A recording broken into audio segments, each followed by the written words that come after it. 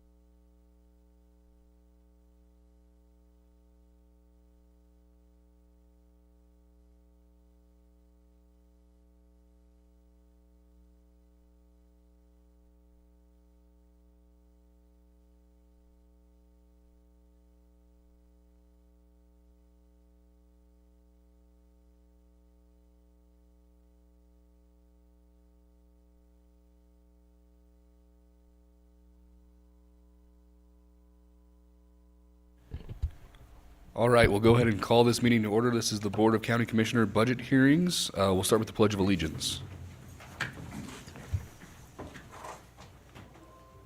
I pledge allegiance to the flag of the United States of America and to the republic for which it stands, one nation, under God, indivisible, with liberty and justice for all. Thank you. At this time, is there any public comment? Seeing none, can I get a verification of the posting of the agenda, please? Pam Moore, for the record, the agenda was posted on February 9th between the hours of 1 and 4 at the locations listed on the agenda in accordance with statutes. Thank you, Pam. Can I get a motion to approve the agenda as submitted? I move to approve the agenda as submitted. Second. All those in favor, please say aye. Aye. Aye, motion carries.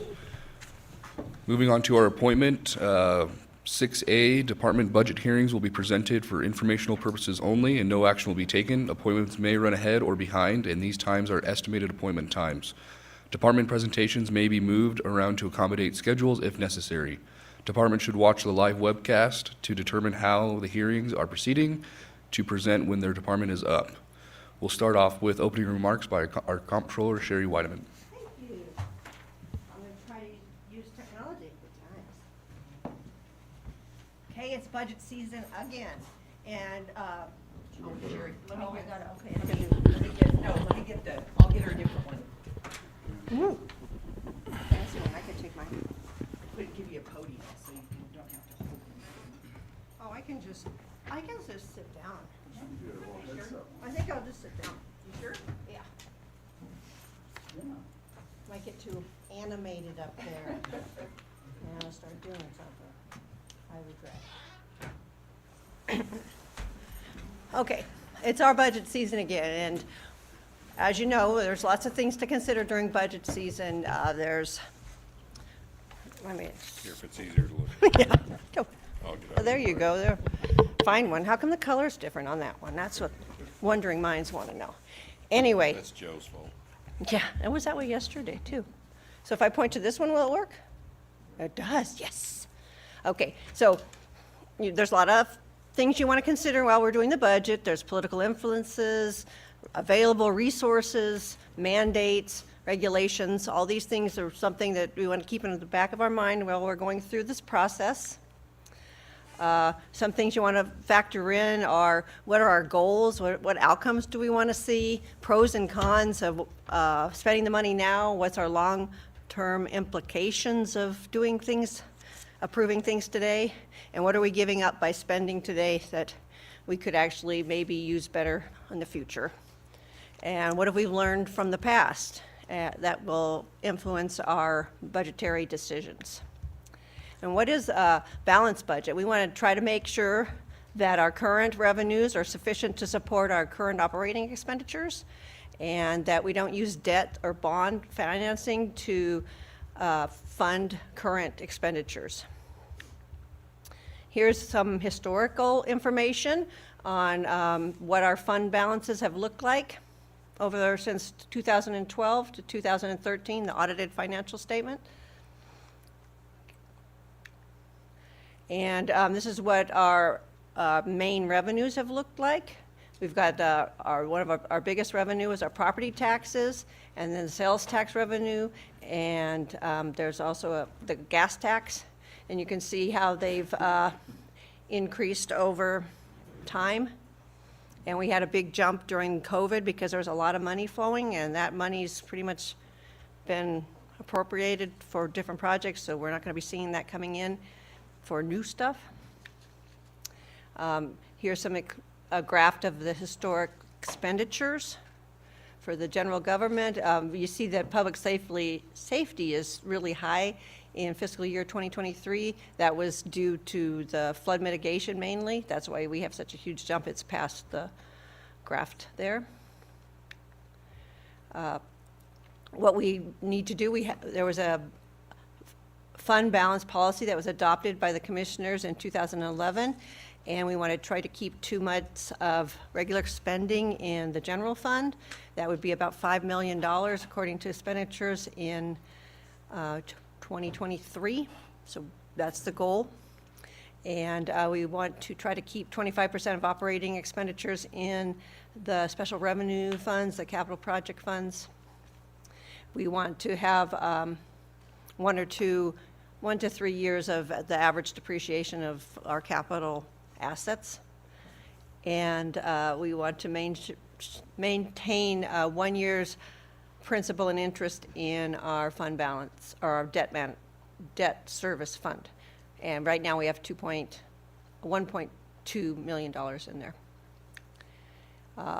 The budget before you, that's coming before you today, includes a general adjustment of 3%. We don't have a PERS match this year.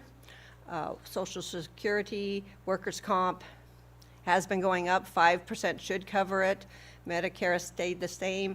Health insurance, we increased 10%. We may have to go back and do another increase on that, depending on what comes through on negotiations with Cigna and our agents for the insurance, so we'll have to see. Hopefully that's enough, and it can always be augmented if we have revenue to cover it. And compensated absences, I increased because the fund balance is going down, and so we need to get a little bit more money in there. And what we do is we take 1.25% of wages for people that get benefits, so that'd be full-time people. And that's just a flat amount, and we take that and we put that into a fund called compensated absences, and that, when someone leaves, instead of it coming out of the department's budget, it comes out of that fund, so we don't have huge fluctuations in what's going on inside each department's budget. So and then if you have any questions on this, I'll stop. I'll try to answer. And this is just a snapshot of what's been brought before you today. You can see in just totals of the various expenditures for the total budget. So our budget for 2024 was about 62 million. The budget that's presented to you today is going to be 82 million. And you can see salaries went from 19 million to 21 million. You've got benefits went from 11 million to 12 million. You know, I'm rounding these, obviously. Services and supplies, we had 21 million last budget. Now we're up to 22. And then the capital outlay is from 24 was 10 million, and now we got 25 million. And just a note there, we have 15 million sitting in there for the courthouse. So you guys all know about that. And then this one's probably hard to see, but it's in your pack. It was in your packet. This shows you what the expenditures are budgeted for or requested by the departments for 2024, 2025, and what the budget was for 2023, 24, and actual for 23, which was audited. So that, I mean, a lot of times our budget is a little high and we come in under, sometimes not. So that gives you the detail of what the various funds are requesting. And as always, we have the revenue challenges. Property taxes are capped. We've 3% increase roughly, and there's also abatements that are taken into effect. Federal Pelt, the same. CCCOM, they decreased it. They're not giving us the transfer that they used to do in 24, now in 25 as well. It's budgeted that way. So that's $2 million worth of revenue we're not going to have to balance this budget. And then, you know, CTX, sales tax, that's been pretty much flat this year from last year. And looking at what I budgeted for 24 for sales tax revenue and what we're getting for 24, it's equal. And that's normally not the case. Normally, we're a lot higher. So my fears is getting revenue to cover this larger budget. And that's the end of my presentation. Let me just talk about the forms I passed out. This is the wish list. What I did is I pulled out the items from each department. What they're requesting is color-coded. Personnel is blue, supplemental supplies is gold, and that's like 8 pages worth. Community support is pink, capital outlay is yellow, and then we have future projects for 26 and 27. Those are basically just wishes. We don't really have to approve those today. I just need those mainly to tell taxation what we plan on when I do our reporting to taxation. What we've used these for in the past is you want to, when the departments are presenting, you can like maybe take notes as to why they want their personnel or why they want their different requests. And these are in alphabetical order. They're not in presentation order, so just all of them are in alphabetical order because presentation order changes every year. And then I put out the sales tax rate The only difference from what we had last year for the various departments is that we're proposing to bring the ag extension from 1.5 to 2. That's what they're requesting, so that's what's on here for you to see if that's what you want to do. And that's all I have. Do you have any questions before we get started? Any questions for Sherry? I have a question. Going back to, I think it was page 11, the historical government fund balances, is that the ending fund balance on each of those? Yes. Okay, so I'm just looking at 22 has dropped down quite a bit to 23. Am I reading that right? On the general? Yes. General fund, we've had that ending fund balance looked like it was about 12 million and it's down to about 8, is that? Yes, that's correct. Okay. And that was a lot to do with, because we were doing the Civic Center through the general fund, because it started out as COVID money. And so the funds were high in that, because we were completing the Civic Center, so there was a transfer of like the $9 million debt to cover those expenditures. So that's the explanation there. But the auditors did say that, looking at the 2023 budget, the general fund, most of our extra money in the general fund was already allocated to the fiscal year that we're in right now. Ouch. Okay, thank you. And nothing else? Any other questions for Sherry? Okay, thank you, Sherry. We'll start with our 825 appointment, District Court.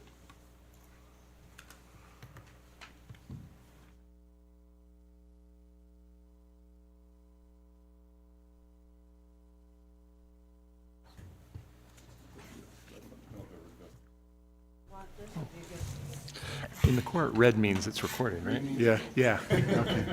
So I'm Tom Stockard, I'm the district court judge, and Tiffany Josephs is here with me. I wanted to just take a minute and, I don't know what the right word would be, but just thank, at least if reports in the newspaper to be believed, there will be some retirements and some people who have served on the commission within the county that may be retiring and moving to new positions. And I just want to tell Commissioner Sharman, Dr. Heath, and Jeff Stark just what a privilege it has been to be associated with each of you.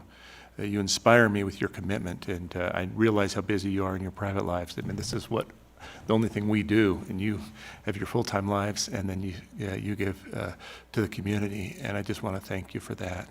And I want to thank you, Jeff, for there's many a morning when I come in early and I see your light on, and you've been a valuable resource for the community. As a district court judge, I'm a state employee, and recently, I think maybe because some counties or some courts got a little bit behind during COVID, we've been assigned to travel and sit and help relieve some backlogs in courts. And it's a great privilege to be able to do that. But I can tell you as I do this, and it's not just 1, 2, or 3 counties that I've been to, we have something special here. And I think we need to sometimes take a step back, and what's happening throughout the whole community and in our county is it's working. And I just want to tell you, from someone who's had my boots on the ground elsewhere, that we have a really good thing going. At the district court, we have some exciting things that are happening. In the next month, we're going to get our new case management system that you approved last year. You approved, I think, $100,000. We're going to come up way less than that, we expect. The Supreme Court has stepped up, and they're paying some, and we're applying for other different grants that came through, and so that's good. The month after that, we're going to start e-filing, which will be a real game changer for a lot of attorneys throughout the state who will be able to just, we kind of have a poor man's e-filing right now. They email to Tiffany, she prints it out, files it in, but we're going to have a state mandated e-filing system that the Supreme Court has brought in, and so those are some real exciting things. Also, a few years back, the commissioners and the sheriff made a commitment to have a bailiff in the district court every time we're in session, and I can't think of a single time since that's happened that we haven't had someone there to meet our security needs. We're all reminded recently that there are some superhuman things that happen sometimes when people are motivated, and so Sheriff, thank you for that. I know also in the last couple of years, we've made some substantial commitments to indigent defense and our public defenders. Once again, I see what's happening elsewhere, and nobody is doing it better than us. I think we were doing it really well before, and it's just gotten better. And so I want to just say that, and our district attorney's office obviously is also top flight. In our budget, it's pretty straightforward. We had 4 main asks. 3 of them are essentially, I don't know, I want to say out of our control, but court security that at the entrance, they're just going up. And we put in what we were told that amount was. We also have the scanner and our camera system that they increased it by $5,000. We put that into the budget. These are things that we're going to look at the scanners. We're going to talk to other courts and see if there are other places that can come and service it.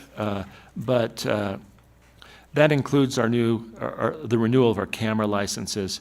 And that's something that has come out a few times. I think, Mr. Sanford, there was a time where a defendant alleged that a sheriff's deputy did something in court, and because we had the camera footage, I think it was helpful in a potential civil claim, and you just never know when those are happening, and so it's good to have good coverage, and we do, and I think we're going to have even better coverage if things keep going forward with the new courthouse. From what I understand, the new camera system is phenomenal. Our new case management system that we're going to be implementing, there's a slight increase in our annual fees. That's built into there, and also our JAVS, which is our judicial audiovisual system, which has replaced the traditional court reporter, but it allows us at any time to create a record, and it's been invaluable because there are just less and less court reporters now. We still try to do physical court reporters for jury trials, and sometimes we can't get them. And so those are costs that, as much as we would like them not to go up, they just are costs of doing business. The real advantage to our next new case management system, besides that it's updated, it's going to be off-site. It's going to be managed through the Amazon GovCloud, so there'll be some increased security there. We won't have any of the risks of weather or temperature and on site, and if there was some type of catastrophic event here in town, we would still have access and be able to access it through the cloud. And so that's important. And then I think that our last one is we are asking, and this is obviously, I realize a big ask, but we're asking to increase what we contract with our CASA coordinator. CASA was started in 2014. They service our foster children. And over the 12 years that I've been at the court, the demands on the foster care system have increased, and the resources of the state agency, which is Department of Child and Family Services, unfortunately have decreased. I think they have 7 open positions right now.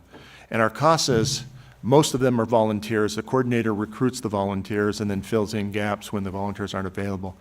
They have bridged these gaps on these foster kid cases. They help facilitate visits. They visit at school. They do all kinds of home visits. They kind of coach the parents and try to reunify. These are cases that are important. They're also expensive because typically if there's 3 kids, there's 3 dads, so there's 3 lawyers that we're paying. At least one mom. There can be multiple moms. And all these lawyers, all these people are appointed lawyers, and so the sooner we can close those cases, 1, and the most important thing is it's great for the kids, but 2, it's also easier on the budget, because every hearing we have, if we're paying 2 lawyers to come from Reno, just to drive back and forth and have a hearing, that's, you know, a little bit of money. And I don't, we haven't increased the CASA, what we pay the coordinator since it started in 2014, so it's been 11 years, or will be 11 years at the end of this budget cycle. And the current pay is 33,000. 7,000 is, I'm not a math whiz, but I think it's a 22% increase, which would have been 2% a year over that 11-year period. She didn't ask for it. I did a rough estimate on what just the salaries of employees over a 10-year period is about 25%. That doesn't, the CASA coordinator, it's a contract, so there's no health insurance that increases, no PERS costs, no Medicare. So that 22 is just a straight 22. And that's what we're asking for on there. That pretty much covers it for us. Is there any questions? Thank you, Judge Stockard. Any questions for him? So in prioritizing your list, is CASA at the top? It's hard for me to say. I mean, she will do it for what we're paying. She hasn't asked. She doesn't know. It just feels like the right thing. The other things, it's hard for me to say prioritize because JAVS, we just need it, and this is what they told us it's going to cost, and it's hard for me to, we can't shut down the court. I mean, the court security, we're required to have, well, I guess we're not required to have cameras, but I think it's wise. It's hard for me to prioritize, but I mean, it would be, it's important, I think. We don't want to lose that position. I don't know if I could fill it if I had to replace it at that salary for what she does. But if I'm being honest, the other three things we need just to keep the doors open. Any other questions? Okay, thank you for your time. Thank you. You guys have a wonderful, I know it's going to be a long day for you, so thank you.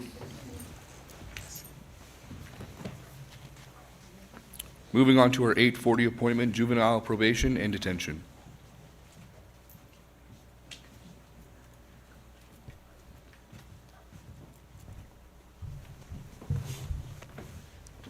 Morning. Motolalo Twafi for Church County Juvenile Probation, for the record. I did not have an ask, other than just wanted to update the commissioners. Winterick is not currently under my budget, but there is an increase to that I just wanted to bring up to the board. The Winterick budget, it's not directly in my budget, but I did want to bring that up to the board, that there is an increase this year due to the school population and bed usage. We averaged for the 3 years was 426 bed days. This last year we had 555. So our increase was significant, and also due to a school that was not implemented in the past years. It is now, so that was why the increase. But I did want to let the board know that there is a, I believe it's just under $60,000 increase for this new year. So, That's paid out of the general fund. correct. And again, that's a increase in student counts because something else was off the radar, as well as the increased uses that the county has had in the use of Winterick. But we're still ahead of the curve. We are, being able to absolutely. handle that. Yes. And other methods. Correct, yes. I thought there was another request that you had when we were over there.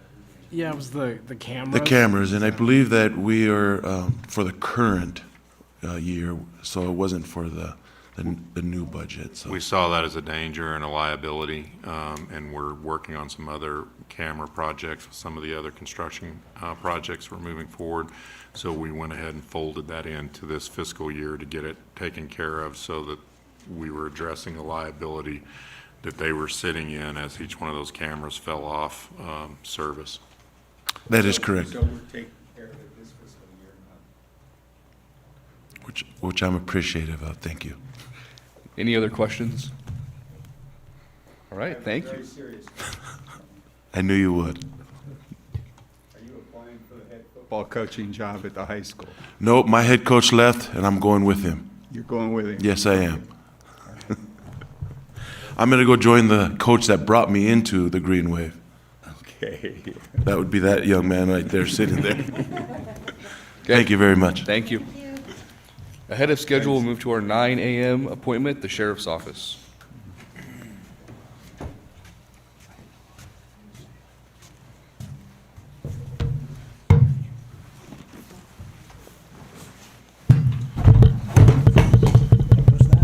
Good thing there's a lid. Good thing for a lid, huh? Would have been disastrous. Well, that'll to be drop some my points coffee. off of your request. What's that? I need a new lid. Maybe not. Good Lord, dropping everything. So, after that entrance, sorry, my name is Richard Hickox, I'm the sheriff. Hopefully, this presentation goes better than that. Historically, we have asked for personnel because we were, in my opinion, and I think you guys have agreed since you've given us people, understaffed when we took over. This year, we're not asking for more personnel, we're asking for a change in personnel. We're asking to bump a deputy to a sergeant so that we can increase supervision and reduce some liability in that arena. And so we didn't ask for any increase in funds for that. We're asking, we will absorb that cost through our budget, but we're just asking for that position change so that we can reduce some liability, increase some supervision back there, and hopefully mentor and guide up some newer deputies that are there. I think if we were to look at our budget proposal, kind of sum it up in a couple of words, liability would be at the top of that the list and probably be the big word that we would throw down. Liability comes in the form of our jail medical situation. It's been something that we've talked with the board about, we've talked with Joe about, I think, and Jeff probably ad nauseam. I know that the county manager and I have talked about it. We have right now a contracted doctor that resides in Arizona. This doctor comes up periodically. We do a lot of our medical stuff with him through telephone or through online services, but I believe, and having spoken with our attorney, we believe that there's potential for some liability still that exists for that. And we're not having a lot of coverage. And so we have talked to a couple of different companies. We've went to different medical or different conferences, spoken to different medical groups. And the problem we find is that Churchill County, in their opinion, just is not big enough of a fish for them. And so we do have a company that's out there that's come down and talked to us several times. But we have met with the district attorney's office and with Lalo and come up with, I think, a plan. And so you'll see that proposal in our budget for a little bit more of an increase in our medical, just so we can reduce some liability in our jail. Because right now what we have is an area that I think is really fraught with liability for the county because of inadequate medical or close to inadequate medical. Jim Barry, for the record, just for clarity though, we're looking at an RFP, not a specific company, right? Correct, sir. Oh, Yes, okay, that's just, gotcha. I just wanted to throw it out there. That's what we're putting in there is we did budget an increase in that for that RFP so that we could kind of do that joint thing with us and JPO and the doctor. And we're not looking at a specific at this point. We just did put an increase in there. Another area that we're asking for is vehicles. We are really close to getting caught up, but we still need patrol vehicles. We put a lot of miles on them. We have a lot of county to cover. And so we're asking for new vehicles this year to get onto that schedule that the county manager and I talked about several years ago, 4 and 3. We've received 3 the last several years. We're asking for 4 this year. And so you'll see some increase in there in the one area of the budget so we can get them outfitted and going. And this year, we were able to push some of our older vehicles that were no longer suitable for patrol out to other county offices, and that's what we're hoping to get back onto the cycle of doing, so that when they're no longer suitable or reliable enough for patrol, And for our office, that we can maybe push them out to like the cemetery where they're not necessarily running code to get anywhere to save somebody's life. And so that's kind of what we're hoping for on that area. Another area that you'll see there's some increase in is we're asking to purchase some equipment to train our people in active resistance or active shooter training. Anytime that there's an event that happens, that event is scrutinized nationwide by all kinds of people. The Department of Justice, they write reports. And we read some of those reports and we sit through briefings on them. And one of the things that comes out of that every time goes right back to training. And whether it's they train a lot or they don't train at all. And they have equipment to train. Is it realistic training or is it just tabletop exercises? And it needs to be a combination of both. And right now, we don't have the equipment necessary to do active shooter training the way it's supposed to be. And that's one of those areas that, again, goes back to that big L word of liability. If we're not adequately training our personnel in an event like that were to happen here in town, and unfortunately, it could happen here in town very easily, as we know that events have happened in our town, right? When we're not adequately training our personnel for that, then there's some liability that comes back to us. And so we're asking for an increase in some budget items there to purchase that kit. We have spent and invested time and money over the last few years to get our people trained up to be certified instructors in that. We've worked as a joint operation between us, the city, the state, Fish and Game, the state highway patrol. I almost would say state police, and it came out of state highways, but highway patrol to try and get across, because if something were to happen, everybody's going to be responding. But a lot of that comes down to our response as well, and I don't want to have that. I don't want to have it where because we didn't train, lives are lost. And I don't want it to be where because we didn't train or we didn't have the adequate training, people's families are destroyed, our community is destroyed, and it comes back to us as a lot of liability because we didn't train and we didn't ask for the equipment. And so we're asking for the equipment so that we can utilize that with our training that we have received over the last few years. And that's the active shooter equipment Yes, sir. and training? Yes, sir. We piggybacked on a grant a couple of years ago, and so we've hosted classes here just about every summer for the last 3 years. At the college 1 year, at Numa a couple of years, where we got our people certified as trainers in that. So they can host training within our department. We just don't have the equipment. So if we want the equipment to do that adequate training, we have to apply, and hopefully we can get on the list soon enough to where we can get it. Because there is some through a grant from the state, but it's bounced around throughout the entire state. And so if we don't get it within a time frame that works for us, then we can't use it, or it's very limited on time we can use it. And so we're asking to purchase our own. We're asking to purchase some shields so that we can have them in our cars in case something were to happen. Our personnel could go in and utilize those shields to help protect themselves. And so that's kind of where our big push for liability comes from this year. Any questions for me at all? The first one that your request, it was personnel, it was a sergeant. Yes, sir. Are you looking to promote someone that's already within? Yes, sir. Or are you looking to add a totally different position? I'm not looking to add personnel to our department. I'm asking to change a deputy's position and reclassify it as a sergeant's position. I don't know if that's the proper term for HR, but I don't want to add it. I'm not asking to add another person to our roster. I'm asking to change that classification from, instead of having 11 deputies, to 10 deputies, if that makes sense. That's a random number. It's not the actual number, but instead of having 10 deputies and 3 sergeants, or 11 deputies and 3 sergeants, I want to have 10 deputies and 4 sergeants, if that. Okay. That's that not the real change number, so please don't patrols quote me at all? on that. What's that? Would that change the patrols? It would be in the detention center. Oh, not on the patrol side? Yeah, right now we have shifts back in the back that we do not have a sergeant for. And so we either have to designate a deputy, and a lot of our deputies are very young, or else we task, and what seems like a pretty superhuman feat, we're asking patrol to not only monitor what's happening on the patrol side, but also in the jail. And that's a lot of ask, and that's a lot of liability. Back in the day, we all did it, but situations have changed, times have changed, and our jail has changed, and so we're asking to make another sergeant from what we currently have on our staff. On average, how many folks are patrolling at one time? Right now, we have 3, sir. 2 deputies and a sergeant, which is the same as what we had back when we hit the streets in 2000.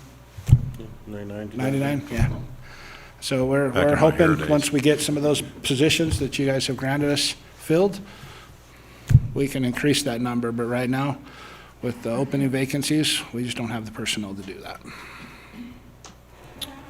Any other questions for the sheriff? I have a couple questions, just to clarify the capital outlay stuff, so we can Yes, ma'am. talk about it later. So you're also asking for a license plate reader? Yes, ma'am. And that's just that, okay. and then a portable radar equipment? Is Yes, that ma'am. like combined with anything, or are these all separate So items? those are separate items. So the license plate readers, we are one of the only counties in our area that does not have license plate readers in place. Mineral County has them.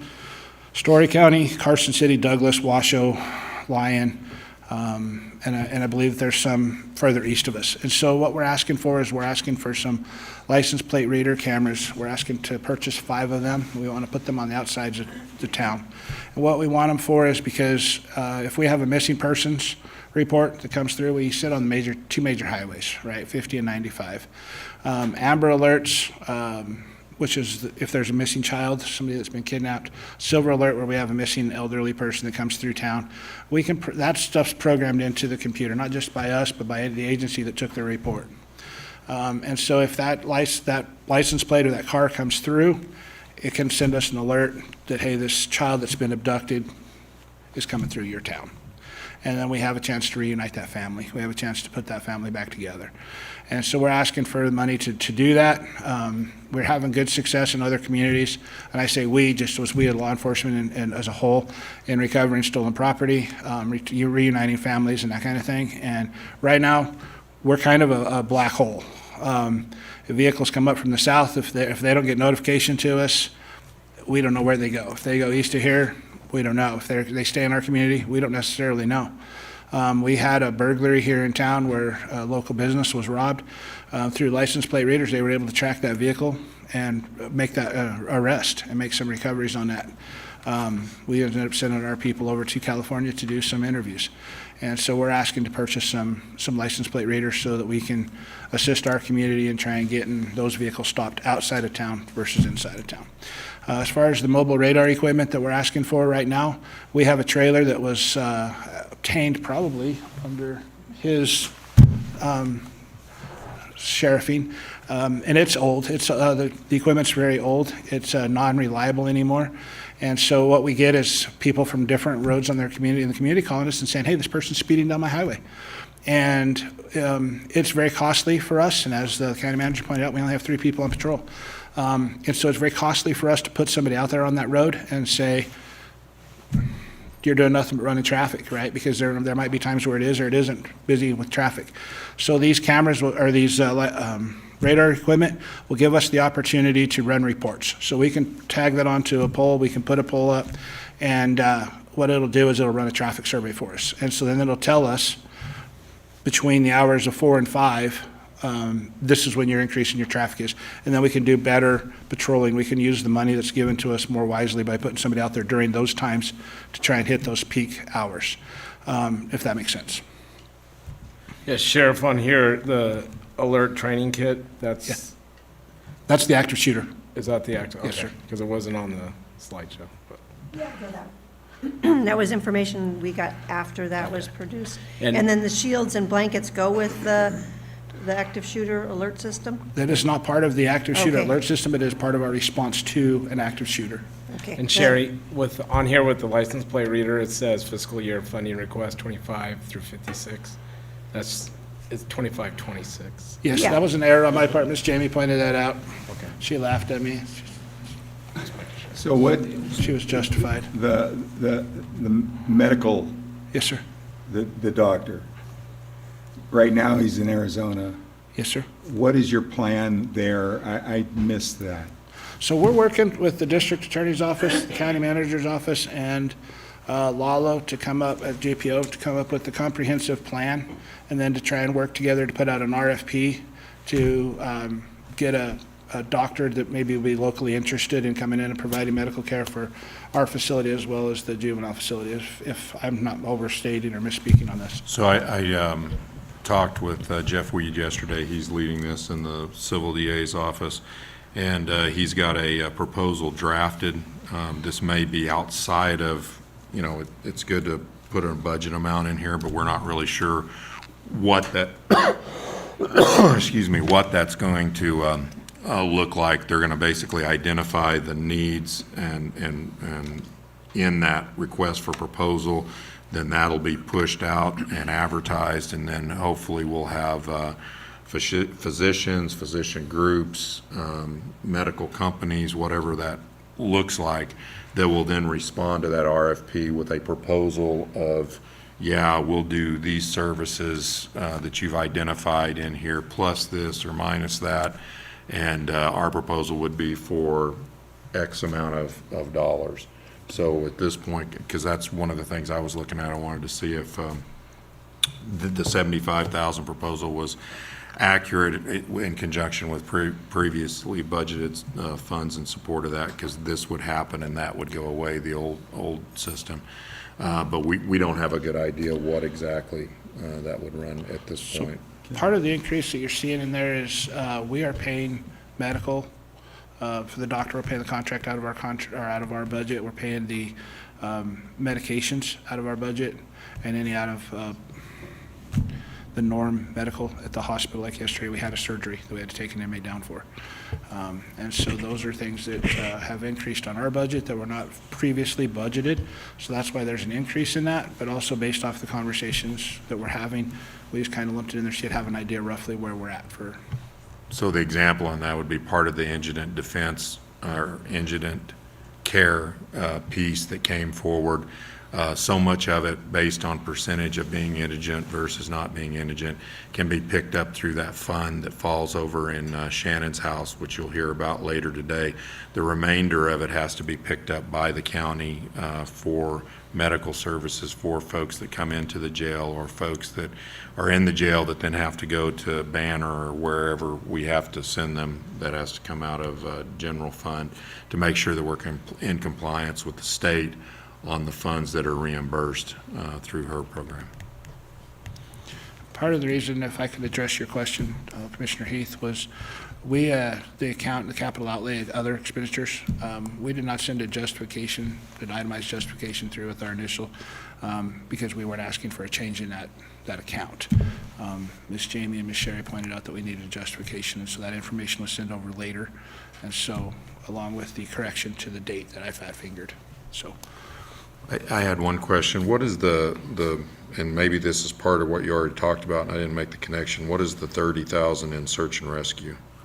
So the search and rescue is something that I had talked briefly to the commission about. We currently, under NRS, and search and rescue falls under us. There's been no previously budgeted money for search and rescue at all. And so their equipment is starting to get really old and decrepit. They have some 96 Jeeps that they're using, or else they're just abandoning the county vehicles that they have there, and they're using their own on searches. And a lot of their training and equipment is becoming very old. And so over the last few years, out of the sheriff's office budget, we have purchased some, as well as from my wife and I's budget, we purchased some other equipment for them so that they have modern equipment. And so we did talk with Search and Rescue in regards to having a more active role in managing that, what it would look like. And so some of that money is to get some of the vehicles up and operational that aren't, or at least have them evaluated by Nick and crew. And those would be county vehicles? I believe that they are, sir. They were former patrol vehicles. I know that some of them are probably titled to them because at one time they were a 501(c), but that 501(c) is expired and has not been renewed due to some issues with paperwork. And there's some other. So how, out of that 30,000, how much of that do you think would be for vehicle repair if you had to take a WAG? I would say at least half, sir, because they're running some really old vehicles. And the rest of it would be for some updates on equipment and some training that they need. Because we would need them to be man tracker certified. We need them to have some CJIS training. We would put them through some training for tracking. Sherry, what does that mean now since they're not a 501(c) and now they have county vehicles? Well, and now they gotta I'll get jump in because the sheriff and They have I've to had a get few. taxed, right? They have to get their tax now, aren't they? Well, if they're a private nonprofit, Yeah. that they would be, but I'm guessing they're probably E-plates and never were put on their roll. So and they're still just- our vehicles. Correct. They were never transferred over.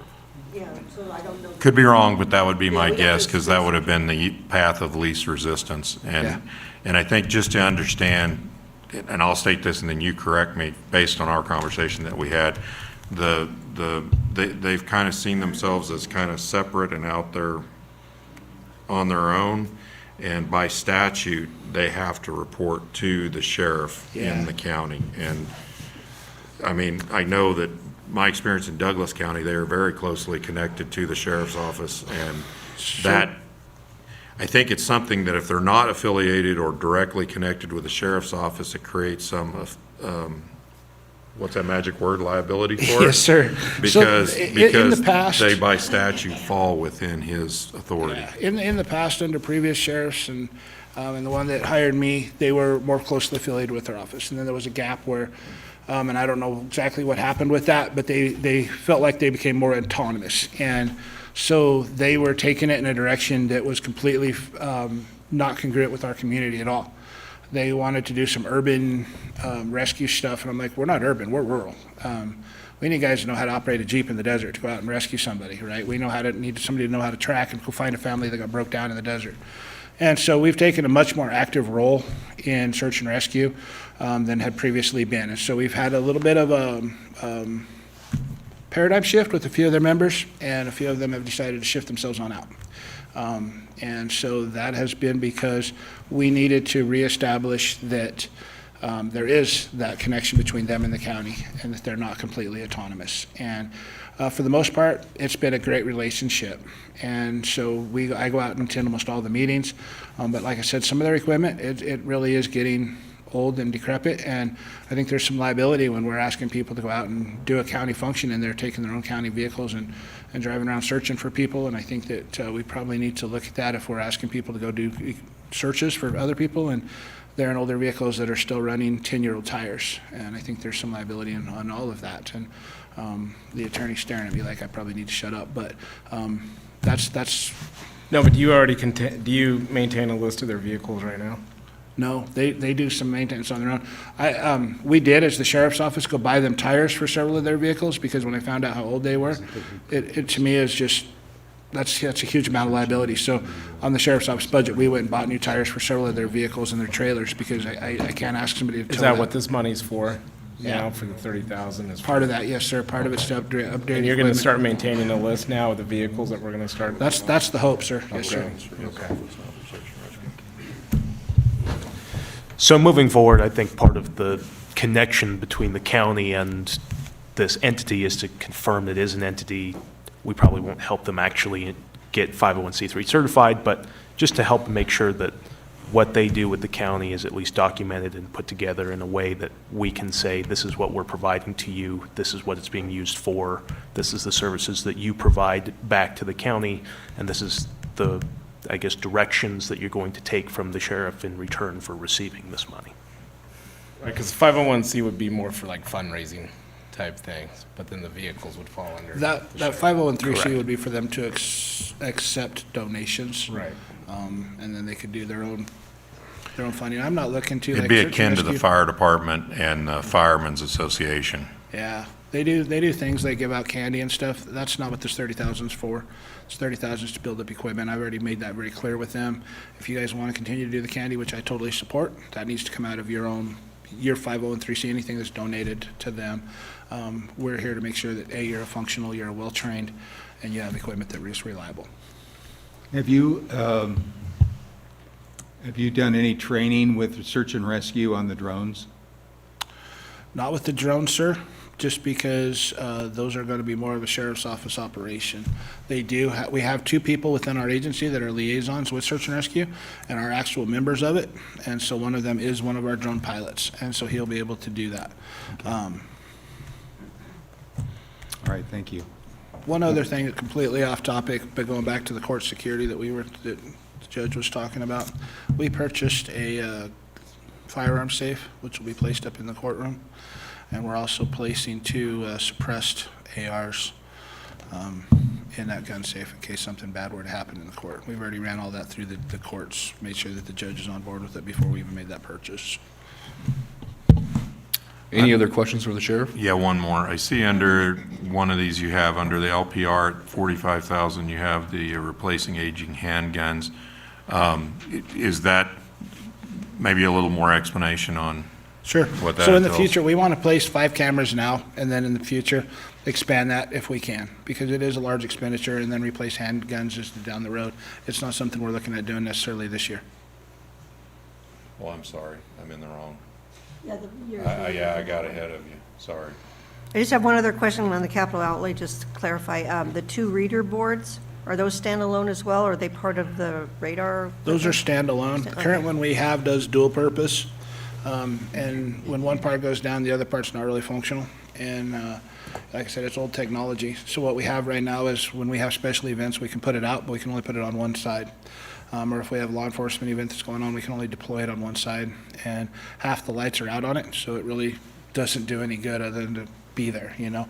And so we're asking for 2 reader boards to place out there to let people know to slow down, there's a detour ahead, event traffic, whatever it is, so that our people are safe when we're out doing traffic control for an event or handling an event, just kind of as a safety for our people and to reduce some liability in that arena.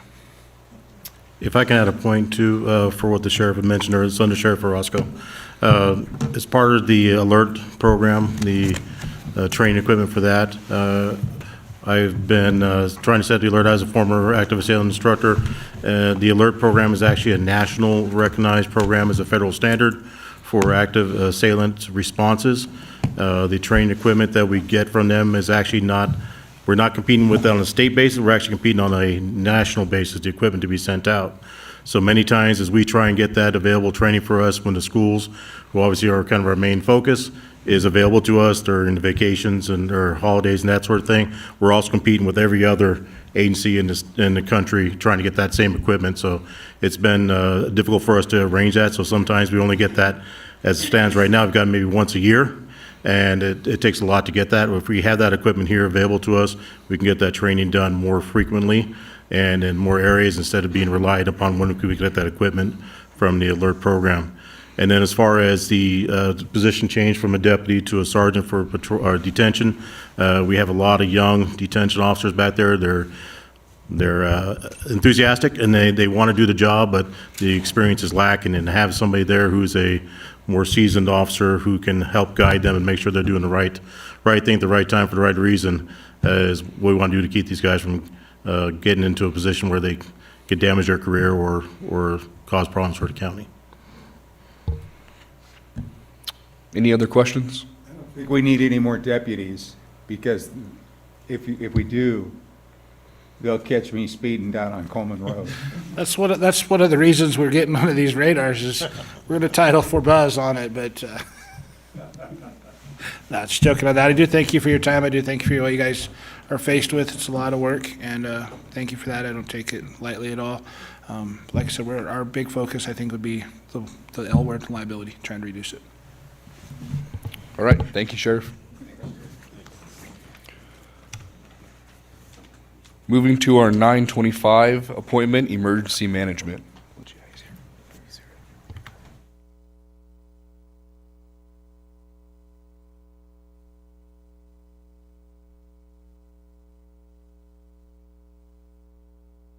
Good morning, everyone. Rich Ingram, the Churchill County Emergency Manager. The budget for emergency management is a lot less than the one you just heard about, I assure you. And while it's not as large, though, it's still very important. I have come into this position fortunate enough to be hired, and I thank you for that. And I'm a little behind the 8 ball as far as catching up, because I'm kind of midstream, both in the budget process and catching up with emergency management overall. I have made some good strides in the last month and a half with regards to reconnecting with emergency management resources, both with CERC, the State Emergency Response Commission, and the Division of Emergency Management in Carson. As such, I've been able to become more familiar with the emergency management budget itself. And as I mentioned during the commissioners' tours, the emergency management budget is very connected to and intertwined with grant monies. And as such, some of these line items are rather fluid. And on the other hand, some of them are fairly fixed and they're common. And those are the ones that I will be addressing today with regards to adjustment requests for the emergency management budget. And when I conclude, I'll speak a little bit to some of the items that were mentioned in the sheriff's office portion. Proposed increases or requested increases amount to approximately $6,000 overall in the budget. And that $6,000 encompasses gas and oil, the miscellaneous account, the training account, and related for the training account is travel and subsistence, and then vehicle repairs. And I understand that vehicle repairs is being contemplated, if not already being assumed by the road department, and so that may be a moot point should that occur, and that would be fine as well. But overall, $6,000 is what I would be asking for, and those are expenses that are hard line items that typically would not be covered by grant monies. The interaction with grants is one that is not certain ever, and they are finite. They are not unlimited, obviously, and so there is always a bit of a roll of the dice whenever we go to not just apply for the grant, but in what we apply for and our justification when we do make that application. And so it's difficult to completely count on, in fact, we should not completely count on those grant monies. They're fleeting. And while some of them are a little more consistent, they are still not guaranteed. During the course of my introduction to emergency management, or my return to emergency management, by the way, I should clarify, emergency management has made some great strides from when I was in law enforcement here. And kudos to the emergency managers that preceded me. I have seen a consistent step up in both their programs, their involvement, and during the vacancy in this position, kudos to those within the county who kept things running. Sherry Weidman for one, Joff for another. Steve Endicott, the City of Fallon emergency manager, kept some of the grants, at least the application, in place. And so we have fallen behind, but I'm in there swinging, and we're catching up, and we're very close. But my appreciation goes to those people who kept things going, and we're in good shape. With regards to what I overheard, there are, and I don't mean to rain on the sheriff's office parade at all or interfere with any of the process, but I have a meeting scheduled with the sheriff, the chief of police, the City of Fallon emergency manager, and the fire chief this Tuesday, in which we're going to be discussing CERC grants and Division of Emergency Management grants. And I'm going to share with them the opportunities that are available to them for both training and equipment. Again, those monies are finite. They're not endless. And so perhaps during our meeting, we might be able to identify some of the areas in which the emergency management function can assist the sheriff's office with offsetting at least some of their needs. And we'll see. That remains to be seen. But just know that we're in there swinging. And There's an obvious crossover in emergency management with both fire and law enforcement, and I'll strengthen those. The one thing that would be required, and this is what I will go over with them, is that they will need to be specific with regards to identifying their needs, and they'll need to be very specific in their justification for the grant application. While I can manage the progress reports and the financial reports as it relates to CERC, and hopefully take that onus off of Sherry as it relates to DEM, those are things that need to come from the agencies themselves, because they know best what their needs are and how best grant monies can help them address that. That is pretty much what I have, and I'll be more than happy to answer any questions anyone may have. Any questions? Writing a few grants? Yes, sir. There are CERC grants. State Emergency Response Commission has continuous, consistent grants in the form of OPTE, which is Operation Plan and Training and Equipment, and then UWS, which is United We Stand grants. The OPTE needs to show a nexus or a connection to hazardous materials, which most frequently involves the fire department. The UWS grant needs to show a nexus or a connection to terrorism, which most often involves law enforcement. And so both of those are operated by, or the monies pass through CERC. Those monies actually come from fees that are charged to companies, entities that hold or transport hazardous materials. So they're not a whole lot of money, but every little bit helps. When you start collectively looking at those, it can offset some costs. They are reimbursement costs, keep in mind. So there is an initial requirement for those monies to be paid, invoices to be paid, but then through submitting of the financial reports or requests, then reimbursement can be had. The Division of Emergency Management is a completely different animal. Operates primarily through FEMA, and those two entities are definitely separate by design and probably otherwise, but I have discovered that. I went into it not knowing, but I've learned some that you do, they're different You're definitely entities. separate. So, but I can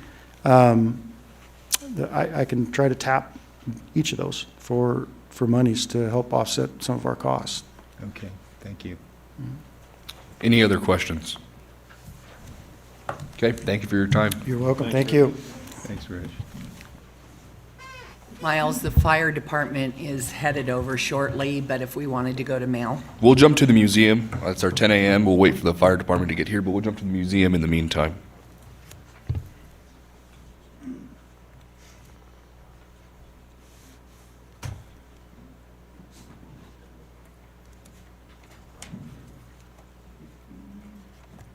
There we go.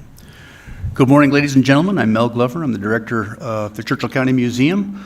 My budget this year is pretty well flat from last year. The only things I've increased are salaries and benefits and whatnot at the behest of the comptroller's office. Other than that, I did raise the limits of my utilities and whatnot. Last year, I went up by about 7%, and that proved to not be enough. So this year, I've bumped it by about 10%. The only thing new that we did get a truck this year. We got an SUV. We didn't have a county vehicle before, so I talked to Jamie and some other folks about trying to come up with a good estimate on a budget amount for that, what it's going to cost for maintenance and whatnot. Also talked to her about gasoline usage and kind of what the prices are going to be and some of those sorts of things. So having never had a vehicle before with the county, those are just kind of my best estimates. The one big item the new thing that I'm kind of asking for is my education curator would very much like to have her office closer to where the kids are, the old, what we used to call the discovery room in the museum. There's a closet there. The closet's about the size of my office. She asked if we could knock a hole in the wall and give her a window, that would be awesome. And so that would put her right next to where the kids are, both so that she can monitor them, what their activities are and health and safety and that kind of thing, but also just makes it easier for her to haul stuff from her office out to set up new exhibits and new activities and whatnot. So that's kind of about all I got going on. Mine's pretty simple, I think, but if you guys have any questions at all, I'd be happy to answer them to the best of my ability. Any questions? Thank you for your time. Okay, thank you very much. Have a good one.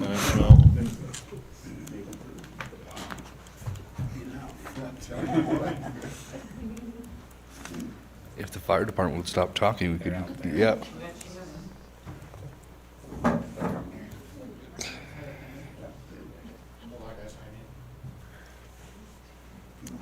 You're up. We're running ahead schedule, so you're up.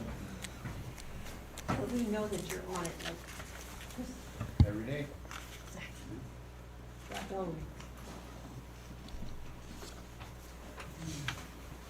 So we'll do the fire department, and then we'll have a break right after that. Old man bladder break.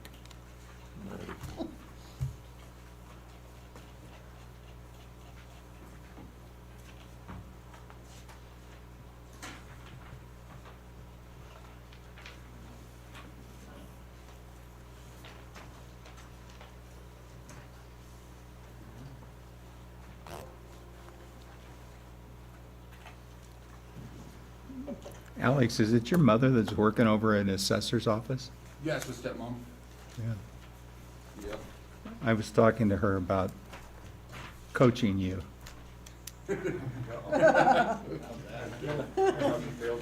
So this is all your fault. That's all my fault. This is all Buzz's fault. When they brought in a new coach, I didn't get to play anymore.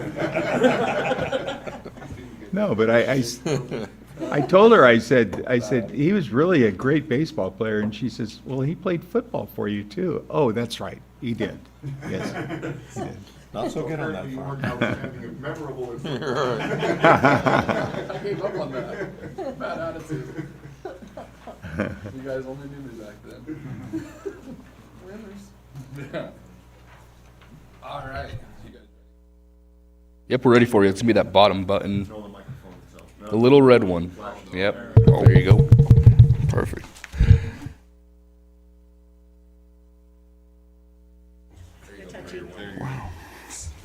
Wow, this is nice stuff. I'm Alex Hafner with the fire department. I brought with me Chief Dooley. So Form 1, our top budget priority request is the shop. So basically we have talked with Jim Barbie. So we're not asking for any capital item. We're just putting in this money until we have enough money to move forward with the shop. So that's what this request is for. That's the main one that we really want and we really need.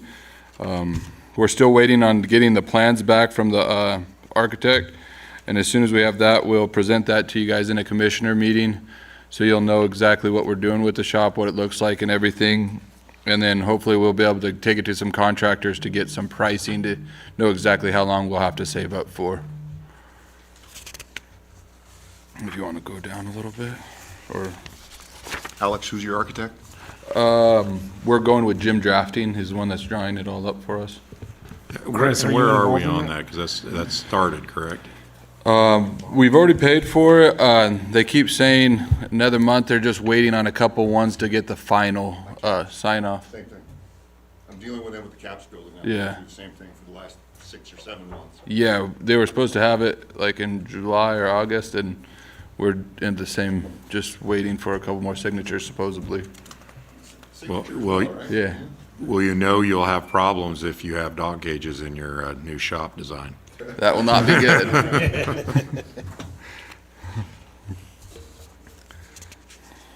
So, do you want to go down to the next couple pages?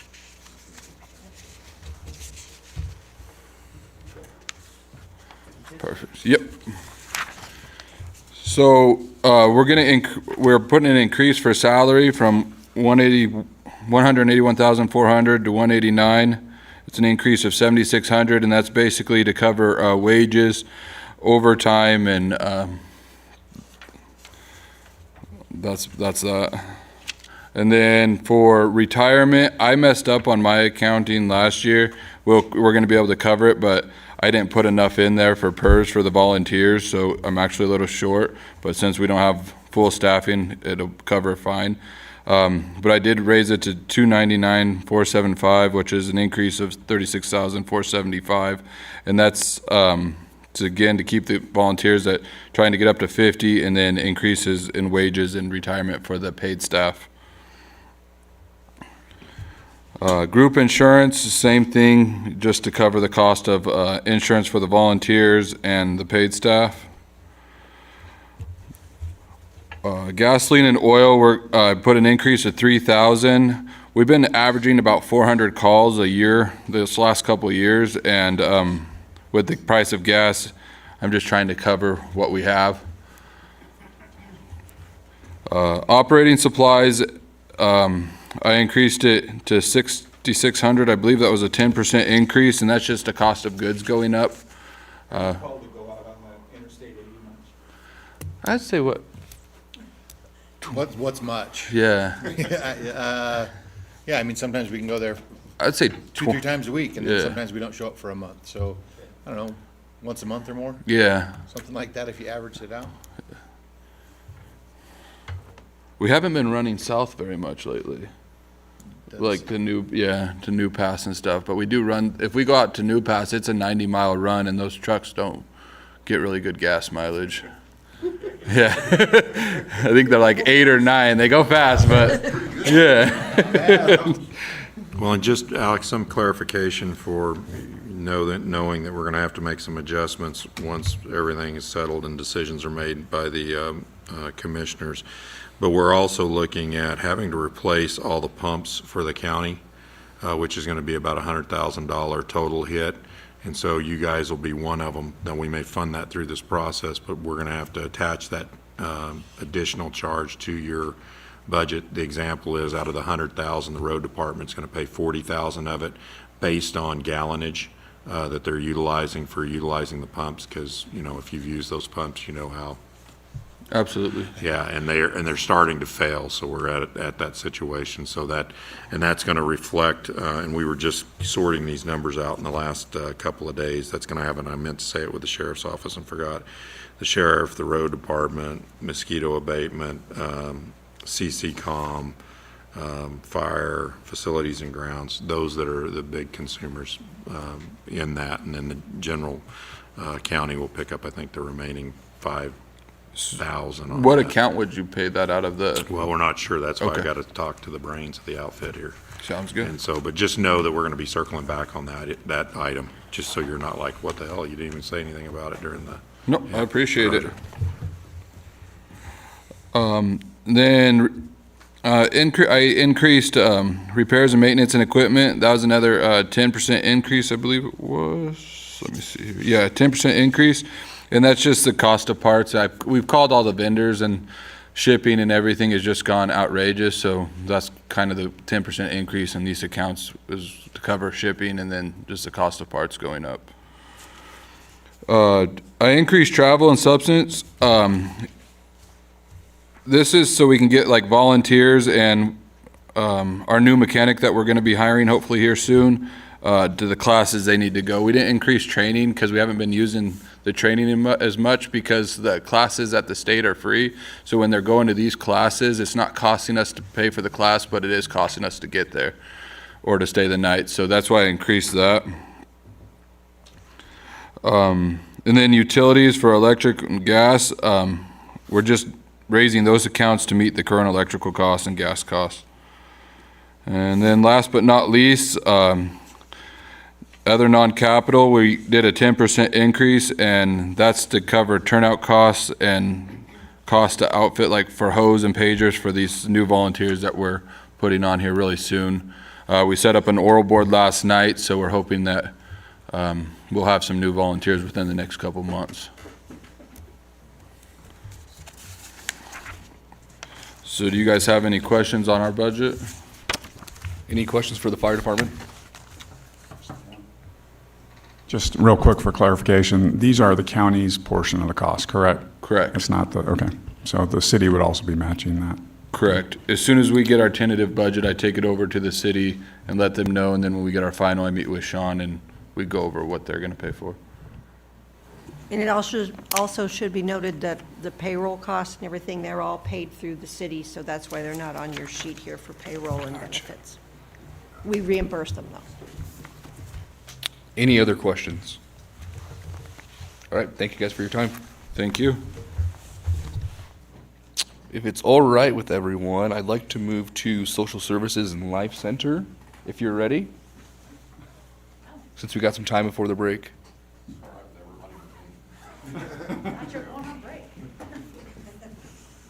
I didn't realize how far ahead of schedule we were. We're doing great. Yeah, so far.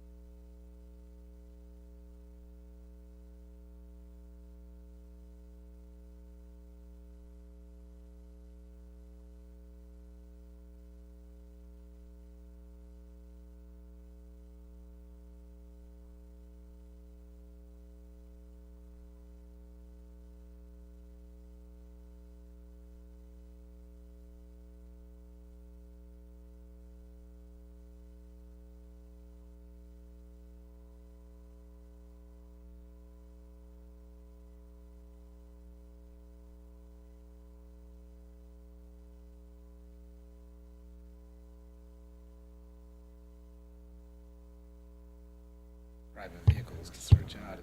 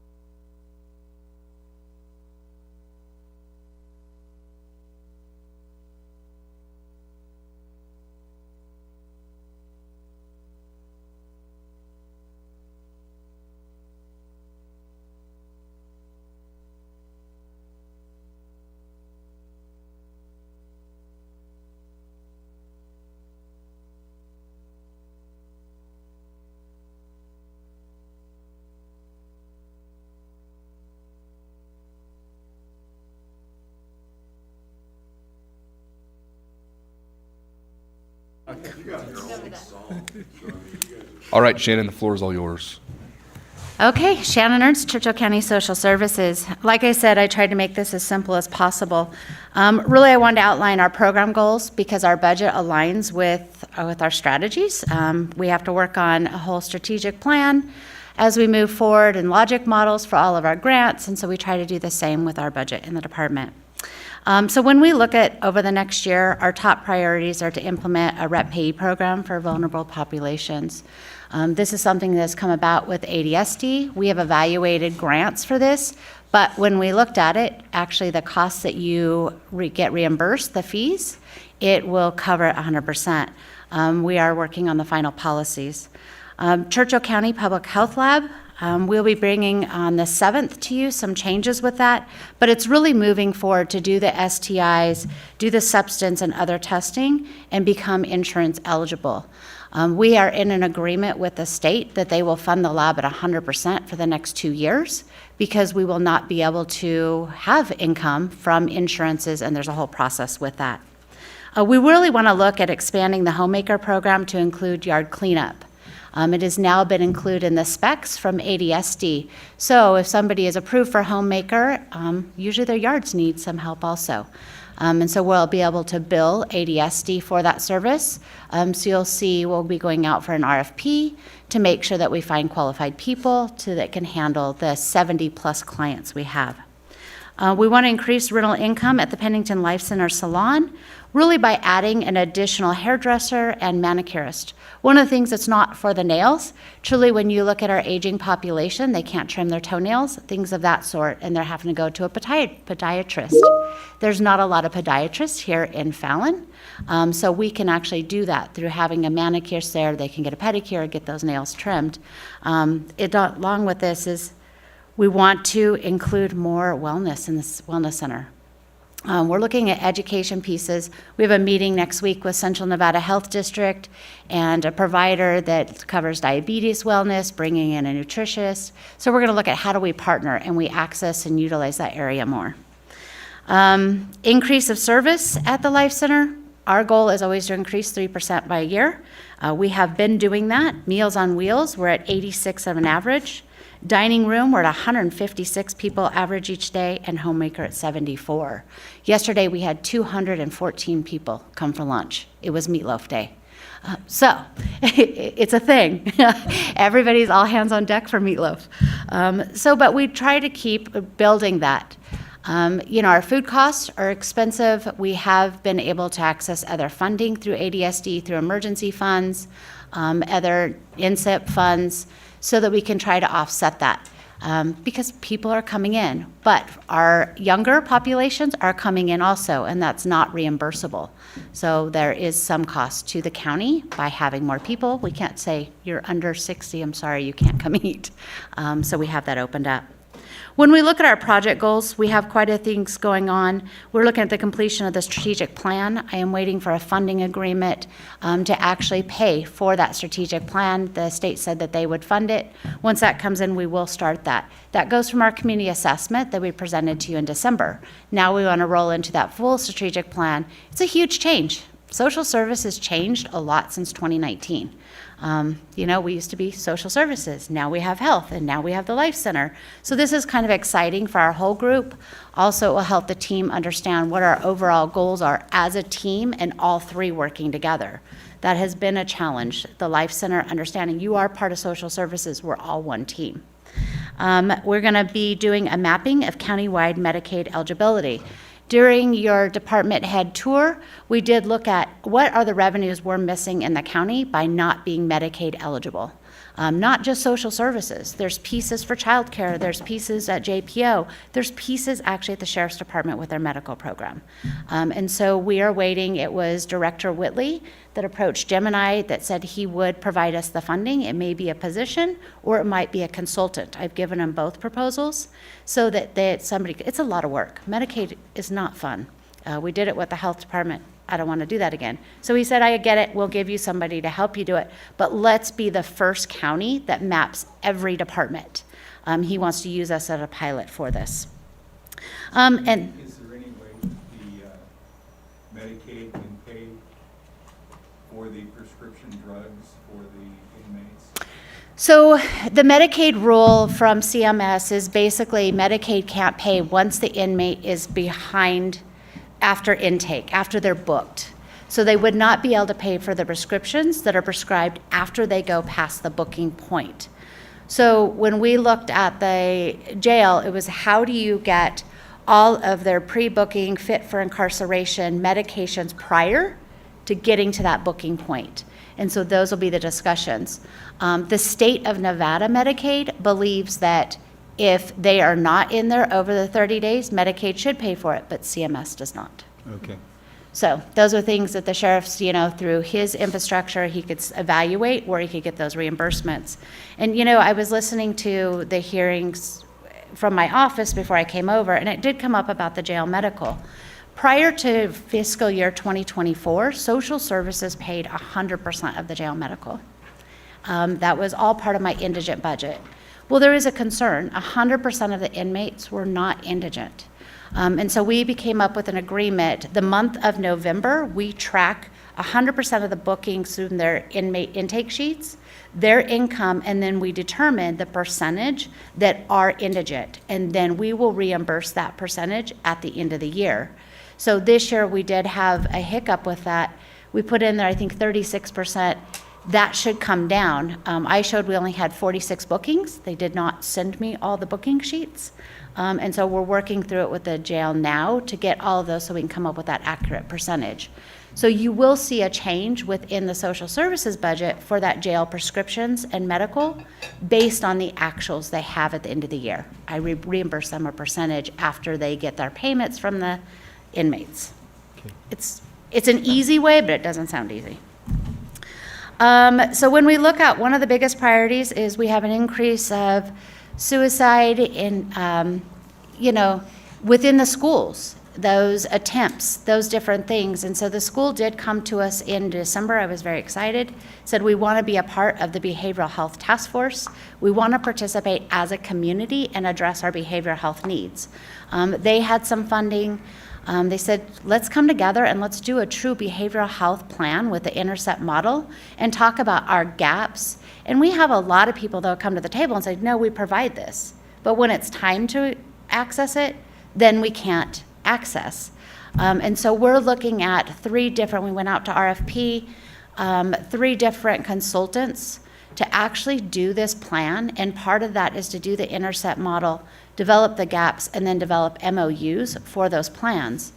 So how this relates is we're going to talk about our mental health budget. We are waiting for the final $17,000 to be allocated from the state, so the county would have no cost to them. And then we'll be bringing a contract forward for that.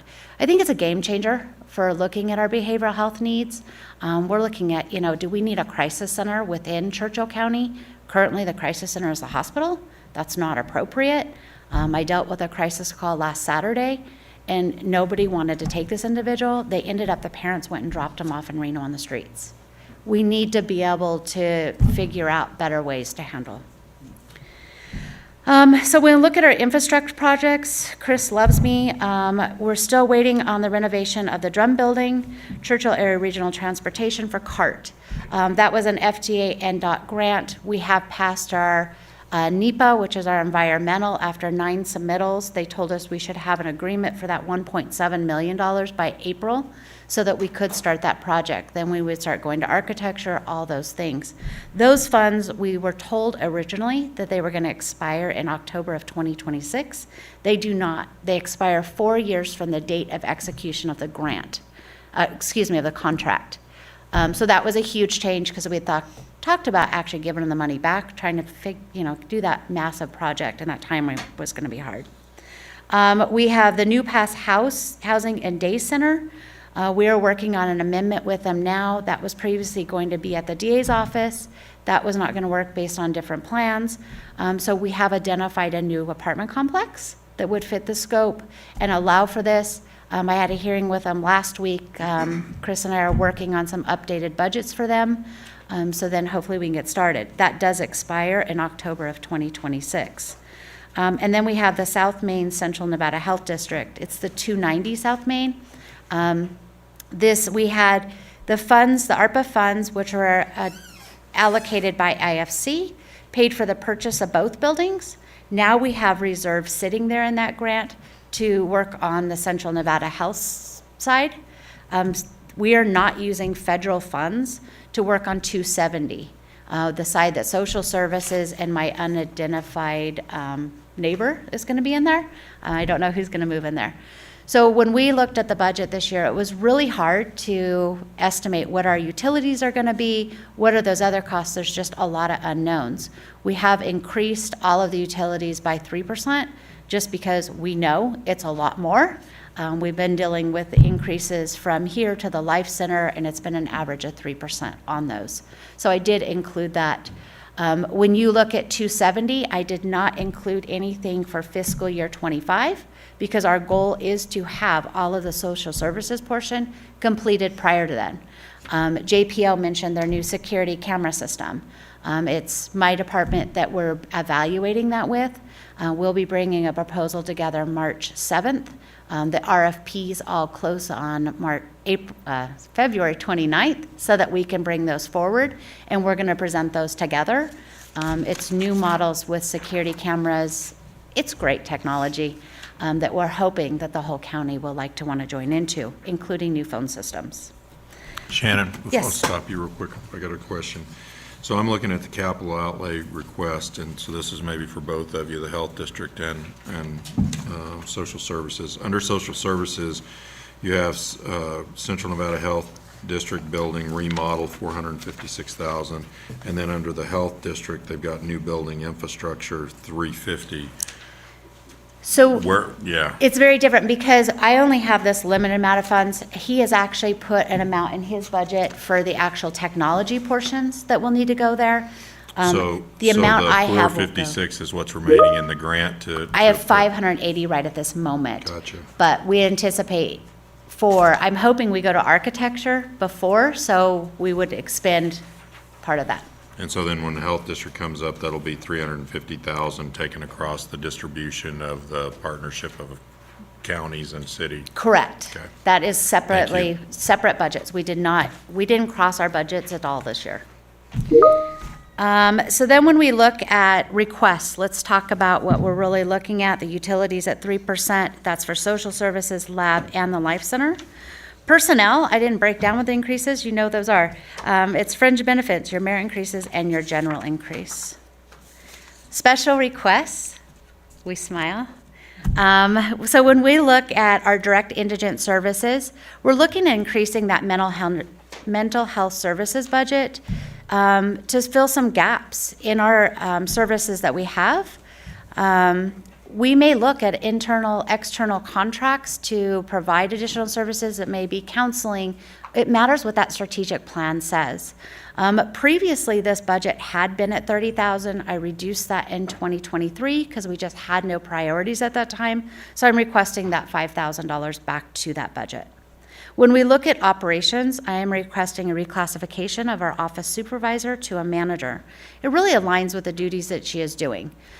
She is overseeing all of our essential services staff, and I think it aligns better with truly what she's doing from a change from that supervisor position.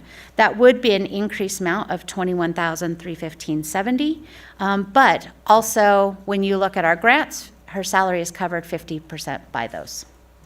We're asking for one four-wheel drive vehicle. There is an error within your spreadsheet in there. Initially, they were told us it'd be $32,000. They are not. They are $42,000. So it's right on the spreadsheet, but it's not right in this in the handout here, in your supplemental form here. So we're. I verified in the online system, Tyler, that it was 42. The replacement vehicle Correct. is 42? Correct. Okay. So, and this is replacing a 1999 Ford Taurus that we received a few years ago from CCCom. And so we would send that to auction and get rid of that one, which is costing us a fortune in maintenance. Yes, I'm sure we're going to get a lot of money. Well, I don't know. Retro. It's retro. So when we look at health services, as I mentioned, health services does not have anything from Central Nevada Health District except for their allocation that we have to do for contract. But we are asking for a reclassification of the laboratory scientist to a laboratory manager. The reason for this is in order for her to eventually become a laboratory director, she has to be in a management position for a minimum of 3 years per NAC. This would build capacity for us in the future with the lab. And this is covered 100% by the grant and the agreement with the state. Guardianship, kind of weird. The public administrator is located under our guardianship account. He has came in and requested an additional amount. In fiscal year 22, he was increased to $28,000. In 25, he's requesting a $12,000 increase to $40,000. This is something that County Manager Barbie and I discussed. it is still cheaper than a full-time public administrator. Really, this budget is covering the indigent clients that are not paying him from those outside revenues. When we look at the Life Center, we are asking for $78,000 to increase the security system and telephones. The telephone systems are the same as our ESS here, but they don't connect to anyone else. Their phone system, if you call the main number, it rings the front desk. In the other offices, nobody has individual extensions on how that was all set up. The system I'm looking at putting in social services is a web-based system that we're hoping the whole county will rotate to. So I would like to upgrade theirs the same time in fiscal year 25 to bring them to the times. Security system. The cameras don't work. It's not supported anymore by CCCOM. So when we have something happen, things are truly not being recorded like they should be anymore. So we'd like to upgrade that. And the door system, when we have a power outage, that 3-second delay from the generator causes the front doors to unlock. So the building is left unlocked. So we have to come in, we manually lock those. Meals on Wheels truck. We do have one more to replace that we are putting in at $76,500. We have been fortunate. We have received now 3 trucks from the state paying those. Hopefully through our new RFP that we just finalized last week, there's 2 that are still grant funded. It's taken us one of those 1.5 years just to find a truck. So we're hoping those will be completed. So we'll need one more to complete that and get the old ones that break down constantly and are not at maintenance replaced. We will request grant funds, but that is never guaranteed.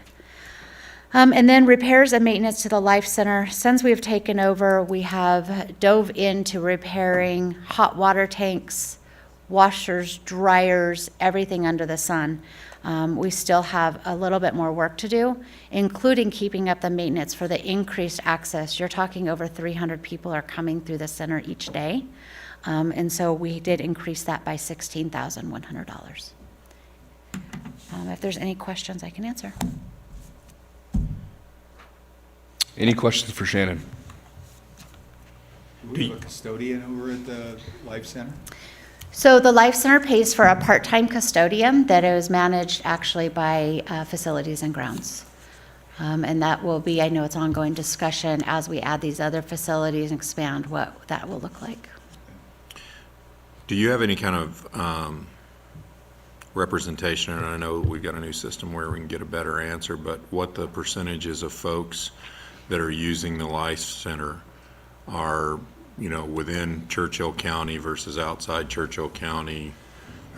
Any kind of demographics you guys do on the ground there? Or? A little bit. It's not great. When they check in, so when you become a member of the Life Center, it's based off your residency. And basically, I would say there's 2 to 3 couples that come from Fernley every day. We have 1 couple that comes in once a week from Gabbs. If we're having something like meatloaf, that jumps up the numbers. We have a huge impact. The Life Centers across the state close for regular things, so they'll serve them breakfast, but they don't get lunch, and so they check our menu and our activities, and they come over. But that's something that I can provide at another meeting, the exact breakdowns. I am excited for that new mapping, because it showed people were coming from California. I think they were here visiting family, but if I could know on that day they were there, we could actually do a scan to see exactly who it was, and are they here, living here part-time, full-time, what is going on? I think we've been quite a few from Silver Springs. Silver Springs is a big one. Lyon County, Yerington. Fernley, actually, my other half built a house in Fernley, and we go to their Christmas party every year, and they talk about their senior center there, and they were excited when they heard that I was connected here, and they said, oh no, yours is way better. We come over at least twice a month.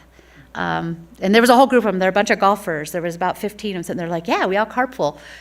So it's exciting to hear what we're doing there. We want to continue to grow there, but with that comes more maintenance. We just upgraded the floors, which is great. We do partner with the Coalition for Seniors for some of those expenses. How old is the building now? 7 years old, right? If I'm right or wrong. So it takes a toll. We have a lot of people from, our homeless participants that go there, all the way through with our visitors. It's hard to make a determination not to feed people from out of the county because they need food. They do, and so there is a rule. So one of the things, and I've worked out an agreement with Lyon County. So if an individual goes to their center in the morning and has breakfast, we're not eligible for reimbursement on that one. They can only get one reimbursed meal a day.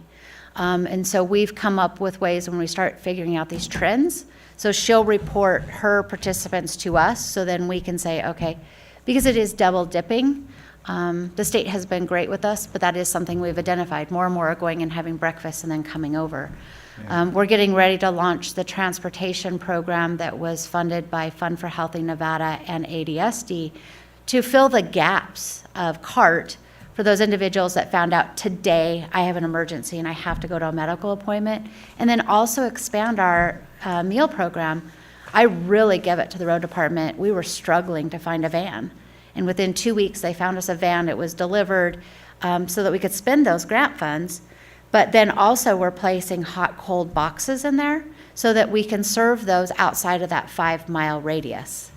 We have a few that are outside of that, and it's killing our drivers. And the food, we can only have it on the truck so long because you go past a steam point with regulations. And so it causes a lot. And so is what we are coming up with is a route outside of that 5 miles, even out if we had to go to Cold Springs. But we're going to take 7 days worth of meals in that one thing. So we'll take frozens plus a hot. When we have commodities, we can provide commodities to them so that they are getting those nutritious meals. I think we're doing great things.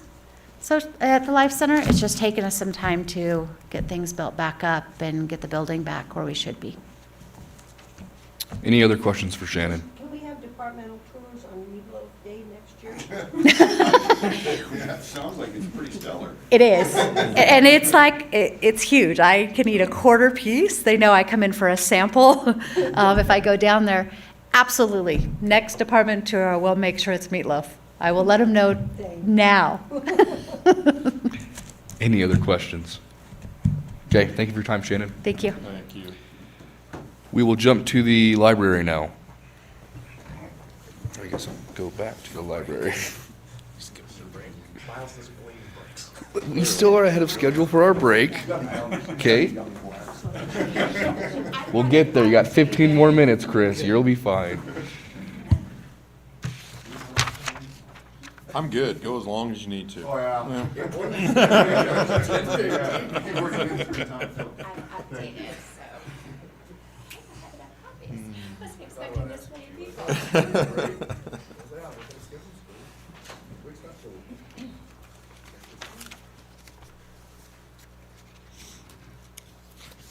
All right, well, thank you for having me here today to talk about the library and our budget requests. This is my first time, so I'm excited but nervous.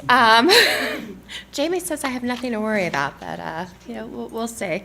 The biggest thing that we are asking for in terms of the budget request is to elevate one position from a regular librarian to a senior librarian position. Diane Wargo recently retired after 29 years, and she did so much at the library during that time when she was there with Carol, when she was, during the time that she and I overlapped. And I don't really have somebody who can take on all of those responsibilities. She did a lot of the scheduling. She was training our pages and our staff for circulation. And so I'd really like to have somebody who's able to do those things in addition to doing many of the other things that we have at the library. I don't think that that's actually going to create a budget increase. I mean, we did put in some additional funding requests, which you'll see there is a supplemental request for that position. But given where Diane's salary was and what Joff had provided me with in terms of our expectations for where we might hire, I don't think that that's going to create, a major increase. So I believe that we'll be under the budget that we're asking for. We did also ask for increases in a number of lines, which you'll see on Form 3. Those total up to $31,200 in increases. My salary is considerably less than what Carol's was, so there was a total savings just for salary of $31,000 in the budget. And that does not include any of the reductions for the cost of retirement, Social Security, any of those other things. So I do think that overall, there will be a reduction in the budget as far as what's actually spent.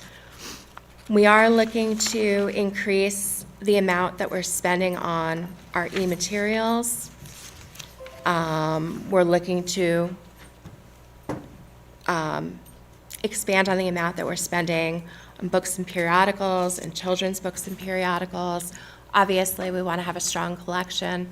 There's also such a huge need for, or desire from people for ebooks and e-materials, and those are just very, very expensive to purchase, unfortunately. Libraries have been trying to work with the publishers and with different other sources for years to try to get those reduced, and despite the fact that we've never, really taken that big a chunk out of their book sales, as far as physical books, they feel like they have to charge these ridiculous prices for e-materials, and so it costs us a lot more for that. We are looking to increase some of our, basics, our copier maintenance, our telephone costs, our utility costs. All of those things have just been going up. We're already a little over budget on some of those things. We'll be able to make it up within our operating expenses, so it's not going to be an actual over budget. We're just over that particular line item. But I want to be prepared for that going forward so that we're actually more in line with what we expect those expenses to be. We have done more with marketing this year. We just redesigned a new logo for the library, which I'm very excited about. We've been trying to do more to promote. We have a space on the new map that the Chamber of Commerce is putting out very soon. And we just want to get more publicity out there about the events that we have, especially the large events, but also just about the library in general. We offer so much, and unfortunately, there's still a lot of people who think that we just have books and, that have not come into the 21st century and realized how many different opportunities there are for various things in the library. I have increased our training budget, as you'll see on here, because we are doing more with training. We are, Shannon was talking about the mental health issues. The library is frequently dealing with people struggling with mental health issues, so we're looking at some training to help to address some of those issues and for the staff to be better prepared. But there's also a lot of other training opportunities out there. Libraries have changed so much. I know I graduated from library school in 2021, and there were still libraries that had card catalogs at that time, and we were answering a great deal of reference questions. The internet was not developed like it is now, and so things have just changed so much. We're also looking at, we've started to add some things to the library. We've gotten a grant from the state library, and we're going to be providing 20 backpacks that people can check out that are for memory care, but we want to add other supplemental things to that. We've put some together using the budget that we have so that we can do some STEM backpacks that people will be able to check out that will have telescopes and magnifying glasses and a bunch of other cool things for people to go out, and explore the world. So, not sure what else. Any questions? Thank you for your time. Okay. Appreciate it. Good job. Thank you. All right, you can have your break now, Chris. Only Chris?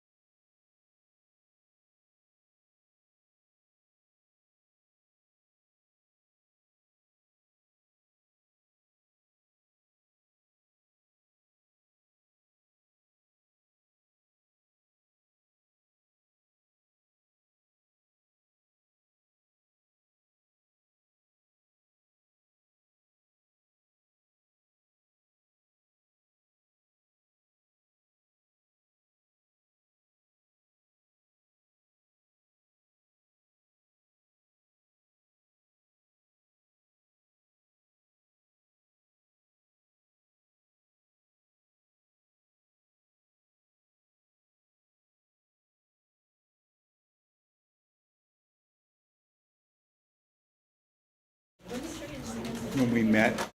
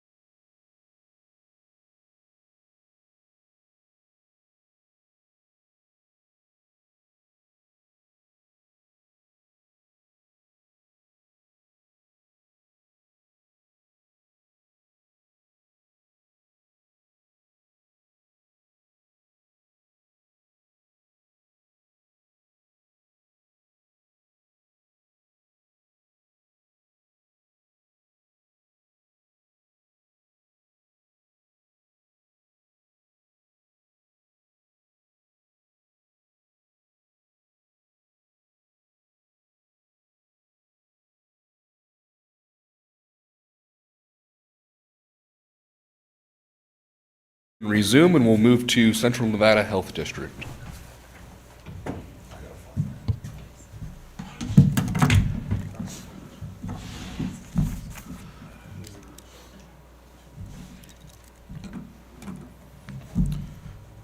Go ahead whenever you're ready, yep. Good morning. Thank you, Mr. Chairman, members of the commission. For the record, Darren Winkleman, Central Nevada Health District. Thank you for allowing us to present this Central Nevada Health District's FY25 budget. This budget invests in all the residents and visitors to our region in health and well-being. It addresses our health disparities, strengthens behavioral health, promoting the well-being of children and family and seniors. This $4 million budget demonstrates the district's commitment to investing in public health and ensuring our programs serve all people with the communities we serve. Overall, the Central Nevada Health District is mainly grant funded, approximately 85%, but we do rely on fees collected from the counties through the county membership fees and our permit and clinic fees. The biggest portion of our budget for this particular year, it was a difficult budget to build since it's really the kind of the first year of we had kind of going into that FY24, some unknowns. We have a little bit kind of more structure to go by this year, but it was still kind of difficult to kind of develop this budget. But overall, I think it presents or represents our commitment to public health within the district, and we're excited to move forward with it. Our biggest challenge this year will be moving into the new building. We'd like to thank the county for purchasing that building and allowing us to ultimately move in there. We have built in some capital outlay for that building through several of our grants. Again, it's a little bit of unknown, some of these grants, but we hope with the commitment from our partners at the state that they will ultimately come through, and we'll be able to do a lot of the infrastructure within that new building. So this budget was also presented to our District Board of Health on February 8th and ultimately approved. So with that, I'll answer any questions that you may have. Any questions for the Central Nevada Health District? I just have a comment. I know that we, they, them, all of those pronouns, they bill the counties and they're allowed to pay quarterly. I would like to see that the counties that are part of the health district pay annually, so that Churchill County isn't footing, basically floating them the money. That would just be my only opinion. Because some of them are paying quarterly. We paid, as a county, we paid annually, and so did a couple other counties. But some counties are paying quarterly, and I just feel like that would be a request that maybe this board would want to ask the other board. Thank you. Who is paying? What's that breakdown? But in front of me, I know the city of Fallon is paying quarterly. I know, you probably know. I don't, to be honest, I don't off the top of my head. I believe, I think for the about record, everybody is. Darren, I believe In the Pershing agreement, County. I think it was all set up quarterly, but we would just have to change the agreement with every county. just ask them, just because it's startup and they need cash flow. So they're, sorry, so they're paying, so basically, if we start July 1, then they're not, are they paying July 1 for the first quarter, or they're paying like reimbursement on at the end of the first quarter? They would pay the first quarter usually in the first part of July, Right. and then they pay, and some of them were missing quarters. Yeah, with some of the counties, like Mineral, maybe a large amount to do at one time with some of those boards. Yeah. I mean, it's just, we could at least adjust. Yeah, we I just can- think that it's kind of We can put it on the Churchill agenda County for the next is doing the- meeting. Is Churchill County carrying the load for these counties, these other counties, or are they paying? It's all pretty equal amount. It's just, Equal she's amount. saying when the money's gonna. We handle all the money, so Sherry kind of takes care of most of it, but everybody pays an equal amount. Yeah. And then the way that the grants work is you got to pay it out and get reimbursed. So, I mean, we're happy to help, but I just think it would be nice if they paid their whole fee up front. For the record, Darren Winkleman, if I may, we have for the next Board of Health meeting the per capita rate approval. And so we can put that on that agenda item to see if that's a workable solution. Any other questions for Central Nevada Health District? Yeah, this is Chris Spross for the record. I got a question. Form number 3, your first footnote says the total amount of the category is $194,000, but $110 is going to be grant funded, and the remaining $83,000 will be from the general fund. But then your very last bold line at the bottom says that there's $70,000 requested from the general fund. And as well as item number 3, a portion of that is general fund, and then all 5, 6, and 7 is general fund. It just appears that what you're saying, that bold statement is less than what you're asking for as part of the general fund in that table. Am I not understanding something? Did I misunderstand? No, I think that's correct. So when we talk about the general fund as well, that general fund is maybe not the correct term to use either. That general fund is really, that's the fees outside of the grants that support the district. So above and beyond, that's where those funds are coming from. I'd have to go back through and look at the math. So in other words, it's not Churchill It's not County's our general general fund. fund. It's not your general fund, it's the the Central district. Nevada Health District's general fund, which is derived from the membership fees that are paid into the Okay. All right, well, partnership. that clarifies that. It Yep, just yep. still, it just appears that the numbers don't No, match. yep. So I just wanted to clarify. Yeah, and that number you see at 70,000 is kind of additional funding, what we see moving forward from what we've had in the past. So those numbers are saying we need this out of our so-called general fund, but that's above So that's and beyond. additional money that you money. need from the general fund, not total money you need from the general fund. Correct. Thank you. Yeah, correct.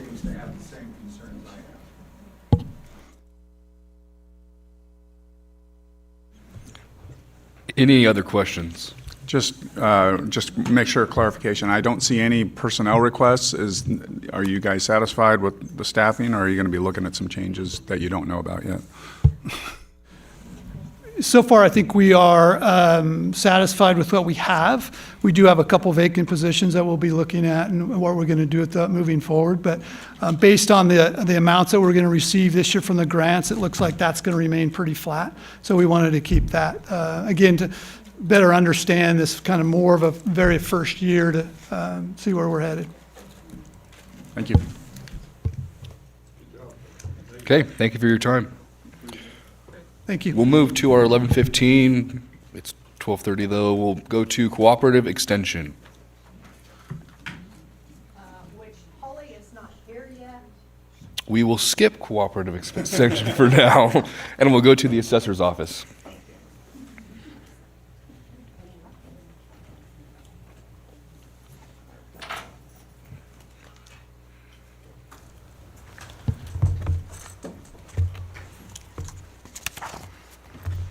Good morning, everyone. Denise Felton, Churchill County Assessor for the record. Our two goals in the assessor's 24-25 budget are to replace 4 tower workstations purchased in 2019 as part of our cycle, and to reclassify 3 existing employees to appraiser positions. Currently, these 3 staff members process the personal property declarations and value an average of 2,500 personal property counts annually. Because the personal property is movable and has a shorter lifespan, it's often challenging to inventory and value for tax purposes. Over the last few years, we've been moving away from treating the unsecured role as an administrative duty and making it a more appraisal, working it into the appraisal cycle with much success. Appraisal work completed by non-certified employees must be reviewed by a certified appraiser. This change would make our office more efficient, add accountability, and allow for flexibility and cross-training of duties. 2 of the staff members recently passed the exams to become both personal and real property certified, and the 3rd has passed one of the 2 required exams to become personal property certified. I thank you for your time and consideration. I'm happy to answer any questions you may have. Any questions for the assessor's office? What was the first request that you had? Just to replace some of our workstations. We have those, and we do half of them, and then we do the other half the next year, and then we do our counter computers the 3rd year after that. Any other questions? If I may, just to clarify, so with these reclassifications, you'll no longer have that assessor operations specialist position, is that correct? Correct. That person's already helping out with the personal property, and then that way we have another certified appraiser that would actually help process the personal property. We're doing a lot less administrative tasks, and what tasks are left as far as administration, the personal exemptions, et cetera, will be kind of spread out through those 3 positions. Great, thanks. Any other questions? Thank you for your time. Thank you. We'll move to clerk treasurer.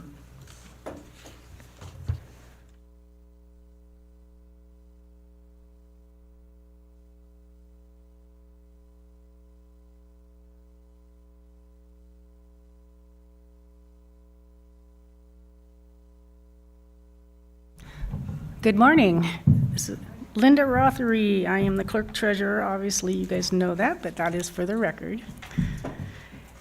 I'll start with my clerk treasurer budget first. I'm basically going to keep everything the same. The only increase that I'm requesting for that budget is a $2,000 increase to my computer budget so that I can replace some already old computers in my office.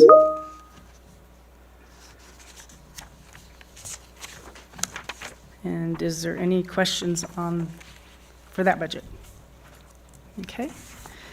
My election budget, I am also asking to increase $1,500 to my computer budget because I've got my election staff that is going to need replacement computers as well for that.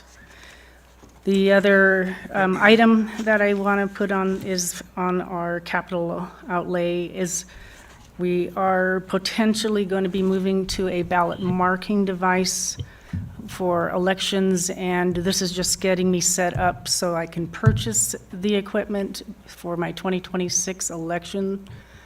The ballot marking device is technically, we're going to go from what the VPAT printer that we have next to the touch screen, and that's going to go away, and then they're going to put an actual printer. So when you cast your ballot, you actually print it on a mail ballot paper, and then you'll look at it, and then you'll put it into a mail ballot drop box where it scans it in. This is where the state is looking like they're going to be going to. We've got a couple counties already that have already transitioned to that new ballot marking printers, and we've got Washoe County that's going to be testing it out in a couple of their polling places this year, and then Clark County, I know that they had a big demonstration getting them in the preparation to go that route. We do get, my election budget, I said last year, actually, it was $50,000 of reimbursement for all of my specific election items, but it was actually over $63,000 that I put back into the general fund. We get reimbursement for mail ballot and postage reimbursement. We get voting machine licensing and maintenance reimbursements, and then publication reimbursements. All in all, it's not quite, but kind of cutting my budget in half every year. Adding in the capital outlay for the ballot marking devices, I've cut it in half so that I can kind of budget it maybe this year, and then next year, that's how I'm doing it, so that it's not going to hurt, by asking for it all in one year. I feel that this is the direction the state's going to go. Do I know if I'm going to get reimbursements for it? I'm not sure yet. They've had a lot of talks, but we will still get reimbursements, of that $60,000 to my budget for all the other items. I'm just not quite sure if it's going to be, reimbursing me on that ballot marking printers. Any questions? Any questions for the clerk or treasurer? Yeah, I have a question. Yesterday, we had a guy that, and I won't mention his name, but we had a guy that made a request that we go back to paper ballots. Would that be huge? That would be, for us to go to the ballot marking device, that would be taking what you vote on that voting machine and printing it out on an actual ballot. And so we feel that the voters and what we feel that the public is wanting is more that paper ballot. However, when you go vote at the polls, you'll actually be voting on the machine, but you'll be printing it. It's not cast on the machine, it's actually printing on that paper ballot. So yes, everybody will print out a ballot, and then they'll actually put it into a mail ballot drop box at the polls. Well, what I told him was Churchill County is not one of our problems in the state of Nevada. It's Clark County and it's Washoe County. Those are the two counties that maybe are problems. He mentioned that Nye County has gone back to paper ballots. And, but I don't know. I can't comment to technically any of that. I can just tell you what I'm doing for my budget. Okay. Any other questions for the clerk? Thank you for your time, Linda. Thank you. We will go back to cooperative extension. You guys are ready?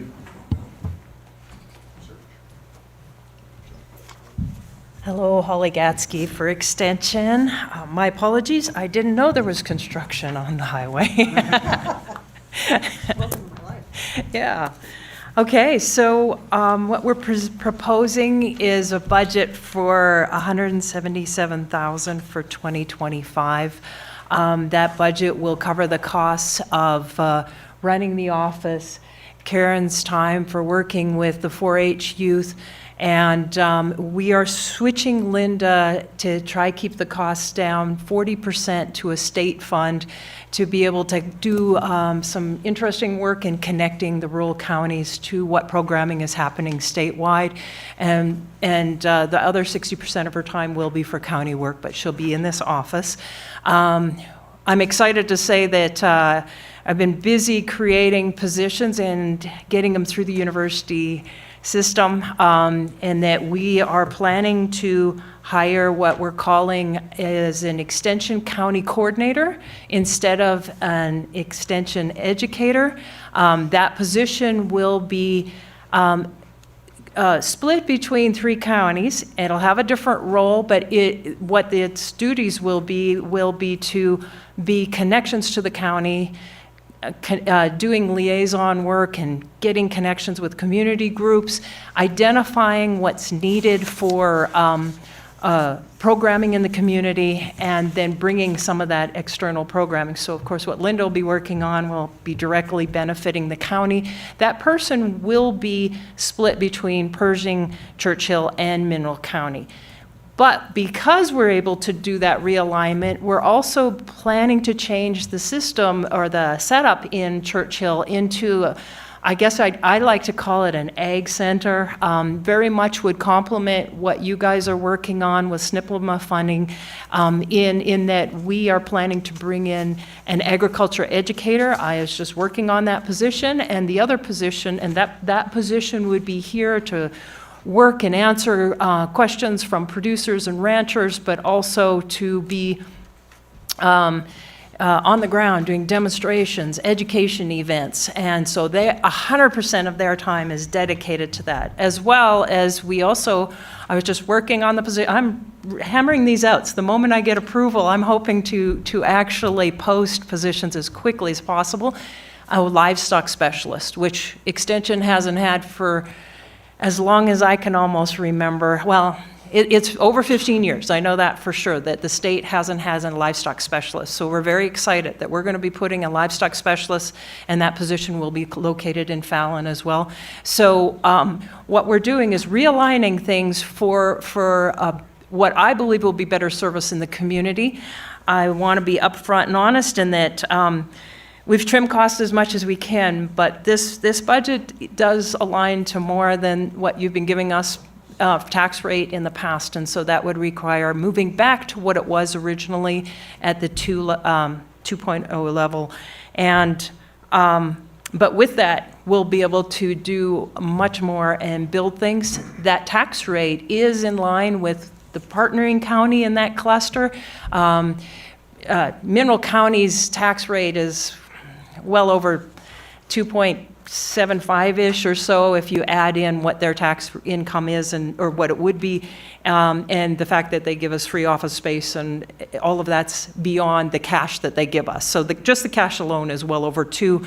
Pershing gives us all that they can, and that's 1.86 or some bizarre number like that.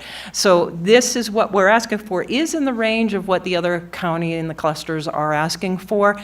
This is new, I recognize that, and so I'd like to hear your thoughts, questions on anything that we have within this budget.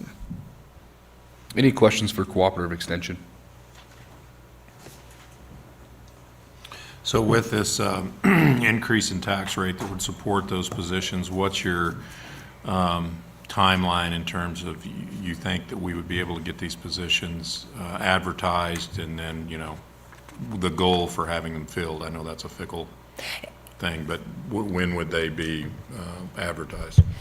So I'm actually hoping that if we get approval here, the county, Extension County Coordinator, I am hoping that I could literally post that in the next couple of weeks. I'm that close to getting that. The other ones I need to, this is the first cluster I'm working on. I can tell you that it'll move first as fast as possible. I am actually doing this in several locations across the state too. You guys aren't the only one getting this new alignment, but I have a goal by June 30th to have these positions in place. And I have a leverage for the university SLO system to do such, because if I don't have these positions in place, we've been using salary savings to kind of buffer the costs to this county. I'll lose whatever state portion we have on that 11% increase in salaries that we have coming. So they've been giving us about 62%. I won't get 62% from the state if those positions aren't filled by that time. The university's working with me extremely well at the moment because they recognize that it's a big financial impact to the university as a whole if we don't get this all lined up. So I've got a goal. It appears that everything's lining up to go that way. Our hope is that we can work together with you all to actually get some hiring going on the ground quite quickly for this. Thank you. Any other questions? Thank you for your time, Holly. Great, thank you. Who covers Rat Pack? What's the budget, Jim, right now That's you? for, Okay. that we send to Cooperative Extension?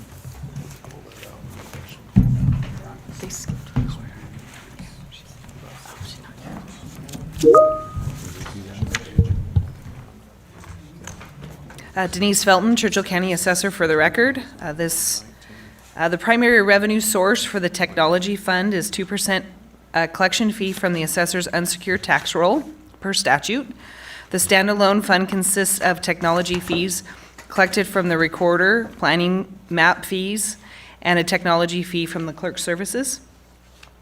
In the 24-25 fiscal year, we would like to contract with Pro West and Associates to redraw Churchill County's parcel base in GIS and replace the assessor maps or plat maps, which are currently drawn in AutoCAD from the 1980s. My predecessor, Norma Green, began the research for the project. However, replacement of our CAMA software put this project on the back burner.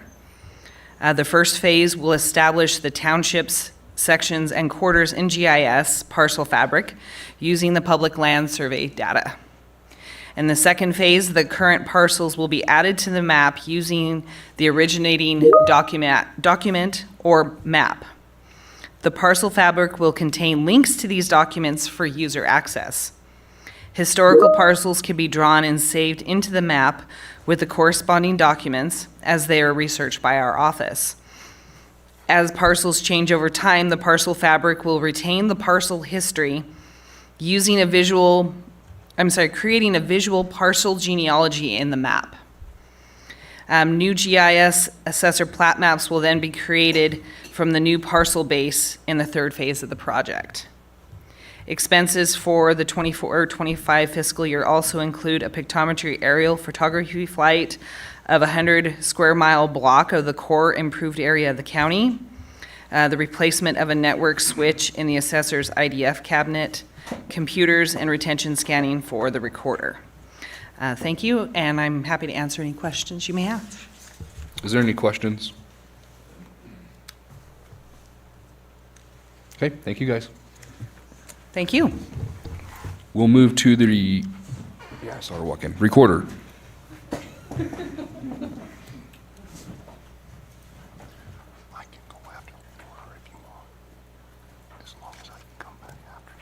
All right, Tasha Hesse, Churchill County Recorder.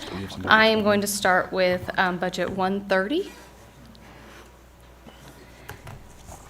I will be increasing my budget of $3,077. In office and supplies, $200, printing and publishing, travel, $700, training, $100, computers, $2,070 is how we got to the 3,000. Any questions? Easy peasy. Any questions for the recorder's office? I have one more, though. Recorder budget 135. I'm increasing that budget by $30,860 in service and supplies, and that is to do with the book scanning project that I am taking on. I'm doing it in phases. So I'm going to do phase 1, and I spread out phase 1 into a 4-year just to make it as cost effective as possible. And so we're doing the book preservation out of the recorders, and then we're doing the scanning of those books out of RatPack. And so that's where the 30,000 addition is going to. That's in RatPack. Nope, 30,000 in recorders, 8,800 in RatPack for the scanning of those books to put them on the server and have them forever. Any questions on either recorder or records and microfilming? Thank you, Tasha. All right, thank you.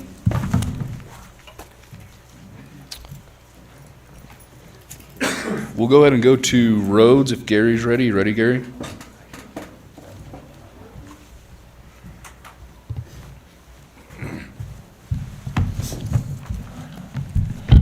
Hi, Gary Fowles, the road supervisor. So my budget's pretty much the same as last year. We went up on a couple things, gas utilities, 3,000, computer software, 4,000. And last year we had added 30,000 to tools and guns to tool up the fleet program. So I'm subtracting that 30,000 back off the tools and guns. It'll be 7,500. The additional funds in the budget is 300,000 for the road impact, which I have no plans to spend yet. Regional transportation, 600,000. Public transit, 395, 600,000, and then 1 cent, our normal 85,000. The equipment replacement, I added 50,000 to, and we'll get to that in a second, but that's basically broken into 3 different categories: is 100,000 for extraordinary repairs, 50,000 for equipment tires, and then 300,000 for the capital outlay, what I want to buy. So the FTEs are pretty much staying the same. This 16 includes the fleet maintenance mechanic, and also it includes Toby West position, an operator position that retired last year that I've kind of shelved, kind of gapping right now, but I did put it in the budget. So the capital outlay part of the equipment is this, when Jim and I started talking about this fuel island, we just kind of negotiated 22.5, which now he's taking that back. So, but after we went through the numbers, we used it probably 40% is what we figured, and I come up with the same numbers he did, so it's about 40,000. So our part of that will be 40,000, and the rest of the county will split up the rest. So that is reflective of the comments that I made earlier, where CCCOM will be asked to kick in. It's just not on the budget. It's just not on, because we got that figured out yesterday in terms of the gallonage. And what we did is we basically took the total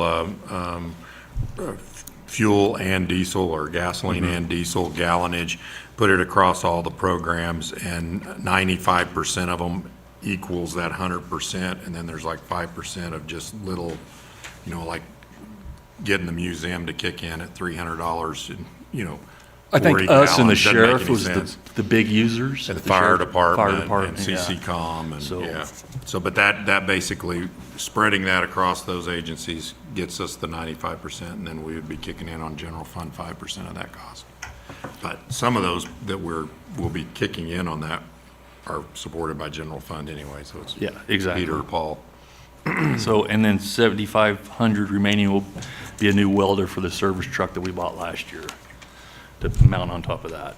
So, the supplement request is, like I told you during our tours, we really in need of a bucket truck.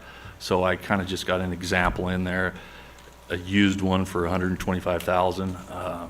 And I put for a new Craftco crack sealer at $93,000, and a tilt deck trailer, which is to haul equipment behind our 10-wheeler, roller, skippy, backhoe, whatever, for $51,000.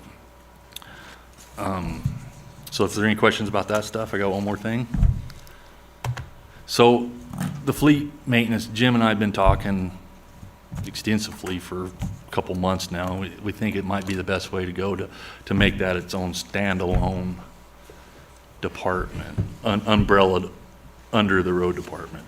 So Jim, if you want to.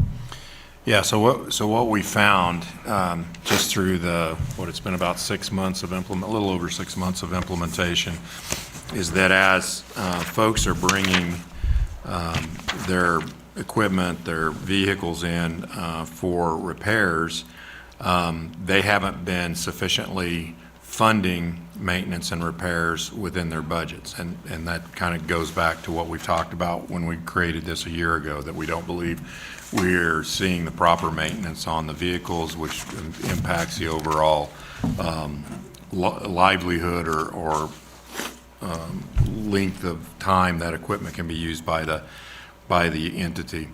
So with that, we've gotten a lot of pushback of like, well, what the heck, man? It cost me like $3,000 to get this piece of this vehicle serviced. Well, I can go down to Jiffy Lube and get it done for $175. And both of those statements are accurate. The different or the missing information is that vehicle hadn't been maintained in maybe 4 years.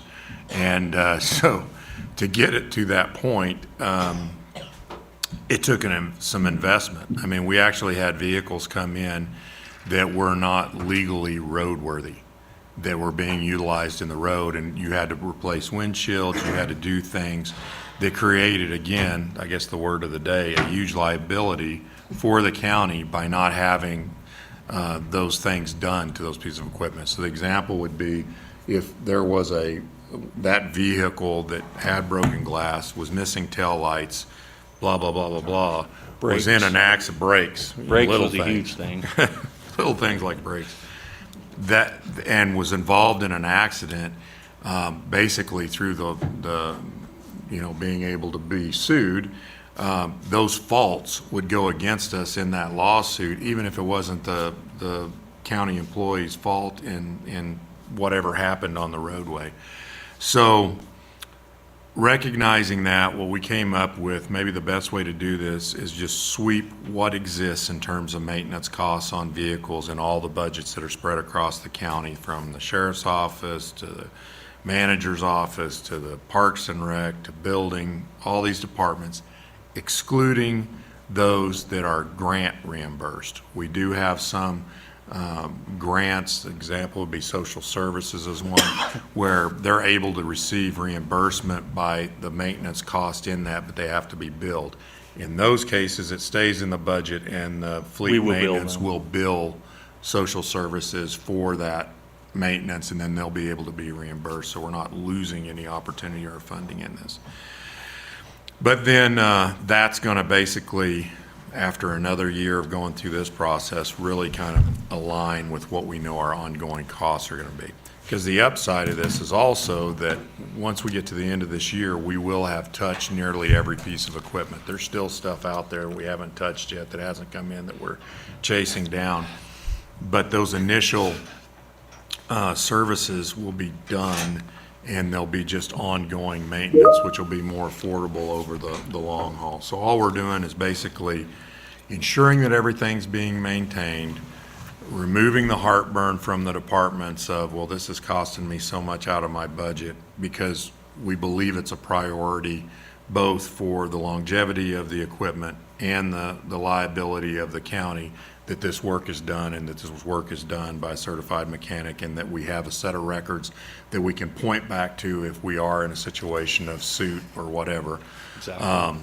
The maintenance component has instantly increased our ability to know what's going on in our vehicles. Now going through Nick, who will have part of his time directed towards overseeing this program, I can request, tell me about the fleet at the district attorney's office, send me a copy of the list of vehicles, current mileage, repairs that have been done in the last 3 months, whatever that is, and he's able to do that in a really quick amount of time. We've never had the ability to do that previous to this. We couldn't tell what mileage was on vehicles without going to that program and saying, hey, I need you to go unlock all your rigs, and I got to go flip them on and see what the mileage is. So all that happens in real time.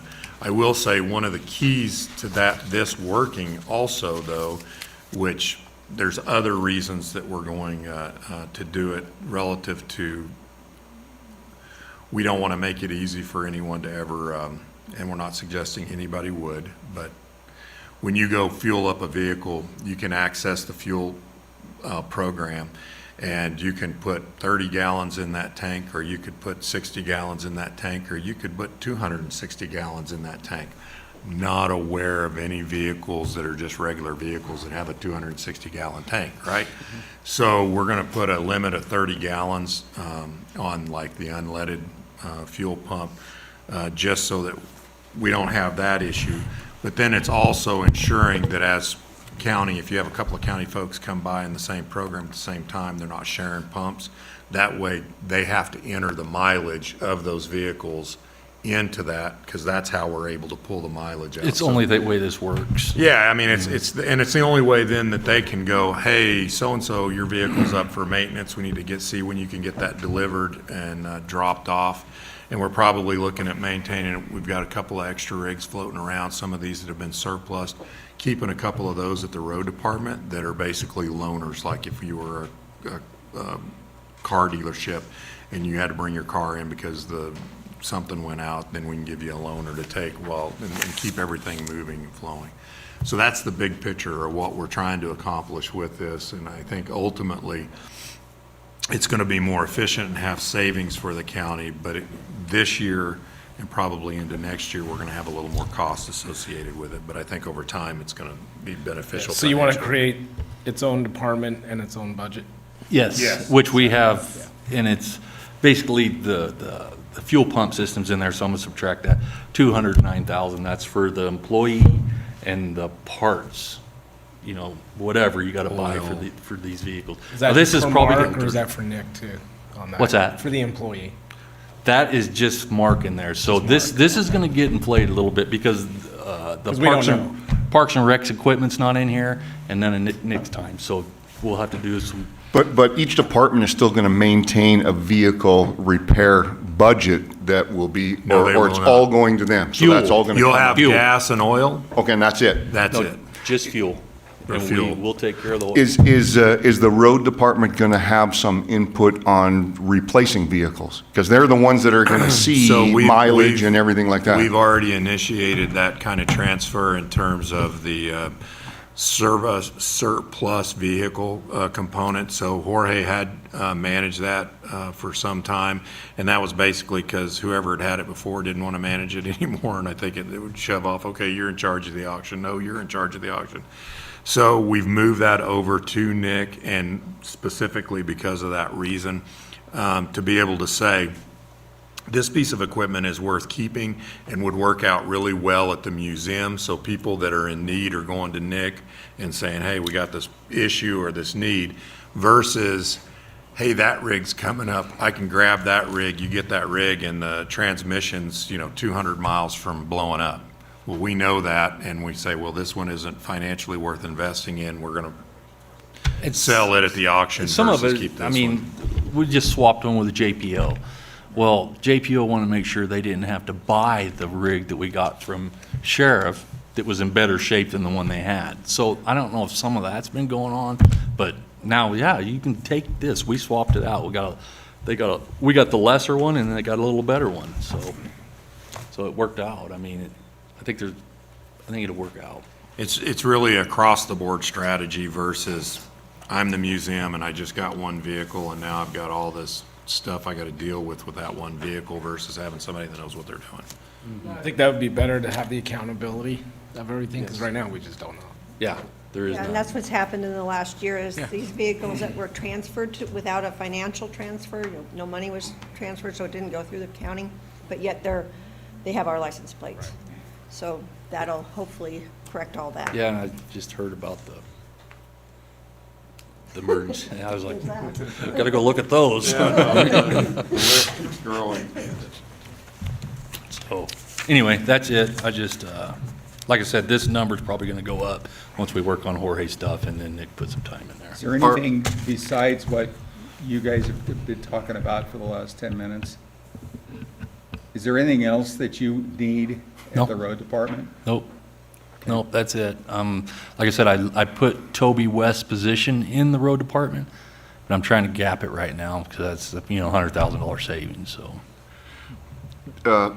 This equipment program does not include vehicles from CCCOM though, correct? It does not. Okay. Just, Unless they give them to us, which they do, yeah. Where do they get their fuel at? From our pump? our pump, yeah. And our, Which is why we would request. back to those pumps, they're so old. I don't even know if the county got them. No replacement parts. There isn't any replacement parts for them. I mean, it takes us 3 weeks to get some part for them. Do they ding every time it goes to another gallon? Pretty much. They fill up in that bowl. We got it from that place on the corner. Yeah. But right now, there's no limit on how much you can pump out. No, I could pump it all out on the ground. So, Oh, don't do that. No. And just to be clear, that's a management Yeah, process. I think there's a way That's a management process can that I wasn't aware restrict for of. mileage. So we're changing that we'll have that changed on the old pump before we get the new pump. Yes. Yeah. But just so you're aware of why we're doing that. Any other questions for roads? Okay, thanks, Gary. We will jump to building. Marie.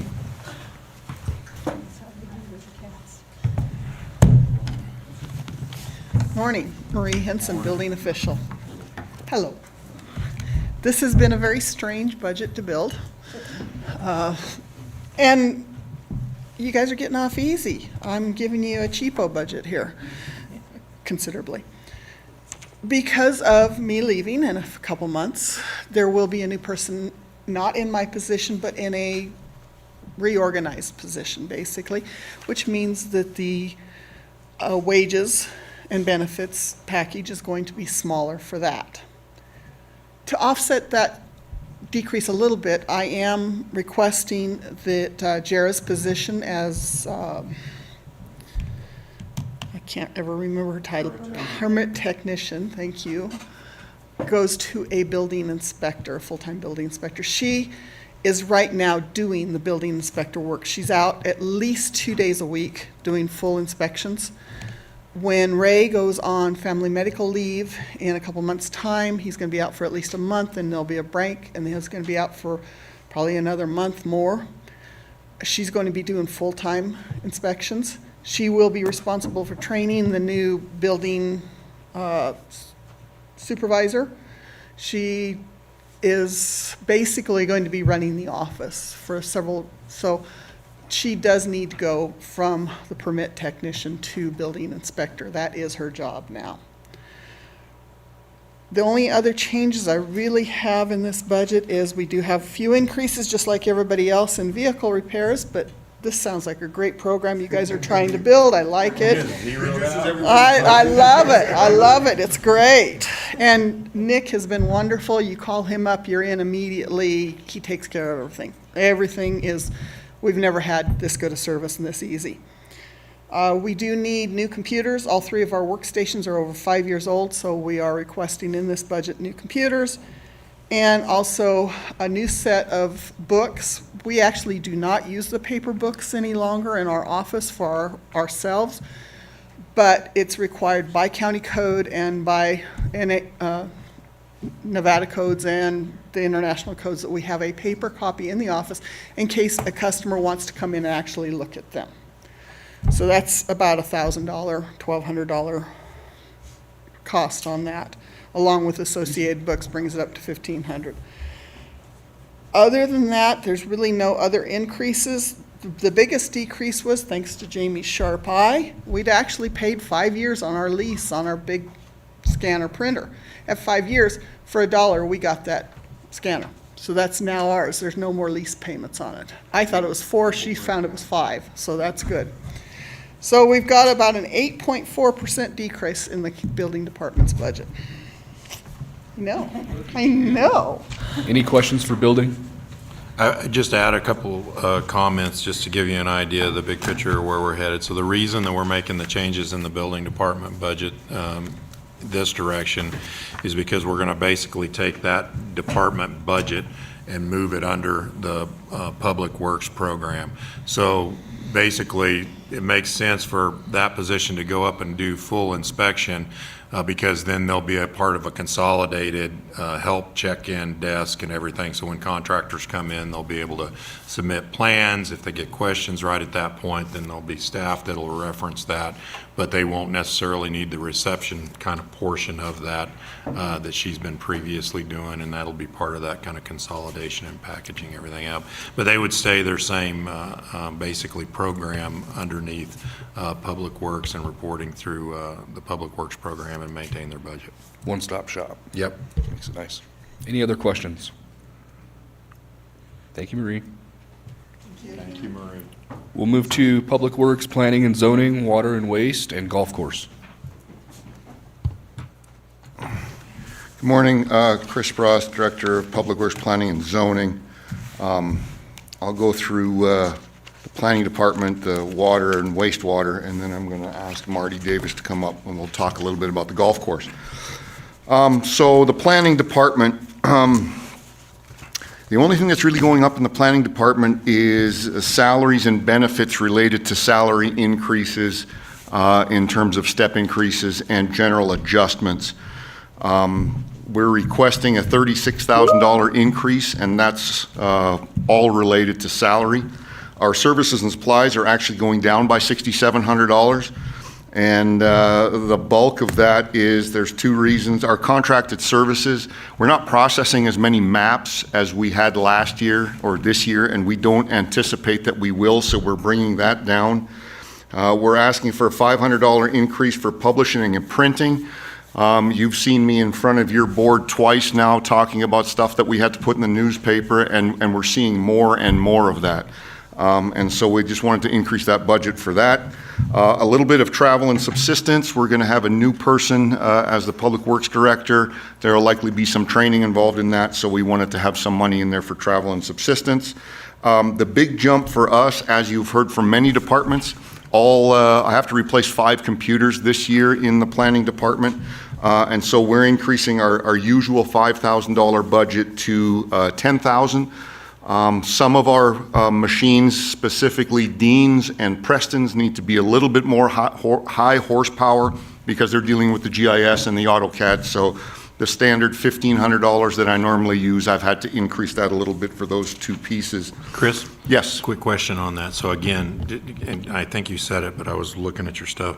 So you would be replacing and updating all computers within your office, is that correct? That's correct. With the exception of Savannah. She just got one because she just got hired on. But based on the report that I got from Colin, they're all overdue.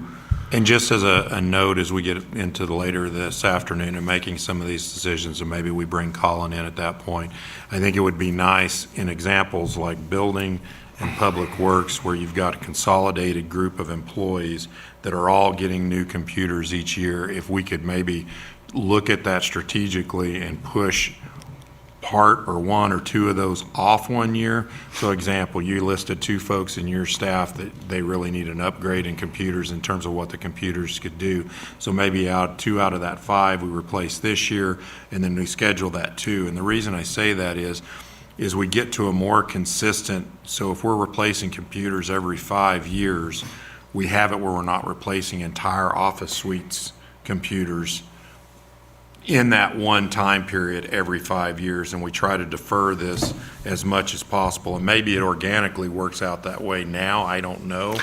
But I think that's something I think you're right. I think department heads over the past few years have gotten a little bit complacent when it came to replacing computers, and now all of a sudden you get a list that says that they're all overdue. So I think we can maybe make a step back and say, well, typically it's 5 years. Let's push these 2 to 6 years, but we've got to replace this one and we've got to replace that one to try to flatten that cost over a period of years. If those computers are year 5 and we can defer 1 or 2 years, dependently on those bases, that basically gives us the opportunity to defer some of these costs up to 2/3 as we look at the agency, and then consistently after that, if we maintain it, then it's a little less painful. But this, then, because if we do all of the public works and all the building this year, then 5 years from now, we're going to be versus maybe doing 3 this year and 3 next year and yada, yada, yada.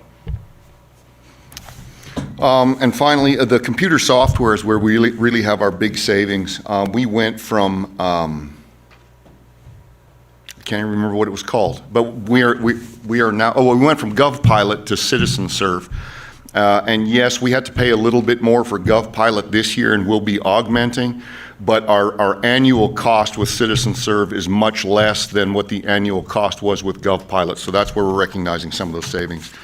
And our priorities was actually technology upgrades, but we may be changing that. And because of our lack of ability to get off of the AS400 with some of these software platforms that we've had issues with, we've requested to retain our intern for 1 more year. She was brought on board to help us with data transfer and things like that, and we're asking that she can stay on for 1 more year. So as far as water, we've got about a $33,800 increase.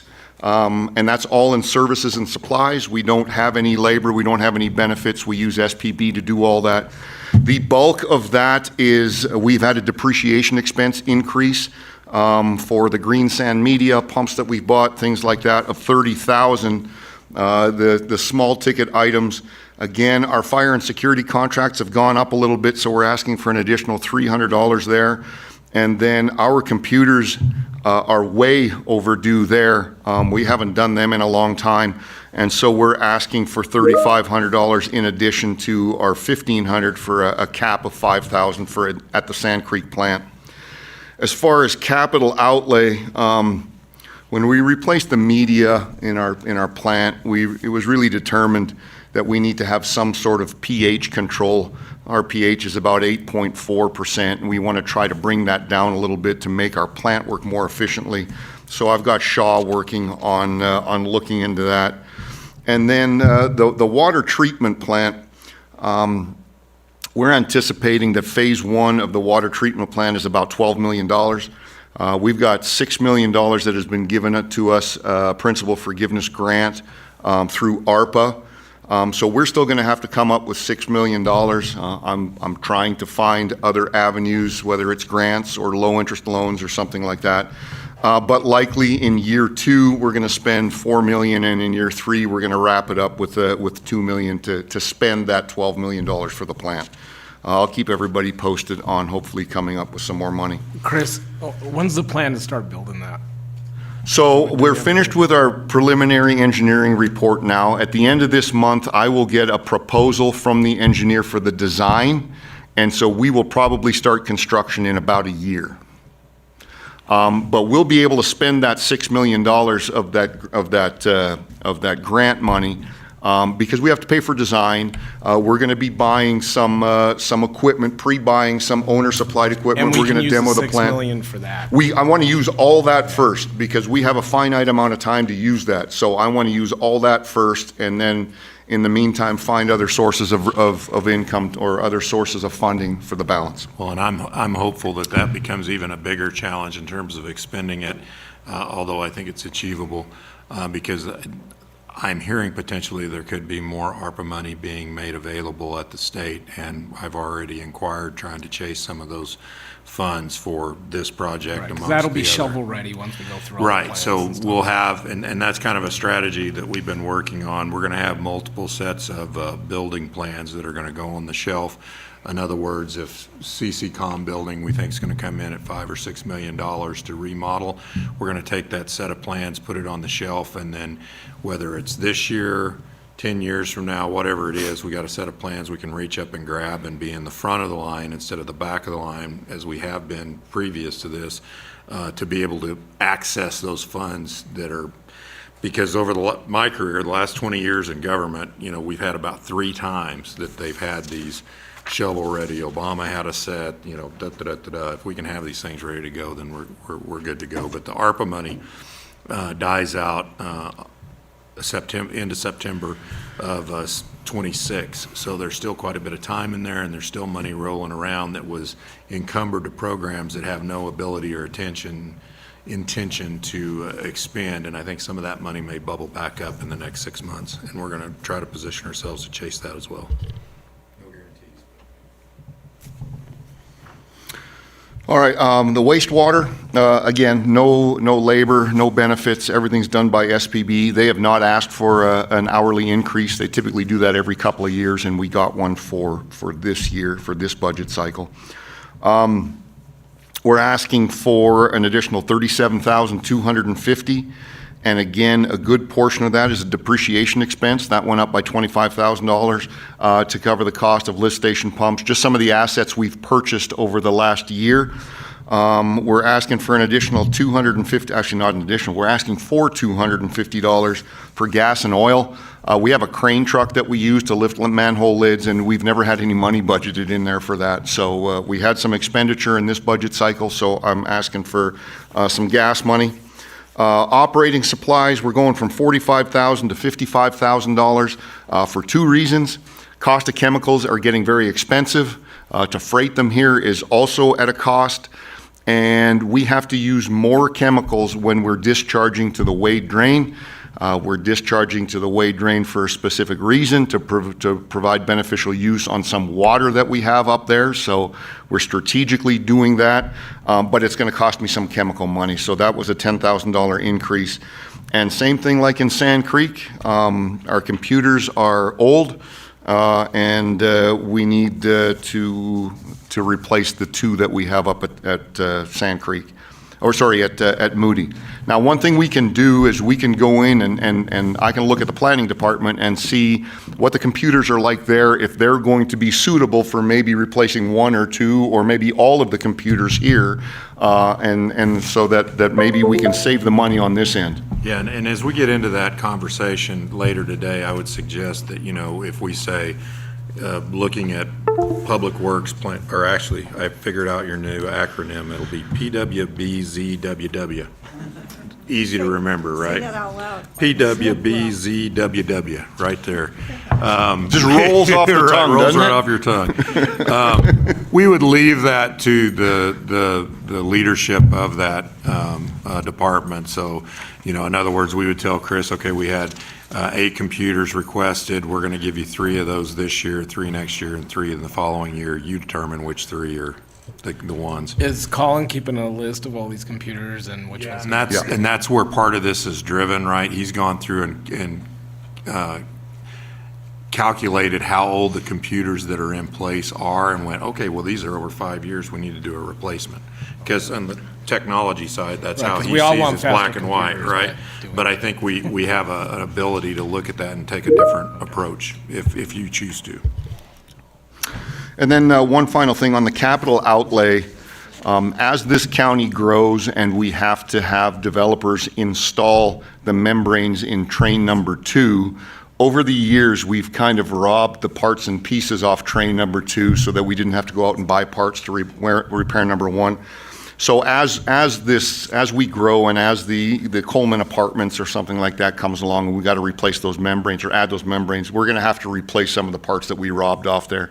And I don't know what the exact number is, but I'm assuming 75,000. It's not hundreds of thousands of dollars, but we're going to have to replace some parts. So with that, if there's any questions on planning, water, or wastewater, I'd be more than happy to answer. Any questions for Chris on planning or wastewater? Move to golf course. All right, thank you. So we're also going to be doing a presentation here on the golf course. I've asked Marty Davis. Marty is the director of golf operations for the Fallon Golf Course. And typically, I know that Sherry does this, and it's always usually very straightforward with the money that the county gives. But we there's a few things we wanted to just share with you because we're going to be requesting some additional money. And unfortunately, Sherry, you don't have this spreadsheet here, but I know you've got pockets and pockets of money, so it's not going to be an issue. So in typical fashion, we always have a depreciation expense of $45,000. We have operating supplies of $50,000. And the city also shares, they also add another $25,000. So in total, we have $75,000 that we use for operating expenses. And then there's $30,000 that we have for non-capital assets. So typically, the budget as presented is usually $125,000. So we are actually, and I'll let you explain exactly what it is because you're the expert, the product expert. The golf course has done a tremendous job. If you're out there last summer, as far as greens and fairways and tee boxes, but there's a lot of work that's involved in that. And so this year, that we are actually requesting an additional $60,000 for a turf management system. And Marty, please, if you would, just kind of briefly explain exactly what that is. And thank you all for being here today. But so the board of directors is also a long-range planning committee now for us for the golf course. We, when I took over 6 years ago, we didn't have much of a goal other than to get in business and stay in business. So we planted a lot of seeds, and now we're seeing the fruit. So we're a lot busier than we used to be. This turf management program, unbeknownst to Chris, we had in here a gypsum injection system for the irrigation system that'll fire out gypsum, which loosens up our soil and allows us to grow turf a lot better, as well as an Air2 G2 piece of equipment that was $53,000 of it. $7,000 was a gypsum injection system. Well, we ended up finding the Air2 G2 used with only a couple hundred hours on it from Ohio, and Chris doesn't know this yet, so we already purchased it with some money that I had that we had accrued over the last 6 years in the golf course's bank account. We were able to pick it up for under $20,000. With shipping, it was about $23,000 to get it here on a big flatbed. So we just got that last Tuesday this week. But we won't be asking for $60,000. So we just saved $53,000 right there, and we funded it out of the golf course's own operating budget. So now we're down to $7,000 on this turf improvement program. But what it is, it's when we fire up the irrigation system at night, this thing will inject gypsum right into our irrigation system and fire it right through the sprinkler system out to the golf course.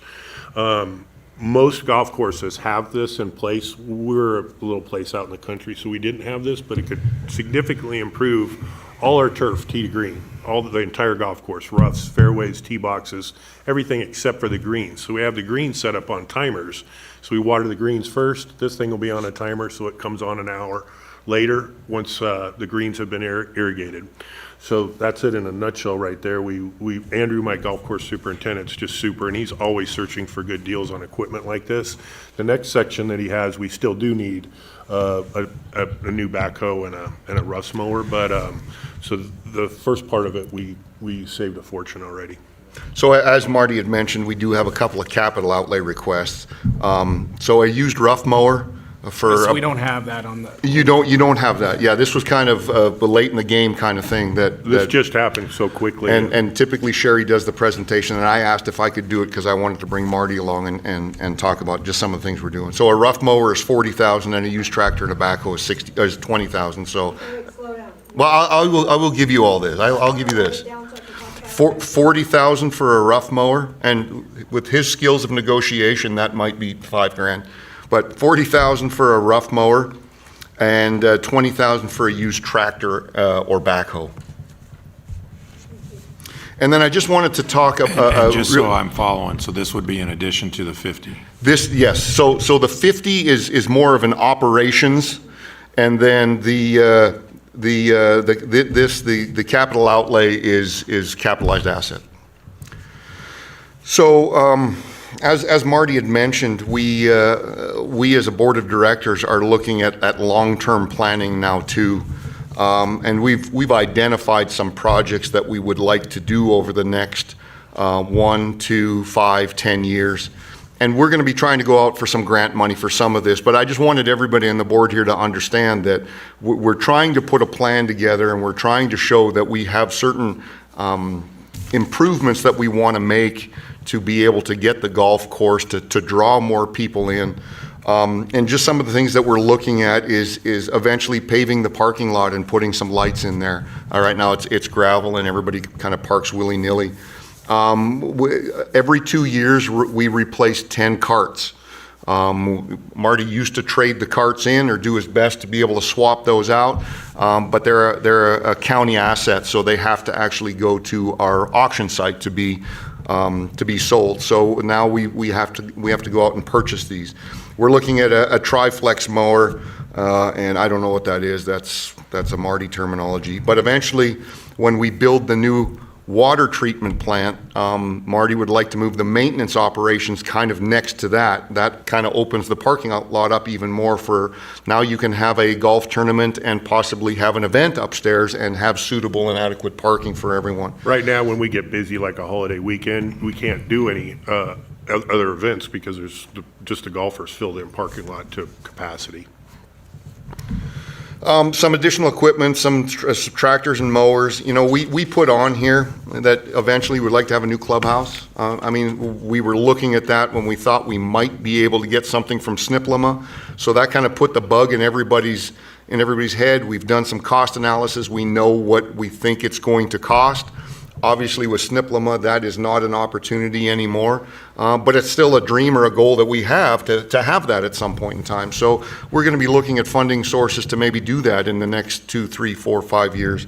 And then the other one is, and it's kind of controversial, I shouldn't say controversial, but either paving or concreting the cart paths.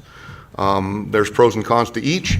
But again, it's also something that we'd like to see done, and we wouldn't bite that all off at the same time. That would probably be spent over a period of 2 or 3 or 4 years, and you know, do this stretch and then that stretch. So we had $200,000 that we had in a certificate of deposit that kind of just got rolled over from year to year. And it had a lot to do with where the money was being stored. Happened to be kind of a questionable bank that might have been going bankrupt. So it was just kind of take the money out of that account, let's put it in a CD. We have since then matured that CD. We're using about $45,000. We had a catastrophic failure in the men's bathroom, so we've had to replace subfloor. We've had to kind of remodel the whole men's, and we're doing the women's at the same time because they're right next door. We have a new vendor that is going to be supplying our food services, and they have gone through our kitchen and have completely quasi-gutted it and rebuilt it. So I think the Central Nevada Health District would be very pleased with what that looks like now. We wanted to show the board that, yes, we had some money, and we're not scared to spend our own money before we ask you for some. And I knew it didn't look good by having that money sitting in a CD and just kind of sitting there. So we've used that money for things that we've had to do with the golf course. So, and that's all just profits that we've generated over the last 6 years, just as we're growing. And just to put it in perspective, when I got here 6 years ago, we had four golf tournaments. They're all fundraisers for the community. One, the county Jim Reagan tournament I worked with Pam on, the Mayor's Cup, the Rotary had one, and the Kids Cup for the youth center. Now we've got 20, and we had to actually draw a line in the sand, because any more than that, we have too many tournaments and events going on. If you're a member out there and you don't play in tournaments, well, if every weekend's taken up, it's, you know, a balancing act. So these bring in this revenue that we've accumulated a little bit of, but by the same token, they keep the dues, the rates down for our locals here in town. So it's still an amazing value for our memberships to be able to play out there. So, you know, all these seeds that we've planted are now bearing the fruit, and it's fantastic because all 20 of these events are all supporting community fundraising events. In fact, Mr. Barbie, when I met with him earlier this year, and I judged the success of the business from the financial reports, where actually he asked me to quantify these community funds raised by event. So I've already set up a spreadsheet because I work closely with all these tournament organizers like Pam so that we can figure out how much money we are making for each one of these events. So next time that I report next year, I'll have a good solid figure of what the golf course is actually generating for the community and putting back into the community. And it's just something we can all be really proud of. It's turned into a really nice fundraising machine and a great place for youth. We really got kids out now. When I first got here, there was hardly any kids playing golf. Now it's become the place to be for a lot of these kids. Teaches them values and ethics and honesty, integrity. I mean, it's just become a really neat thing now. So thank you all for your support. Well, and I think that's important to note, the value of the fundraising, because the golf course got hit pretty hard this year with inflation. We actually, I don't know when the last time was, but we lost money this year at the golf course. And as Marty had mentioned, that money that was squirreled away in that CD was all from profits over the last 5 or 6 years. So we took a bit of a hit, and you know, those are things that we have to deal with all the time. So any help that we can get, we certainly appreciate. So with that, if you guys have any questions for the expert. Any questions for golf course? Just one. I heard about the parking lot and the cart paths, and that's all good, but what's the plan for in the bathrooms, which I think are really important and vital, and there were some issues there. What's the overall plan, though, for updating the clubhouse? I know that we want and have aspirations of a new building, but I got a list of new buildings on my wall that's a mile long and an amazing amount of dollar figures, and we have several departments that want new buildings, which is not going to happen immediately either. In the meantime, in terms of ADA access, in terms of updating, you know, stucco on the out, paint and carpet on the in, what are we looking at there? Because it's nice to have a paved parking lot, but then when you get to some of the interior parts, you know, I think I'd rather have a nice interior and a little bit of dirt on my boots personally, but what's the plan there? So a remodel would require us to, a full-blown remodel would require us to become ADA compliant. And, but some of the stuff that like you've touched on here, updating carpets, interior, exterior, that kind of thing is maintenance. So that's the kind of stuff that we can do without virtually gutting the entire building. We'd need an elevator in there, not to say that it couldn't be done if we became ADA access. The restrooms and everything would have to be upgraded. Typically, you'd bring in an ADA expert to evaluate the facility, and then you'd go after it that way.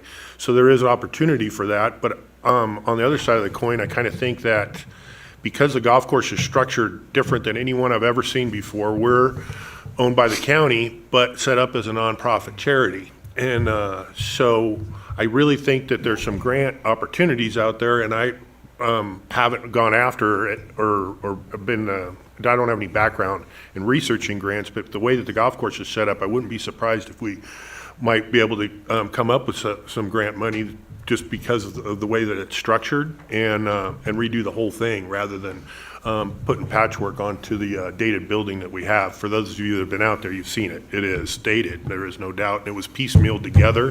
The electrical and the plumbing in the whole place it's hard to figure out because there's no as-built or anything. We kind of wing it when something goes wrong. I've had to lean on Jorge and a lot of different people in the community, through the county when we've had challenges like this, just to try and figure out what the fix is. So, me, obviously, I'd love to see a new clubhouse, but by the same token, we're working with our board of directors now that we have Chris involved and Gary too, and we keep moving this successful direction. We can certainly upgrade some of the ugliness inside right now. Starting with the bathrooms, they're going to be gorgeous. That's They're gonna being be tiled huge as we speak step right up, now. yeah.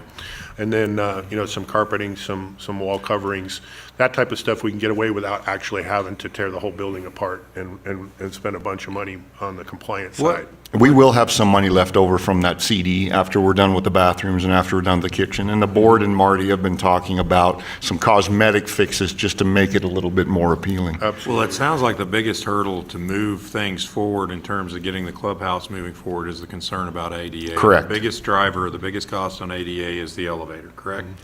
So what is an elevator cost? The elevator that was quoted when we were looking at the CCCOM building, because again, that was a non-ADA compliant building as well, was between $200,000 and $250,000. And that was an external elevator. There was no room inside, and we would need to do the same thing because we would need to have the pit and everything like that. So it would have to be outside. But then that makes the whole building That will make the usable and whole building. Right now, functional Marty's versus the first expressed to me that people will ask to have an event, and Marty has to be very clear with them and say, yes, it's open for events, however, we are not ADA compliant. And that potentially, pushes people away and say, well, we really need something. So the access to the upstairs is really where we hold all of the events, and it would be stellar to have that compliant. And then the thing that drives the parking lot, as the commissioners came out for a tour, is we've got an old cart barn building that needs to go away. Moving the maintenance building area to another part of the golf course potentially would open up a lot more parking. And then, of course, we could get ADA compliant as far as our striping, van accessibility, all that too. So it all kind of ties together back towards access. We just want to let everybody know that we have plans, we have ideas, and we want everybody to know that the $50,000 that you and the $25,000 that the city invest in the golf course, we take that very seriously, and we maximize. And I shouldn't say we. I mean, it's this gentleman right here maximizes every penny. But we have some goals of what we want to achieve in the next few years, and we're taking steps. With grant opportunities to try to make some of those come to fruition. So in conclusion, Chris originally had like two $60,000 wish list requests. So now it's turned into one, but it's basically $67,000 with that JIP injection system. So with the deal we were able to get on that piece of equipment. Okay, any other questions for the golf course? Thank you, guys. We'll move to facilities, parks, recreation, cemetery, and capital improvement projects.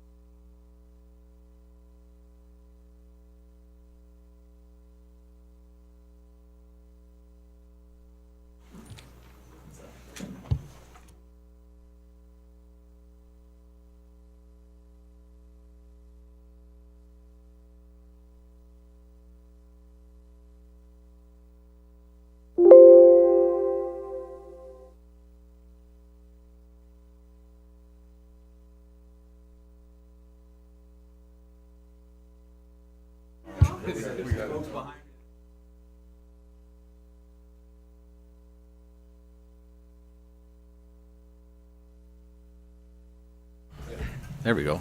Red means stop. Jorge Guerrero for the record. Facilities, Parks, Recreation, Community activities. So today I'll be going through the budget for the entire department, which consists of the parks budget, which is broken down into 5 different budgets, or 6 different budgets now. Of course, the cemetery budget, and then also the facilities and grounds budget. Also be talking a little bit about the maintenance and repair plan. The capital improvement plan, there's not going to be a whole lot on that, as it's still fresh, as it was updated recently, so we're still using the same plan. So we'll go ahead and get started. So the theme for the budget, I want to talk a little bit about, we entered into an agreement or have a membership with Placer AI, and so I'll have some information from that site that'll help bring some light to how many folks have been coming to our facilities. For the most part, it's increases for consumables, utilities, fuel, trash, technology. Those are all throughout the entire budget, and I'm sure that you're even feeling that at home yourselves. And then, of course, there will be some discussion about our seasonal salaries, as we have minimum wage going up to $12 in July, and we're trying to stay ahead of that for retention and recruitment for these positions, as many of them tend to be high school type age kids or younger folks that are just coming into the workforce. So our first budget is our administration budget for Parks, Recreation, and you see there's our little humble abode there. They provide clerical support for the entire department. There's no changes other than the salaries that are being requested for the regular fiscal year, or upcoming fiscal year. So going into public parks, I was able to pull some information from Placer, and so just Oser Regional Park alone, we've had 130,000 visitors or visits to the park, with 16,000 of those being from out of the Churchill County area. North Main. What's the timeline for this data? This is for the last 12 months. Okay. So as of yesterday, so that's a pretty significant amount of folks that are visiting Oser Regional Park. And then to have 16,000 of those folks coming from outside Churchill County is pretty significant. So North Main, the Lions Field, 40,000 folks have visited or have had visits to that park, with 7,000 of those being from outside the area. Liberty Pond is very, very popular. So that's where we have the dog park, as well as the fishing pond. 52,000 visits to that facility, with 8,000 of those being from outside the area. So total, that's 222,000 people that have visited those 3 major parks. You see Soda Lakes up there. I'm not able to put a geofence around that yet. I'm working with the company. We'll be having that done here shortly, and so I'm sure that we'll have numbers from those parks, or at least that facility as well. With 31,000 of those folks coming from outside the area to visit Churchill County. So if you were to just put a day visit to that, right now I think we're using like $43 a day, for a day visit. That's like $1.3 million of economic impact just from those parks. So we'll be asking for increase in fuel. We've never had an actual trash line item in this budget, so we're asking $5,000 for that. For the most part, Parks saw that was landing in the fairgrounds budget, so we'd like to spread that out, because right now that's one of our biggest costs is trash. The more people come, the more we have for waste, and so that's what we're having to deal with. And then also adding some funds for training. We have new staff, pesticide certifications, and tree pruning and other trainings need to happen. Capital, as you know, Liberty Pond, folks aren't able to use the dock right now. That was built back in the early 2000s, and so now it's failing. So we're hoping to purchase a floating dock, which will be, I think it would be better than having a fixed dock. And then also the costs associated with it, it's a lot less than having to go out there and remove that one and build a new one, not to mention having to drain and do all that fun stuff. So we're also looking for a zero-turn mower for the parks. We're down to just 1 mower for almost all the parks. And it's a large mower, but we need a smaller 72-inch for getting into the tighter spaces. Another piece of equipment that I think is not only going to be beneficial for parks, but it'll also be used for all the facilities and also at the cemetery, is a vac trailer. This will allow us to suck up leaves and other debris. Right now, that's one of our biggest manpower tasks during the off-season, is trying to get all those leaves picked up from all the facilities. So Recreation, so we recently, the last 2 years, have been using MyRec, which is a program that we use for folks to sign up for programs and pay for programs. We also use it for scheduling for the Rafter 3C and the whole department. So this year, we were able to service out of our 40 programs and events, 6,500 participants just for our programs. Now, Some Fun and Care, we've had 17,600 kids or youth come through that program this last fiscal year. And so that program was, these numbers were probably closer to around 10,000 before COVID. And since we've opened up the cottage schools and been doing the great work over there, it's just doubled our participation for programming. So that's 24,000 folks that have used our program. So this is our first salary, bump. These are for our counselors. This will be across the board. You can see the numbers there and the total that it'll be. This is moving them up to $13 an hour for those positions. They're extremely important. As you know, we have the after-school program that runs every day. The way the school schedule, we work a lot of full days like on Fridays and Mondays. And then, of course, the Some Fun program, we are now up to 2 buses to give you an idea of what we're servicing. So I'm going to do a quick add-on as you're talking about this, as well as back to the CARES and Some Fun program, and recognizing that when we have some of the school holidays and such that happens within the community, that's the only program that actually is open for parents who don't get national holidays or don't get the school, like when they take, I think this week we didn't have a Monday or a Friday. And so the CARES program winds up picking up a bigger load of that. So if it's a non-federal holiday, we're open. So we have Thanksgiving, Christmas, all these Fridays that the district's off, we're open all those days. Not to mention Oasis doesn't have school on Fridays, so we're also open those days. So we're servicing everybody. And the other facilities tend to close down. So unlike on a Friday that the school district's out? We're full go, yeah. Yeah. Okay. So have you talked to the youth club about being open on that time frame, or? It's not my program, you know. Well, so you guys can coordinate together since you're taking all the kids. Yeah. Because the youth center is not a government entity. Yeah. We've mentioned it multiple times, yes. Yeah. I'm trying not to just step on anybody's toes, so the best I can do. And we're actually in the process right now of remodeling that third pod, which is going to be huge. When we opened up the second pod, we were already overrun. So having that third pod is going to be crucial in the fact that we'll actually have some office space for our staff.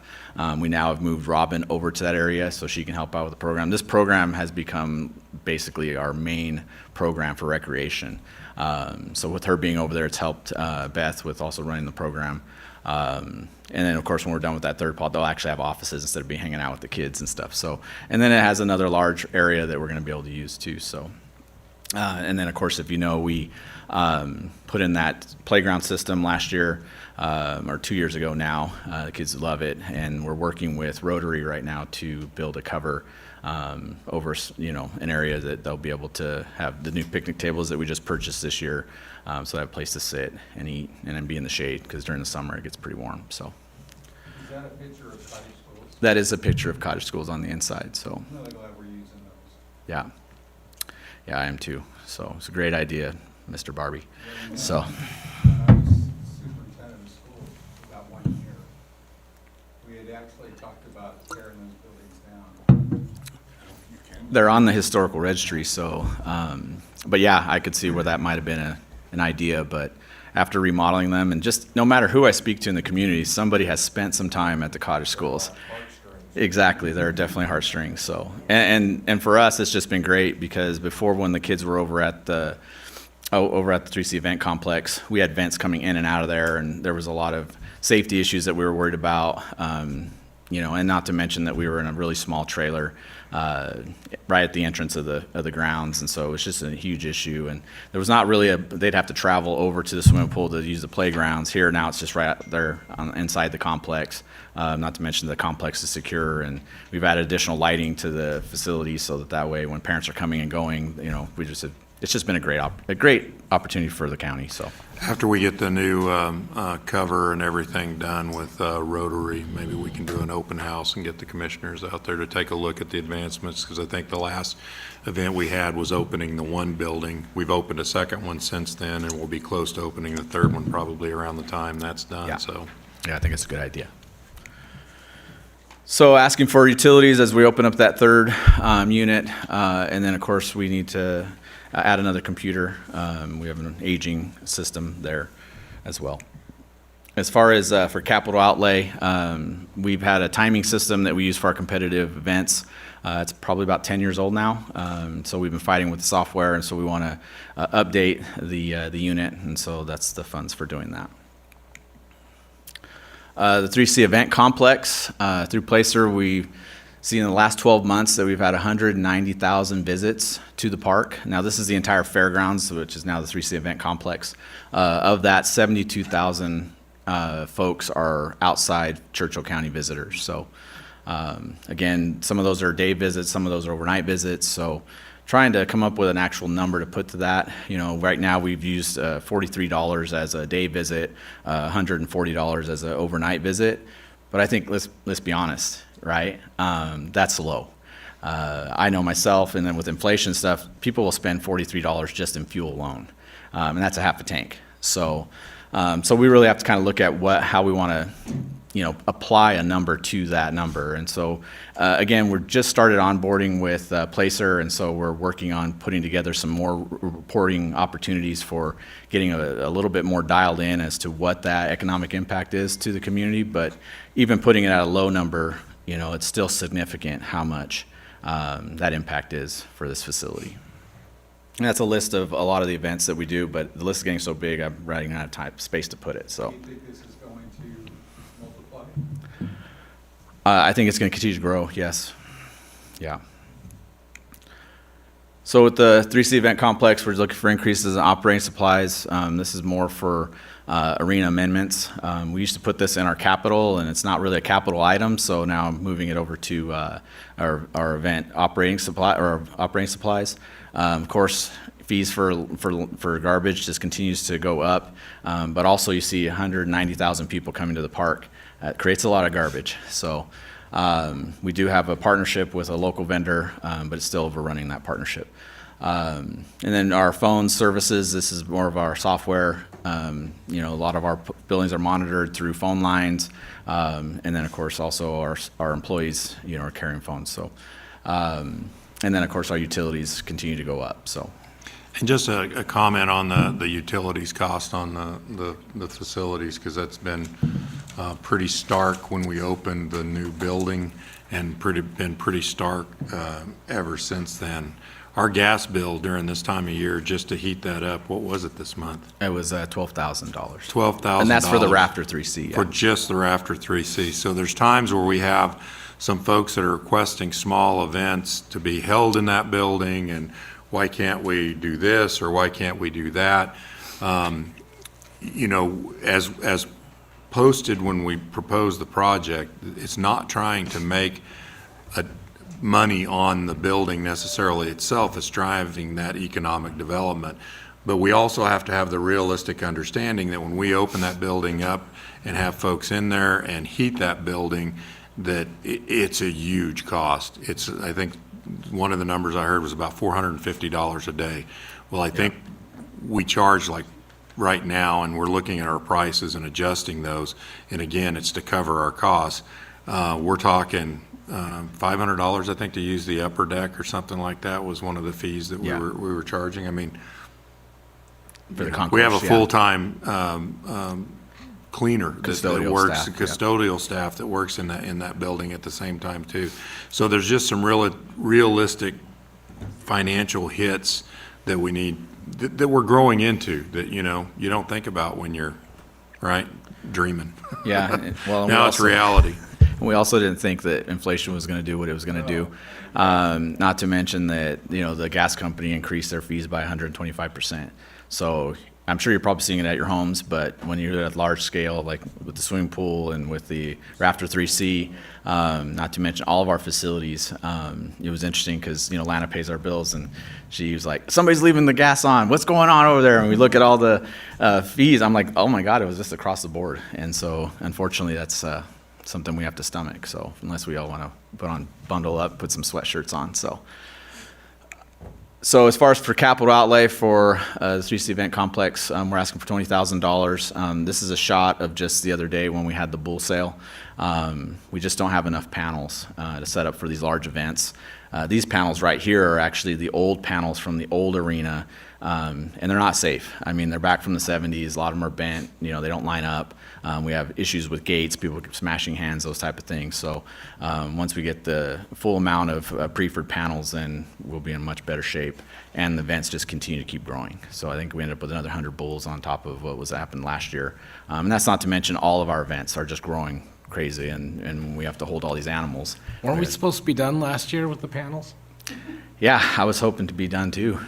And now we're adding 20,000 more?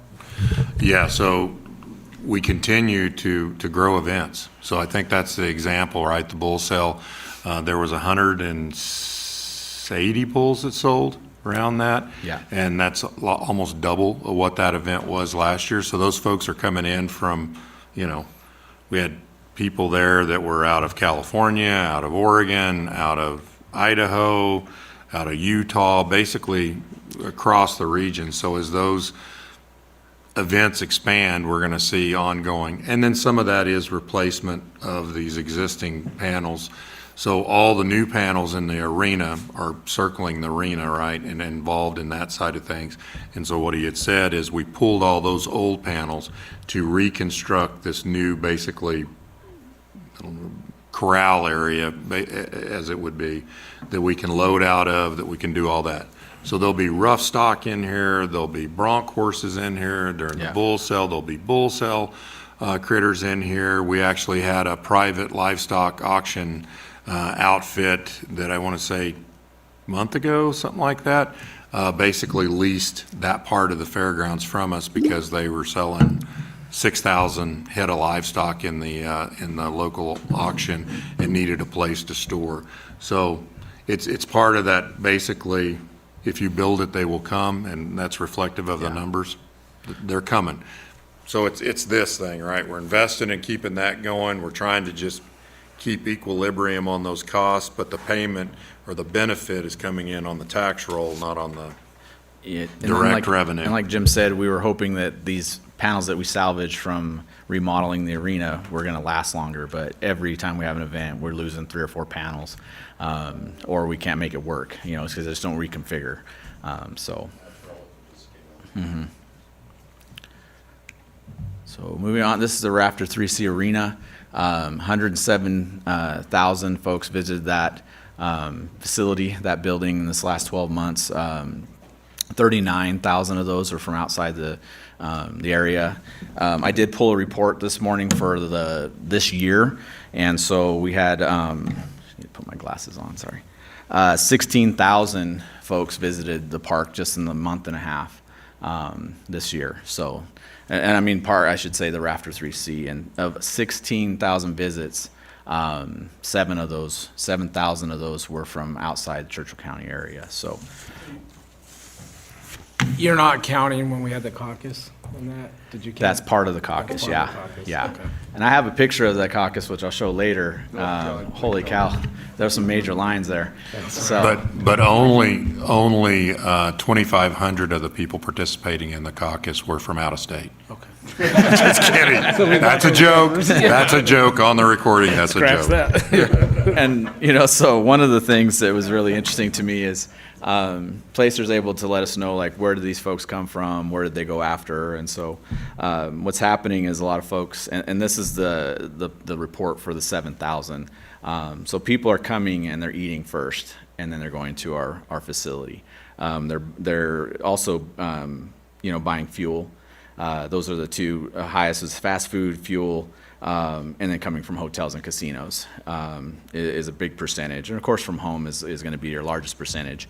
But then from the event, or the event venue. Now they're going back to fast food joints, hotels, restaurants, pubs, and bars. So these are folks that are coming from outside the area into our area. So they're coming in and possibly spending money, going to the event, and then before they leave, they're spending money again and then heading home. So. And one example on the way this data is driven, that we're starting to see these breakouts, and we're just getting, Jorge's the most tech savvy on it thus far, and we haven't got the rest of the departments engaged yet, but that's coming in the next month to start getting the training and everything. But just looking at the information that Jorge sent to me yesterday evening on my phone, one of the things I'm going to encourage Jesse to do is take this data and go meet with the general manager of Shields and say, hey, we would like a sponsorship for the Rafter 3C and be able to put your banner and your product in there, because one of the highest visited places from folks from out of state on their way to events at the 3C is Shields. I mean, it's like this big blaring obvious thing that's a driver, and that's the way we can use that investment of the 20, outlets at 26,000 Outlets of Legends. Mm-hmm. That investment that we have there to go target those folks and say, hey, we want to make you a part of our team. Here's the number of folks that are coming into events at the 3C, and here's why we think it would be noteworthy for you to kick some money, right, kick some money down our direction and put up a big banner in the 3C and the facilities. It's going to drive multiple things like that, but we're still just figuring out how to use it and working with the staff put it together at Placer to get better details. So of the 16,000 folks, the top 10 locations, and this is everybody that's come, this year. Walmart was number 1, Stillwater Plaza, Valley Plaza, the Outlets at Legends, Safeway, Boot Barn, Meadowood Mall, the hospital, Airport Squaza. Yeah, so got to make sure. It means that goes to show that we have a lot of seniors that are using our facilities. And then, of course, the Grid is one of the top. So it's just interesting to me. Also, just they're able to show us where all those folks are coming from, and if I was more ticky, I would have been able to put an actual map there. But I'll pass this one around if you want to look at it, and this kind of shows where everybody's come from. You're going to see these little bubbles, and you had asked me about that, and these are actually venues that are in those locations. Those are the folks visiting those venues, so it has nothing to do with the map. So if you want to just pass that around. Is this what you sent on? To you, yes. This is for all 16,000 folks that have visited this last year. So basically a month and a half. So we're still going through this month. Just interject one thing in here that really has nothing to do with what you're saying. Perfect. I had a disagreement with a fellow yesterday in regards to the Tammy Lee roping arena. Yes. He says they had to change the name of that because she doesn't deserve that. And I said, yes, she does. She does deserve that. And so I would just like to request that after I'm gone, that you keep that named Tammy Lee. And just kind of I don't know if we're getting too off topic, or are we? Because I can talk to him afterwards. Let me talk to you afterwards. Okay, moving on. So again, increases in fuel. We would like to create a line item that's event supplies. I thought maybe changing the miscellaneous line item. I'm however Sherry wants to handle that. We are now putting on some of our own events, so we need some capital for that. And then, of course, that would be recovered through cost recovery. And operating supplies, need to increase that. Telephone, which is all of our Wi-Fi, internet, that type of stuff just keeps going up. And then, of course, our utilities. So, Jorge, are you going to do anything to improve the Wi-Fi in that budget? Yes. Yeah. Okay. Jorge, question too. The sheriff had talked about that they don't have reception in there. Was there anything that was ever looked at for that? Well, we're hoping that, with doing some stuff, looking at a different provider might help fix that issue, so. Okay. Part of the problem is, as we've been engaged in that conversation, you don't have reception outside the building either. Yeah. So part of it is the cell phone service beyond, because I can tell you, if you're on the Oser side of that, I can sit there in that field in a lawn chair and watch my kid play soccer, and I can't reach, text, get anything from Verizon. Yeah. You know, and that's outside the building. So I think as time has gone on, I think there's a bigger issue than being in a steel building, is just the lack of cell service that we have generally by Verizon, and we've been told that others have better service that we've been looking at and engaging, but then the sheriff's office immediately said, oh no, that outfit has horrible service because you can't reach Stillwater. So we're noodling through that, but there's not a clear, good answer without, honestly, some of the cell folks investing in our community, and I'll put that on the record. And it was my understanding that it was the radios that they were complaining about, not the cell phones. Is it the cell phones? Okay. I think, yeah. All right. Yeah, and when you look at the area, you have the high school right there, 2,000 students with their phones, and then you see how many people are coming to the park, and they don't have enough bandwidth, for that whole area, so. So that's interesting, and maybe this is offline then. So this placer that we're using, if the cell phone coverage is so poor around there, are we losing any information that might be eligible to us around there? I don't Would you think so, take a 'cause lunch that's break? That's GPS. I can't. Miles has not let me go. Yeah, well, majority That's of not it's. cell phone data, that's GPS data. Okay. With their phones. Okay, moving on. So as far as capital outlay, this is a picture of the wrestling tournament that we just had a couple weeks ago, which had about 400 kids wrestling in it. We lay down an indoor-outdoor carpet, and right now we have enough to hit the main area, but if you look on the backside there, we have dirt that's exposed. So this $10,000 will get us the rest of the carpet so we could do the whole floor. Using the carpet has just been great compared to using like a modular plastic floor. We're usually able to put it down in about 4 hours and get it back up, and then storing it is much easier than that flooring. And yeah, a lot of folks don't even realize, the only reason they even realize it's dirt is because they can see the spots where we don't have carpet. So once we cover it up, they don't even know that they're walking on dirt. Just goes to show how great that dirt is again. I know a lot of people give me a hard time about it, but I love it. So, the Aquatic Center, we had 45,000 visits this last 12 months, 3,000 of those from outside the area. We have 19 different groups and programs happening at that facility. So again, We have the lifeguard. age groups on those? Is there a lot of seniors? Yes, and so one of the things that we talk about is where are they coming from, and then where are they going. And so I think it's about 10% of our users are going to health facilities.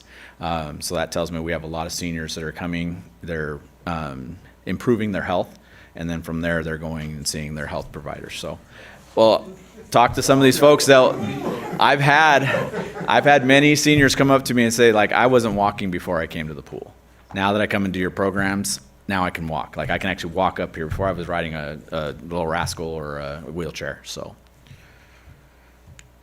and then of course this is salaries. This will be being bumped up to $14 an hour, as it takes a little bit more certification, and we're saving lives. So.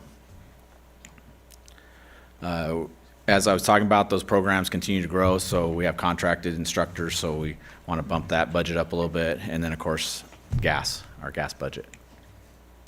For capital outlay, the main important one is our ADA lift. That lift was here before I came along, be 23 years, so as you can see, the main support is starting to get rusted, and the other issue that we're having is the battery that we put in that lasts about 3 to 6 months, and then we have to buy another one. They're about $2,500. So, and with the new rules with ADA lifts, this one will have to be fixed to the deck, where this one's a flow standing. We were able to grandfather that in, but once we replace it, we'll have to change that. So, our automated vacuum, we haven't had it for the last year. It takes 2 staff members to use the old system, and they have to go and convert the suction for the pool, and it has to turn these valves and then use this pump, and then you got 2 people running a hose, and you can get about half the pool clean in about 4 hours. So we're cleaning the pool every other day, but only half of it. And so with this little unit, you toss it in the pool. When nobody's swimming, it just goes around, does its thing. So we just need to get a new one. The cemetery, we've had 9,000 visits to the cemetery in the last 12 months. 3,000 of those were from outside the area, and those are our burials and cremains for this year. Of course, again, gas, landfill, and then utilities for increases. You expanding that? Yes, we're in the process of putting the water lines in, and so we have a large section that we're going to put in DG to start out with and see how folks respond to it. You know, that's where everybody's going right now because managing sod and, you know, dealing with that is pretty costly. And so we're doing a small section, see how people respond to it, and then if for some reason it doesn't work, we can scrape that off and start over. But that's the route we're taking right now, so. This is a 48-inch deck mower. We just replaced the 72, but the 48 is going out. This allows us to build a mow in between the copings and some of the upright headstones that we're not able to do with our larger piece of equipment. Facilities and grounds, that's a list of the facilities that we take care of, which we seem to be adding some every year, it seems like. But we're asking for a maintenance tech position, and the reason we're going with the maintenance techs instead of the, what's the other position called, Joff? No, the aid. Maintenance aid position is I'm looking for somebody that already has the skills to work with our HVAC units. This person would be dedicated to working with those pieces of equipment. We're not able to even get to the PMs right now because we're so busy. I have 2 other maintenance techs, and so because of that, we're having a lot of issues. And then when we transfer from hot to cold, we're having issues with our units. We have over 150 plus units. That's a picture of one of the evaporated units for the Raptor 3C. So this person would be responsible for handling those. What tends to happen is we put our guys on a project, they get called away a lot because they're dealing with these issues. This person would be able to handle that directly. The other thing that they would be doing is just about every one of our buildings, any building that has a fire or that has sprinklers in it is going to have a fire riser, and that has to be inspected twice a year. So they would handle all those inspections, and then also all of the inspections for the sprinklers. We have to have inspections every 5 years, and so we have rotating every year. We have buildings that are being inspected, and then of course sprinklers are being repaired. That again is pulling staff away. Fire extinguishers have to be inspected every year. We have over 200 fire extinguishers. So this is what this individual would do: is they'd handle all that, and then if they did have downtime, then we could use them to work on these other projects that we've been working on. So. And that's the salaries and retirement and all the other benefits that come with an employee. As far as other increases, again, utilities, and then of course we need to replace a computer.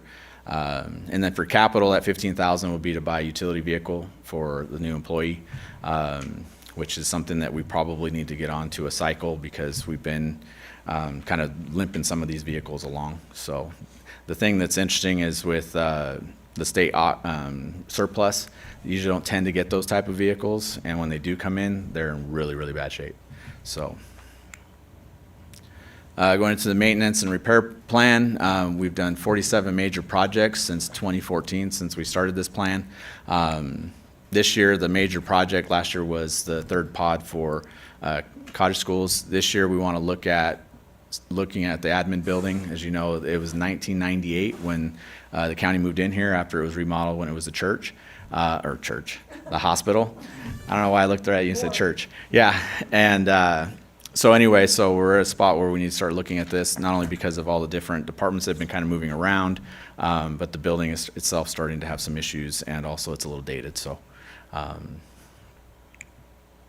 then, of course, we're going to continue with fire suppression. We always have this in our budget. Also with flooring and carpets and the parking lots. And that is it. And that's the picture of the caucus if you want to look at it. So. Yeah. Oh yeah, no. Someone's up on the stands taking a picture of that down. So that's all I have. Any questions for facilities, park, recreation, cemetery? Right up to lunch. I just want to comment on the salaries for the lifeguards and for the camp counselors. Traditionally, in the past, those positions have been paid above minimum wage. They've not been included in comp studies that we've done over the past, and so as time has gone on, the minimum wage is caught up to where they are, so now we've just been giving them minimum wage each year. That becomes a little bit of a challenge. Lifeguards out at the base are making $18 an hour. We're not looking to match the base, but I think $14.60 is what we were kind of proposing in there. And then the camp counselors we have at $13. minimum wage goes to $12 an hour in July. So I think that was kind of the impetus for that, is to try and get a little bit above that minimum wage again. I think Walmart pays $17 an hour to start. So we have some challenges sometimes getting applicants for those positions. So. Any other questions or comments? Okay, thank you for your time, Jorge. Yes, thank you very much.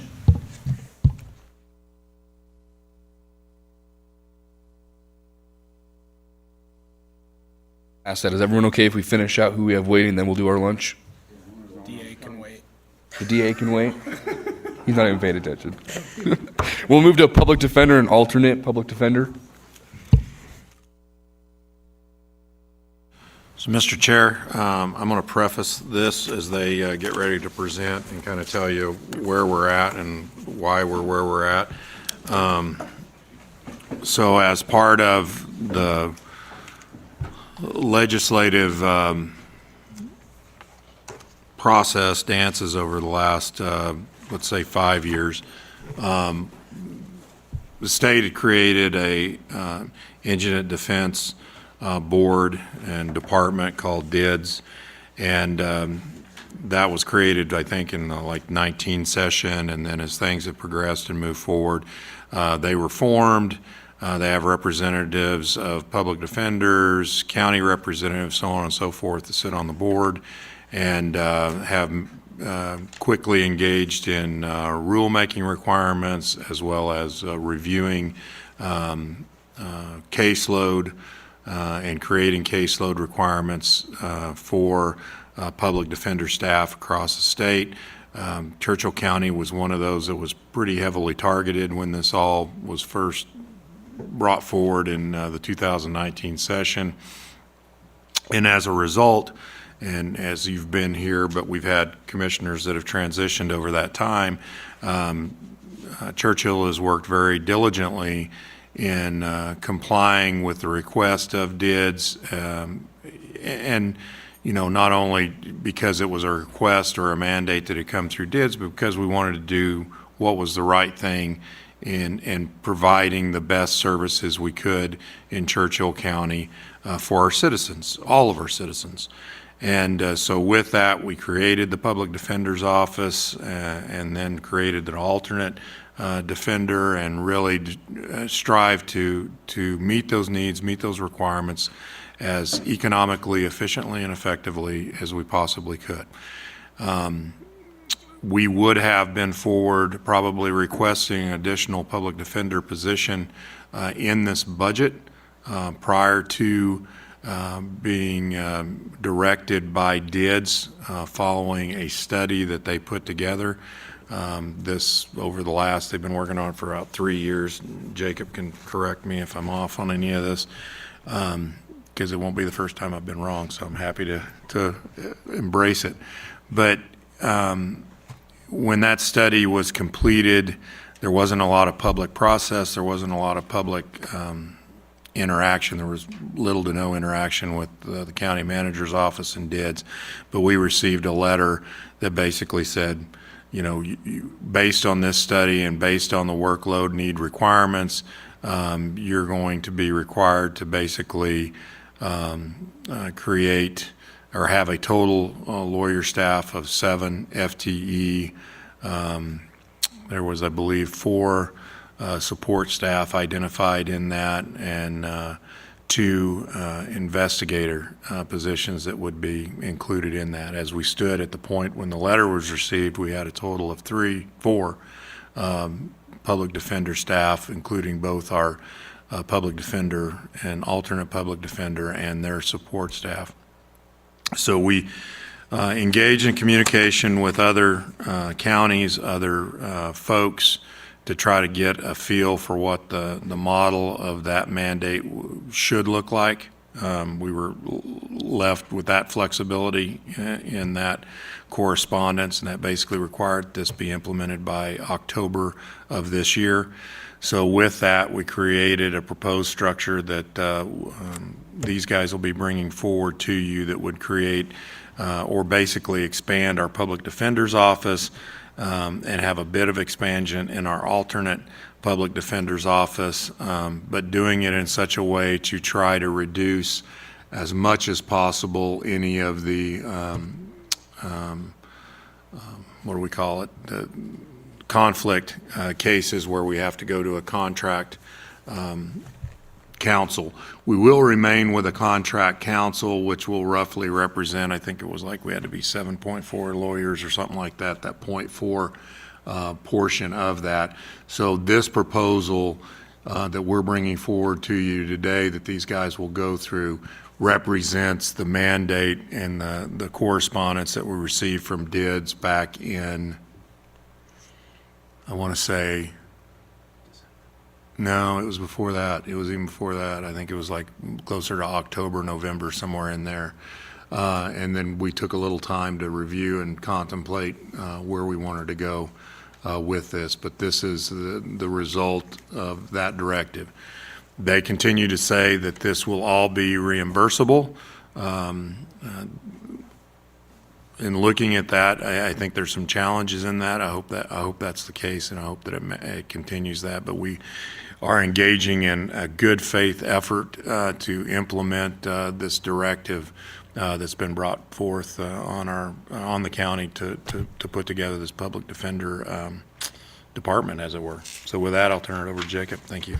I just add one little thing. In the budget request, there was a request for receptionist / legal secretary trainee, but I didn't see it in your org chart, just to. In the organizational sheet? Yeah. It is in there, actually. Oh, that's what that one is? Yeah. Oh, okay, thank you. Yeah. Describe well. Okay. I'll agree. I see it now. Yeah, it's there. Okay. Thank you, commissioners, and thank you, Jim, for that preface. I think it's important. I think we can talk for a long time about the mandates that have been required, but I will just say that Wright and I have been diligently engaged with the Department of Indigent Defense to try to make sure that whatever plans that are in place are consistent and that they intend to fulfill their obligations. Obviously, the requests that we're making in our budget are a substantial increase, and the regulations are the reason, and I think that's no secret. I don't know. I don't know that we have a lot to expand on in terms of the reasons they did this, but I will just say we're doing a lot in terms of trying to work with them and get confirmation that their intent is to reimburse the county for these costs. I know that there's some concern that the reimbursement numbers won't work between all the counties, but we've been assured that they will definitely be aimed at getting us reimbursed for all these. So while there's a big increase, this should be almost every request is reimbursable against the state. So I just want to make sure that that is clear. And the plan that Jim has developed as we've counseled together about it, we're in favor of it. I think moving forward in this way is the smart and wise thing to do. So that being said, I won't spend much time more talking about DIDS.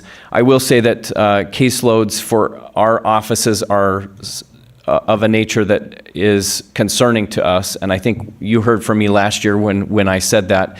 So this request will actually be significant for us in terms of serving the population that we serve. It will help Churchill County to fill its obligation to those individuals, which are constitutional obligations. So those are all things that are good. If you have any specific questions, I can answer them, but I think I'll just hit on three things. There's a couple of things that I want to make sure you know. The first is the position change with my assistant.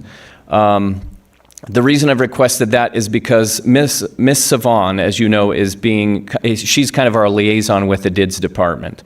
And she is not going to be here for a very long time. In fact, she's given us we're on the clock at this point. I think we have another year with her.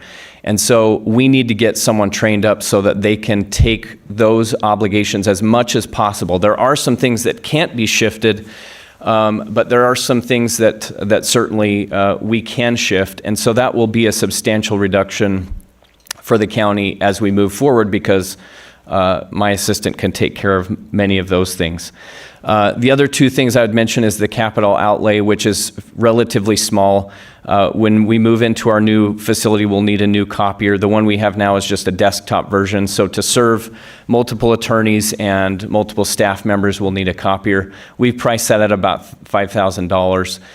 The additional challenge that we have right now that we don't really have a solution to is data storage. Right now, we're getting most of our footage. So all the cases that come in generally have body cam footage and dash cam footage. All of that footage is coming over from the district attorney's office in a format that we are finding a challenge in terms of data storage. So we've been working with Colin to find some solutions. One solution we came up with was some hardware for about $4,000 or $5,000. But then we found out that Logically wanted to charge $2,500 a month to maintain backups. And I don't view that as a reasonable number, and so we decided to not go in that direction initially. But this is an additional request in terms of the $5,000. That's for the hardware. We're not sure what the solution is, but I'm not comfortable with paying $2,500 a month in just simply backups, storage type costs. That doesn't seem reasonable to me. If I'm a private firm, I'm not going to pay that kind of money for data storage. So we're trying to work through that. But the other $5,000 in capital is for that, to try to address that initially. We may just have to invest in some hardware and see what we do. But Is there a requirement by the state? yes, so we have data retention obligations for 7 years, and so that includes all of that footage as well. So that Does it have is to be digital, or can it be paper? Is it? well, so it can be paper, but we've basically filled the Dodge House with paper. I don't know if you've been down in the basement. That's a little scary, but there's pallets of files down there from ancient days. All of our files now are digital, but we can't store the body cam and dash cam footage on paper. That has to be stored electronically. So that's really where all the storage space will be used. And so that's our big challenge. We're wrestling with it. We're working on it. It's going to be reasonable when we figure it out. But anyway, that's the reason for the other line item there. As I said, we're in favor of this plan that our good county manager has implemented. I think it's smart. It'll allow us to make sure we're in a good position on a number of fronts as we move forward. Not least of which, of course, as I mentioned, is to serve the important needs of our county and our community. As I always do, I will just point out that I believe that we are in a unique position in the public defenders and alternate public defenders offices to serve a portion of our community that needs help. We have this unique problem, which is, some people aren't obeying the rules, and we need to deal with it. And I think there are many ways that we can do it in a manner that is above and beyond just the black box of what our legal duties are to represent clients. I think we can, our intent at least is to hopefully try to do some things that will help to ensure that we don't have an increase in this problem as we continue to grow. So our focus is on making sure that we do our jobs to represent clients in a way that's consistent with their rights, but also we want to make sure that we do focus on helping to address an underlying problem so that we don't have to continue to deal with it.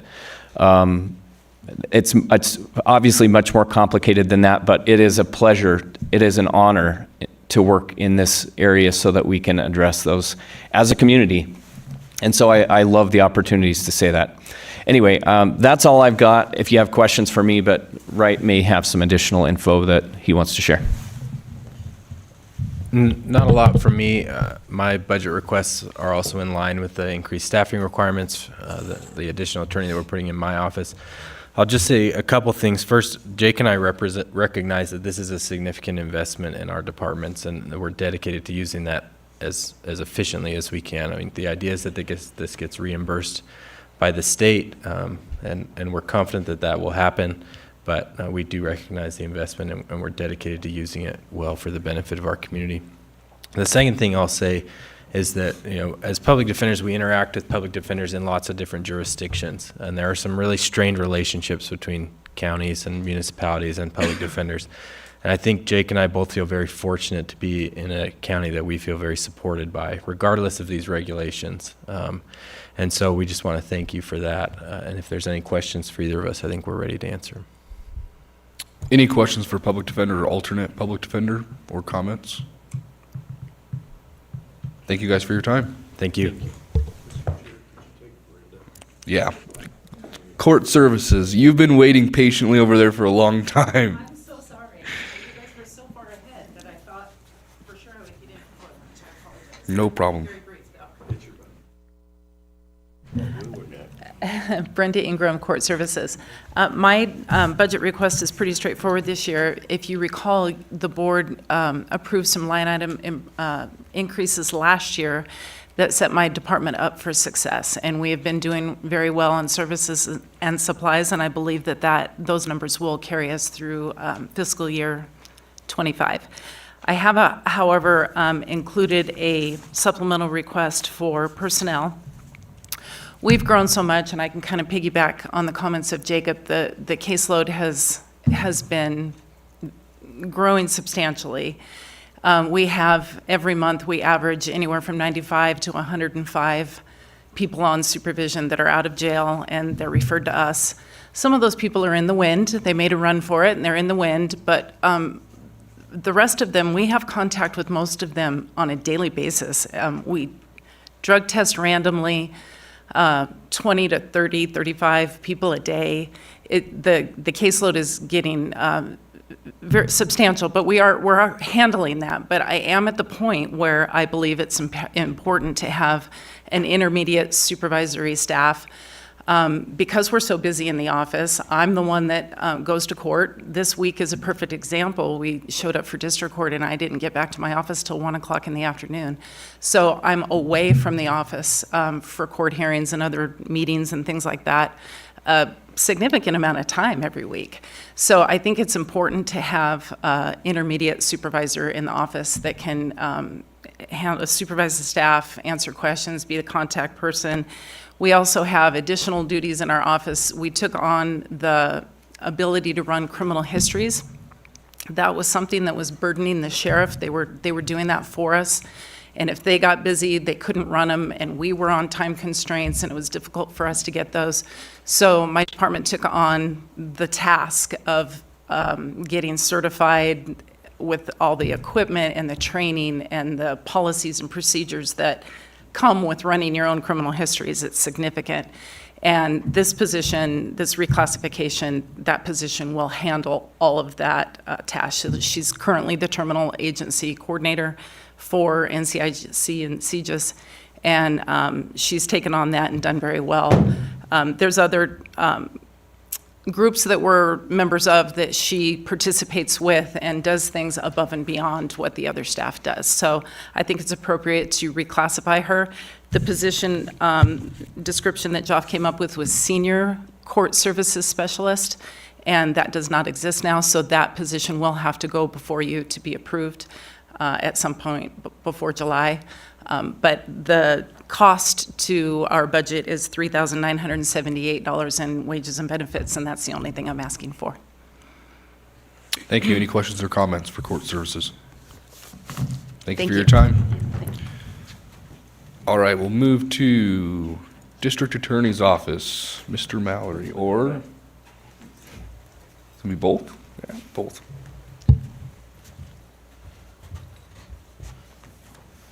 I need Mr. Mills up here in case y'all ask any hard questions.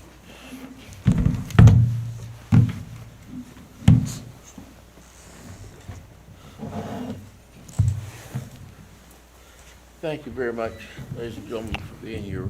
Thank you, Lane. For whatever reason, this room is playing havoc with my hearing aids, so if I don't hear you, just holler at me louder, and I won't take offense. I'll just know that you're communicating. So that'll be great. This is a very unusual year for all of us, as you heard the public defender explaining to a certain extent. And let me say to begin with, the problems that we're facing have nothing to do with our local public defender's office or anyone inside of Churchill County. These are mandates that have been placed on us by the legislature without regard to the cost to the counties. You're all familiar with the elimination of Sundays. The legislature decided Sundays didn't count. We have to have court on Sundays if someone's been in jail over a certain period of time. And that's added additional cost without any thought by the legislature of how that would be taken care of. In addition to that, they came out with a study which we'll be perfectly honest with you, we don't see that the study is valid. We don't see that they will not provide they have not provided the backup information on how they did their survey and their study.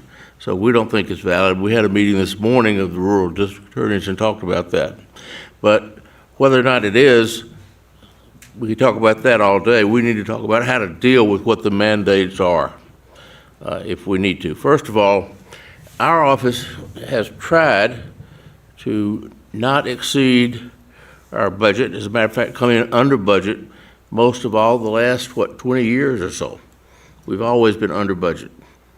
And this year, for the first time, we were presented with some significant problems. Number one, because of laws passed by the legislature, not just the one dealing with the number of attorneys, our workload has increased. We represent every department in the county. Every single criminal case that comes from any law enforcement agency in the county comes to us. Whereas people on the other side, the defendants, they may go to the public defender's office if they can't afford it, but if they can hire their own attorneys. So that's a burden that's not on the public defender's office.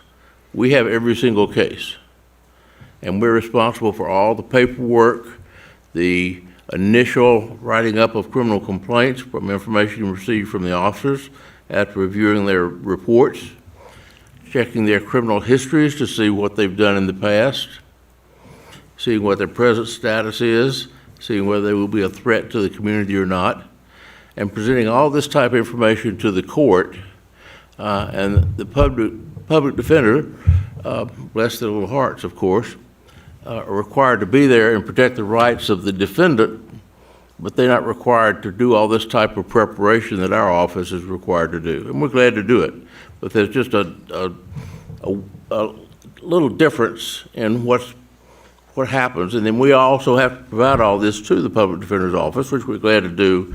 And I must say we have probably one of the best public defender's offices in the state. They're easy to work with, they're honest, they're ethical, they communicate with us very well, and we hope we communicate well with them, so we appreciate that.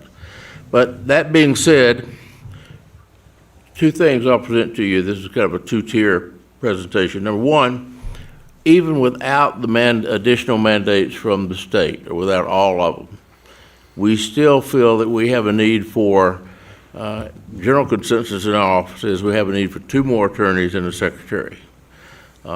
We think we could make do with 1 more attorney, but the workload is just increasing tremendously with what the legislature is doing without regard to the cost to the counties.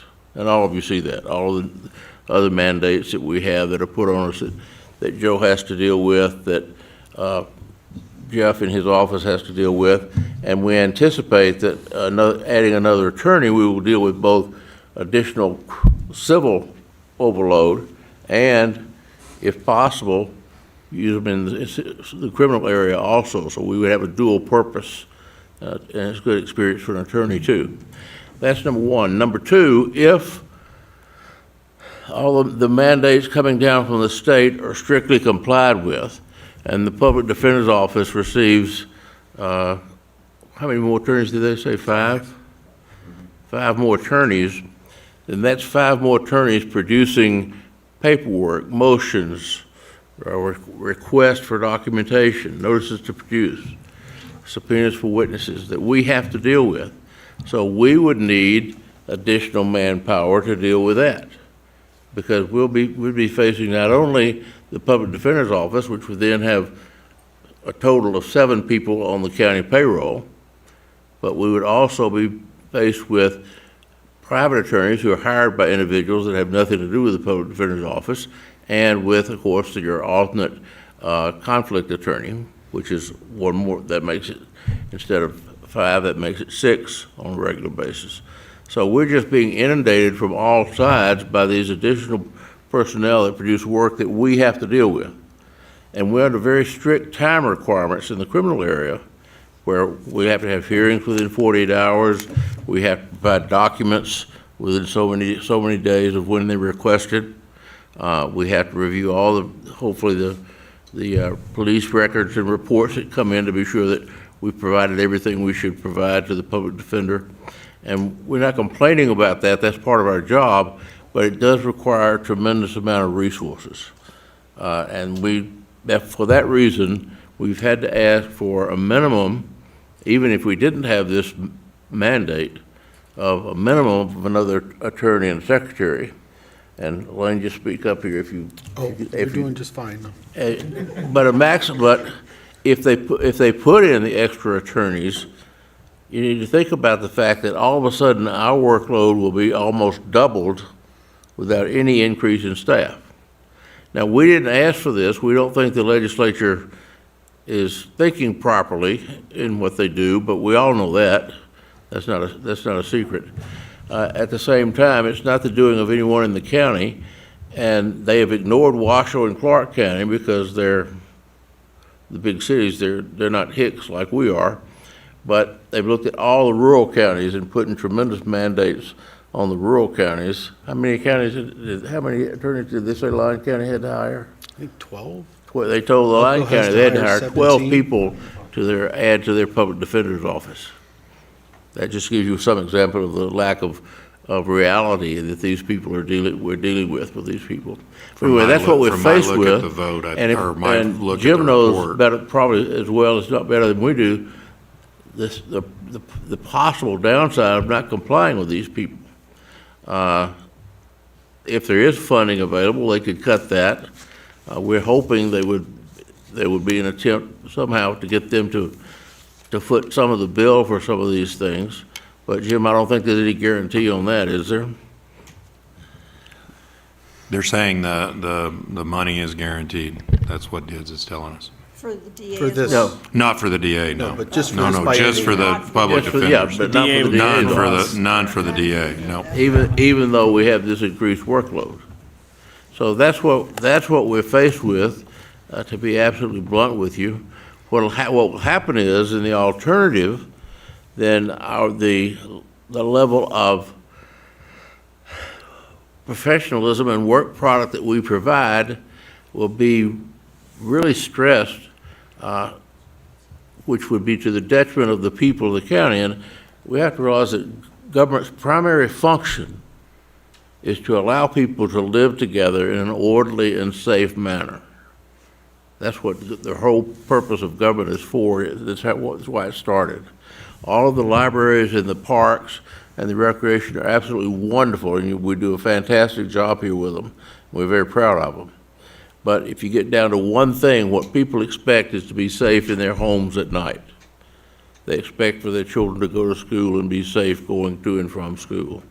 They expect to be able to go out shopping or to work and not be worried about having some horrible crime committed against them. And that's where your law enforcement, your district attorney's office, step in. That's our job primarily. And also to give legal advice to all of the county departments, which the public defender doesn't give legal advice to the county departments, I'll point out. But for instance, during elections, we talk to Linda Rothery.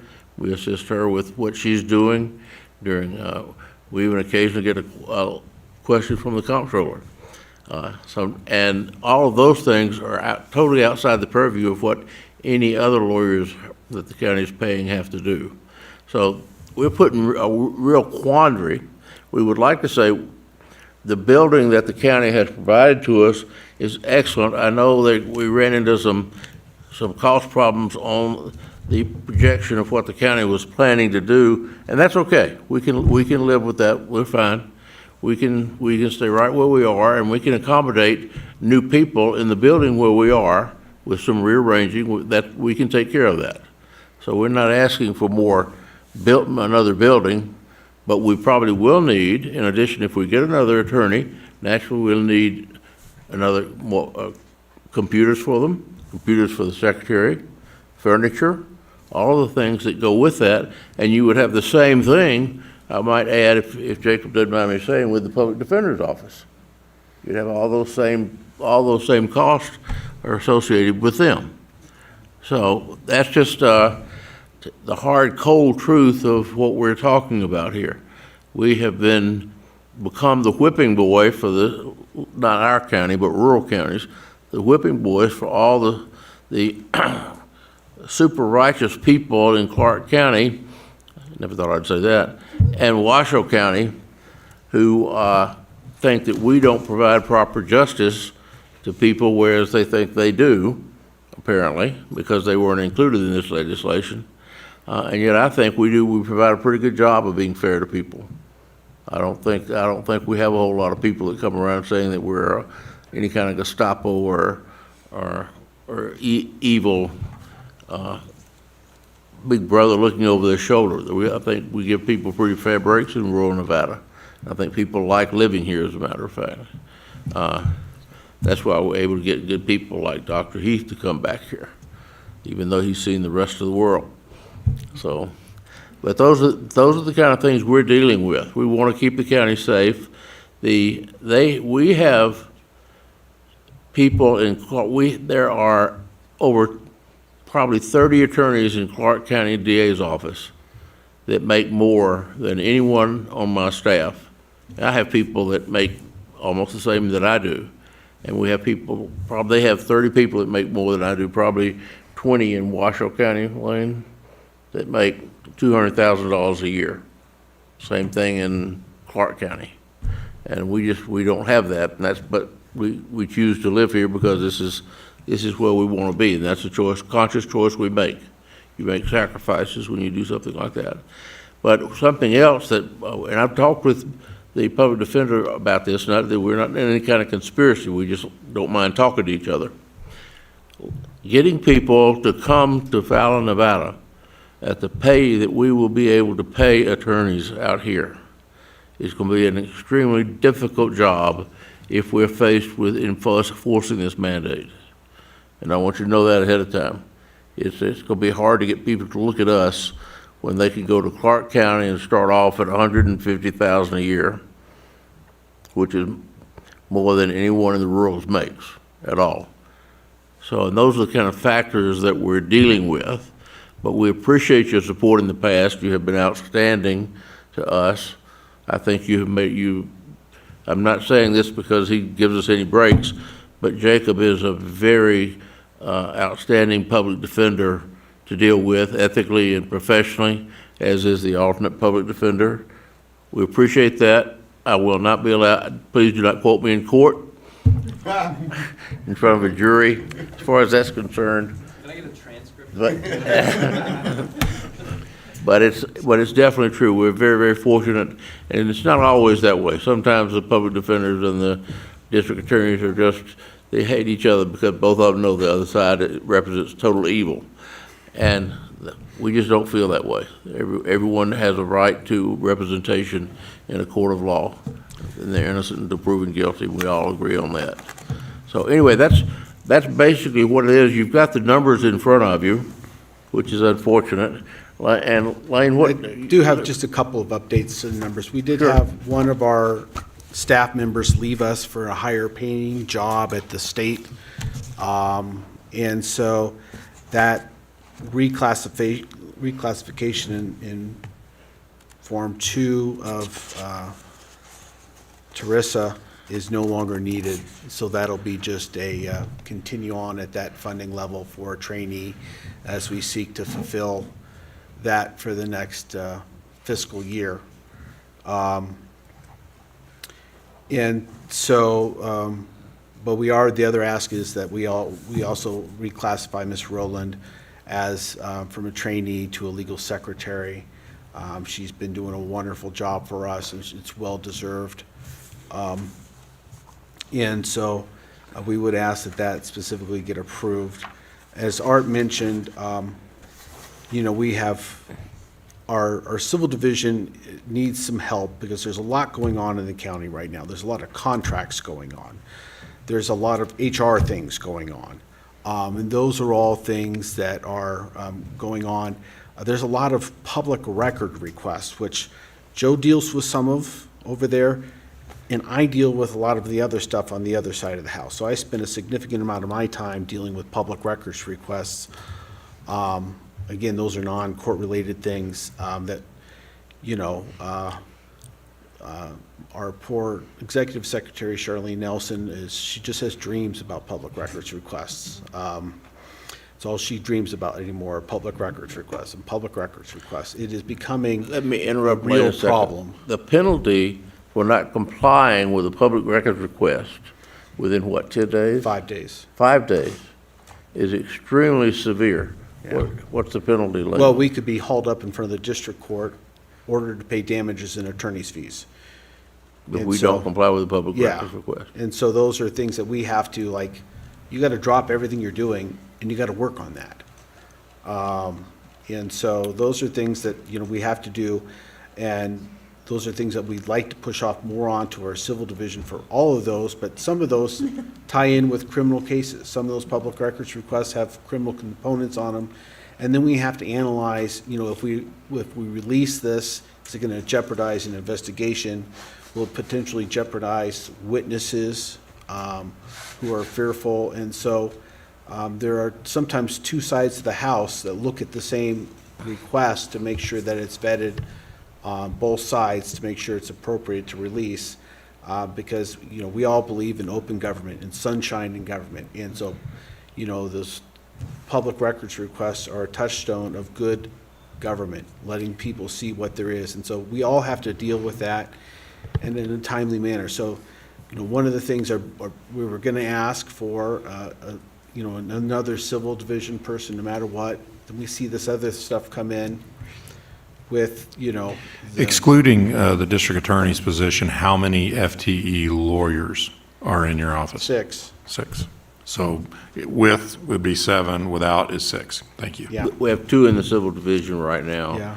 And we would anticipate, if we are allowed to hire another attorney, we would define their job as being where we could use them in either the civil or criminal area. So that would be part of the job definition.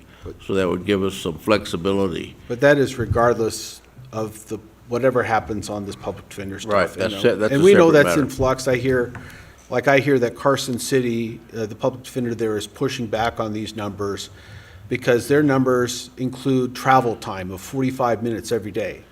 Well, there's no travel time in Carson City.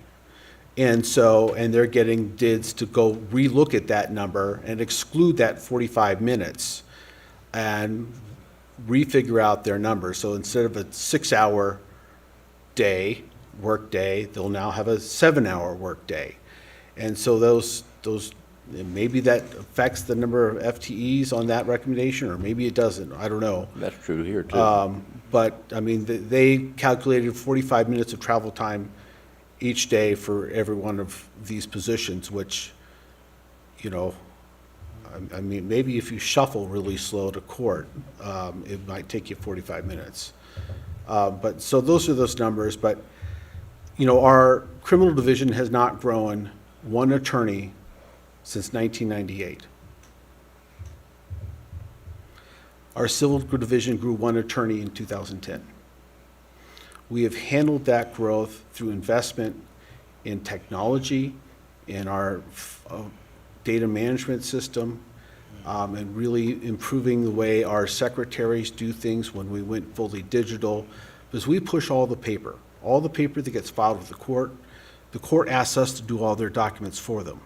You know, every OR revocation, every judgment of conviction, every modification of probation. We do all that paperwork. And so the reason that Art touched on that is there is a difference between, well, you'll see what they're recommending for the defense, that they only need to have, I think, 2 more legal secretaries for their 5 attorneys. And we're asking for a lot more than that because frankly, we push a lot of paper. And if everything's getting set for trial on the criminal side, then we're the ones pushing the paper. It's our legal secretaries that are going to push paper, generate subpoenas for every single case. You know, according to the DID study, every misdemeanor should take 6 hours. So you're driving on a suspended license case, 6 hours. Right now, that's about, well, for the defense attorney, explaining the rights, but probably what takes the longest time talking with their client.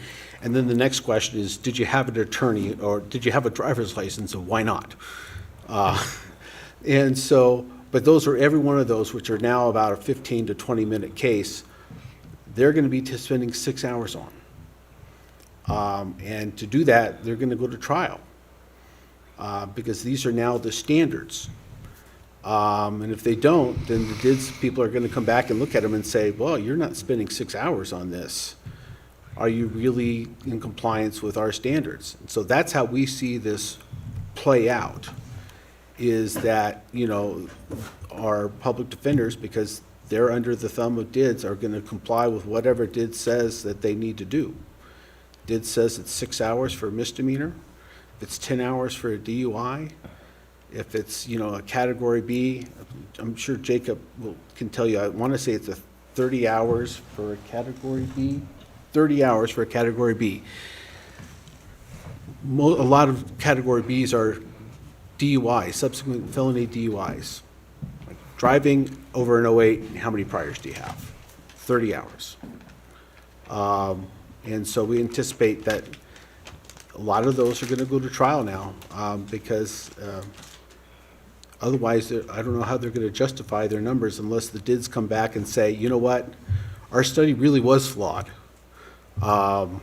because we took into account jurisdictions where you go to jury trial on misdemeanors because of the way they conducted their study. But, that's, our office can't worry about that. We just have to worry about what's coming down the pike with us. And so we are asking for 2 attorneys. The 5, is like, assuming the public defenders get what they're asking for or what they're being mandated by the state. This is where we see the rollout for this is coming for us. And you'll see under Form 4, we have the Form 3. For 5 attorneys, professional fees of $7,600. Those are non-negotiable things. That's state bar fees that every attorney is going to have to pay. And then we also going to have an increase in our contracted services because for our data management system, that's a per user system. So for every user we have, we add 5.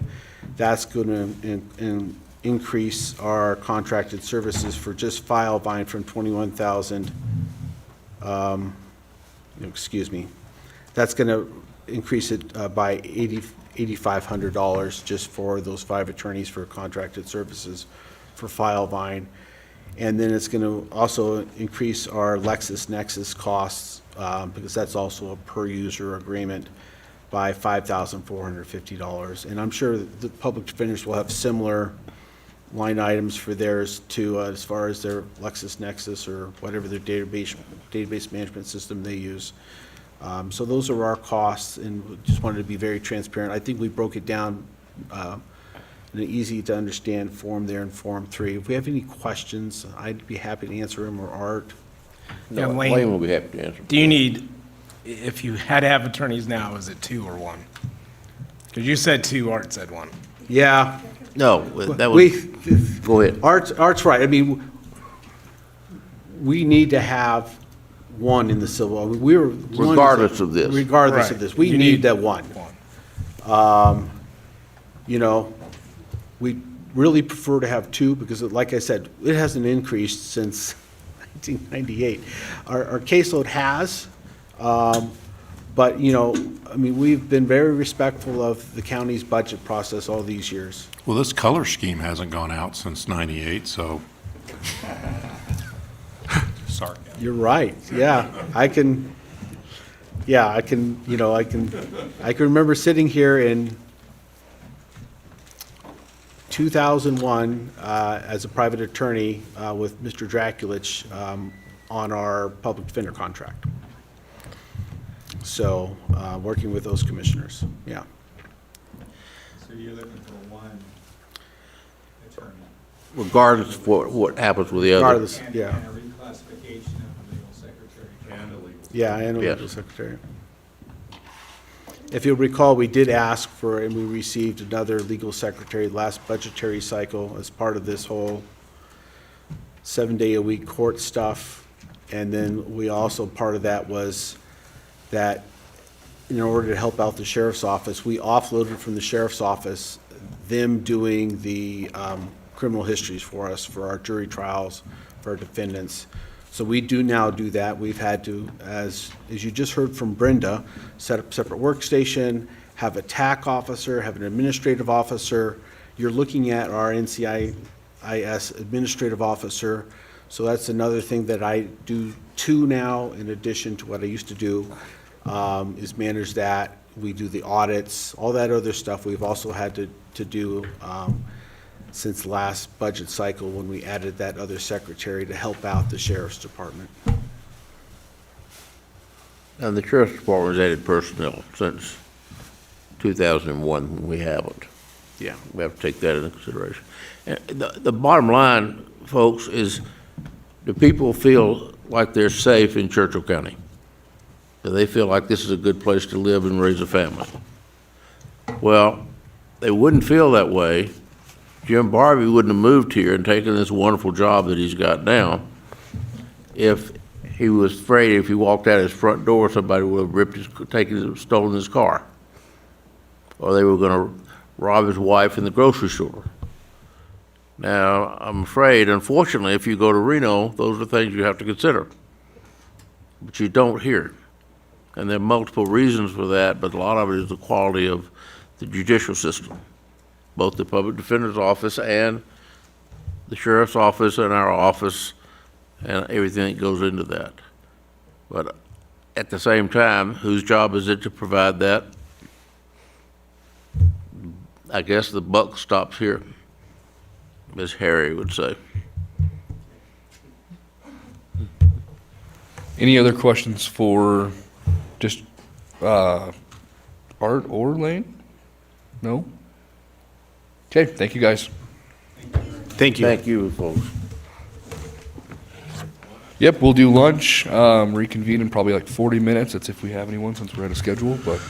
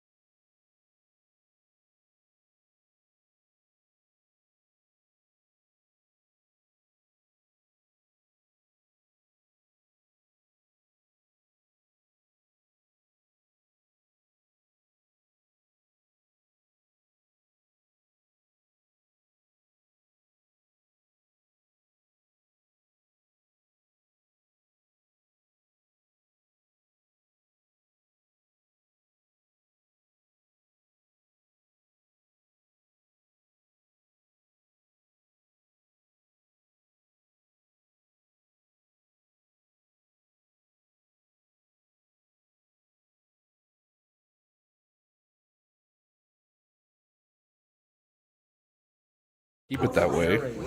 I know. We have a naval base up there. Air Force Base before Navy. Well, obviously. I mean- To Comptroller, Commissioner, and General Government.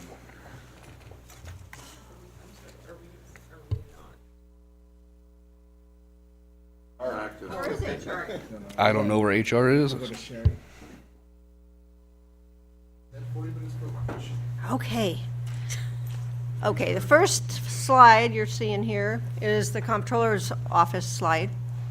And the only thing and this is our org chart, which is not on that screen, but hey, it's on my computer and it looks nice. And we're not asking for any personnel stuff. The only thing I'm asking for is a plus $3,000 for a possible new computer for our office. Looking. Yeah, when was the last time? Yeah, let's not even argue about the computers. That's hardly anything. And that's all I'm asking for the comptroller's office. If we scroll down, then we go to the commissioner's office. Are you buying or leasing your car? I am buying everything. Never lease. We don't lease anything. We don't, no, it's an accounting nightmare. help us, though. Yeah. Oh, I jumped ahead of you, Josh, sorry. Okay, I wasn't all that ready here.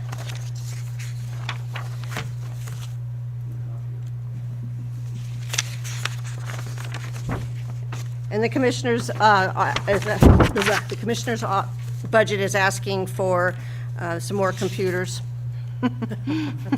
Seems to be a theme. Yeah, that wasn't me, but your computers are like 6 or 7 years old or something in the chambers, so that was me. Yeah. And I totally support that. It sounds like a dead battery in your car. Yeah. And then for general government, the only thing I'm increasing the insurance liability. I put $550,000 in there. I'm probably going to have to move it up just as a placeholder to $575 after talking to various people. I mean, it'll come in when it comes in, so it'll only get spent if it's, if it comes in that high. Gotta figure out how much that cow's gonna cost. Yeah, truly. And then the next increase for general government was Celebrate Us, and I think Julie would talk on that, please. So the $15,000 increase being requested on the Celebrate Us line item within the general government fund is because Chris is so busy with projects, honestly. So this line item actually covers the cost of a multitude of different things, promotional items for the county, printing our annual report, advertising county events, county swag that's used for a variety of things, conferences and meetings, events. Gift baskets we do for groups in the community that are holding events, and we, have been asked to support them and provide like a county swag bag kind of thing. But the increase is more specifically to fund some of the groundbreaking and dedication events that are going to come in the upcoming fiscal year. So a lot of the projects that are going to be completed after July, we will be scheduling specialty events surrounding those. I mean, just some of them, like off the top of my head, is like the L building, and we've got the Main Street building. And of course, there's potentially the groundbreaking on the district court. And I'm sure there's others that I'm missing just off the top of my head. But that's what that increase is for. We also use that fund for other events, so like retirements of like elected officials and or department heads, and we do like a little reception, things like that. So this fund incorporates a lot of different things into it. So that's what that request is for. Thank you, Julie. Thank you, Julie. Yeah, I'm just going to keep going through these departments, and if you have any questions, just stop me and ask. I'll be happy to answer. The next one's the Yucca Fund. That's just a placeholder. There's no increase there. The city, county health is what we pay to the health district. There's no increase there. we have a contingency fund, and I put 200,000 in here, but I meant to put 400,000. This is a place mark within the general fund, and since we're going into bargaining year, that is exempt from like the ending fund balance of the general fund, so I wanted to increase that just in case we need it, and B, just because of what I just said. So that only says 200,000, but I'm going to move it up to 400,000 if I can balance the budget. And transfers, that's still the same. The China Springs, that's what Lalo was talking about earlier. We had a budget this year of 400,000. We're still below what they're asking, so I'm going to leave that at 400,000. That's what Winrick comes out Yeah. of, is the China Springs budget. Yeah. And capital projects levy, that's what we pay out of this fund is the difference between what the Navy pays and what we pay for TDRs. So there's a place mark of 100,000 there to cover our cost. And forfeitures, that's just in and out, so it's a budget there because it's a standalone fund. The E911, that's the fees that the sheriff spends, and he's increasing that for the aging equipment. The PSAP expense, he's increasing, and the others are just pretty much budget earmarks, just in case something comes up, just so we have budget in there, but they would come before you for approval prior to spending that money. Risk management, that's for like when we hit cows. Them. Compensated absences, that's what we pay everybody's payouts for when we do like annual leave conversions, or when someone retires, all that goes through there. Or when someone is terminated and they have like annual leave payout, that hits that account, and that's where that 1.25 is taken out of everybody's budget to fund this fund. Restitution fund is just for the restitution in and out, nothing really different there. Unemployment compensation, we're a pay-as-you-go, so I'm not increasing that because we're staying pretty good.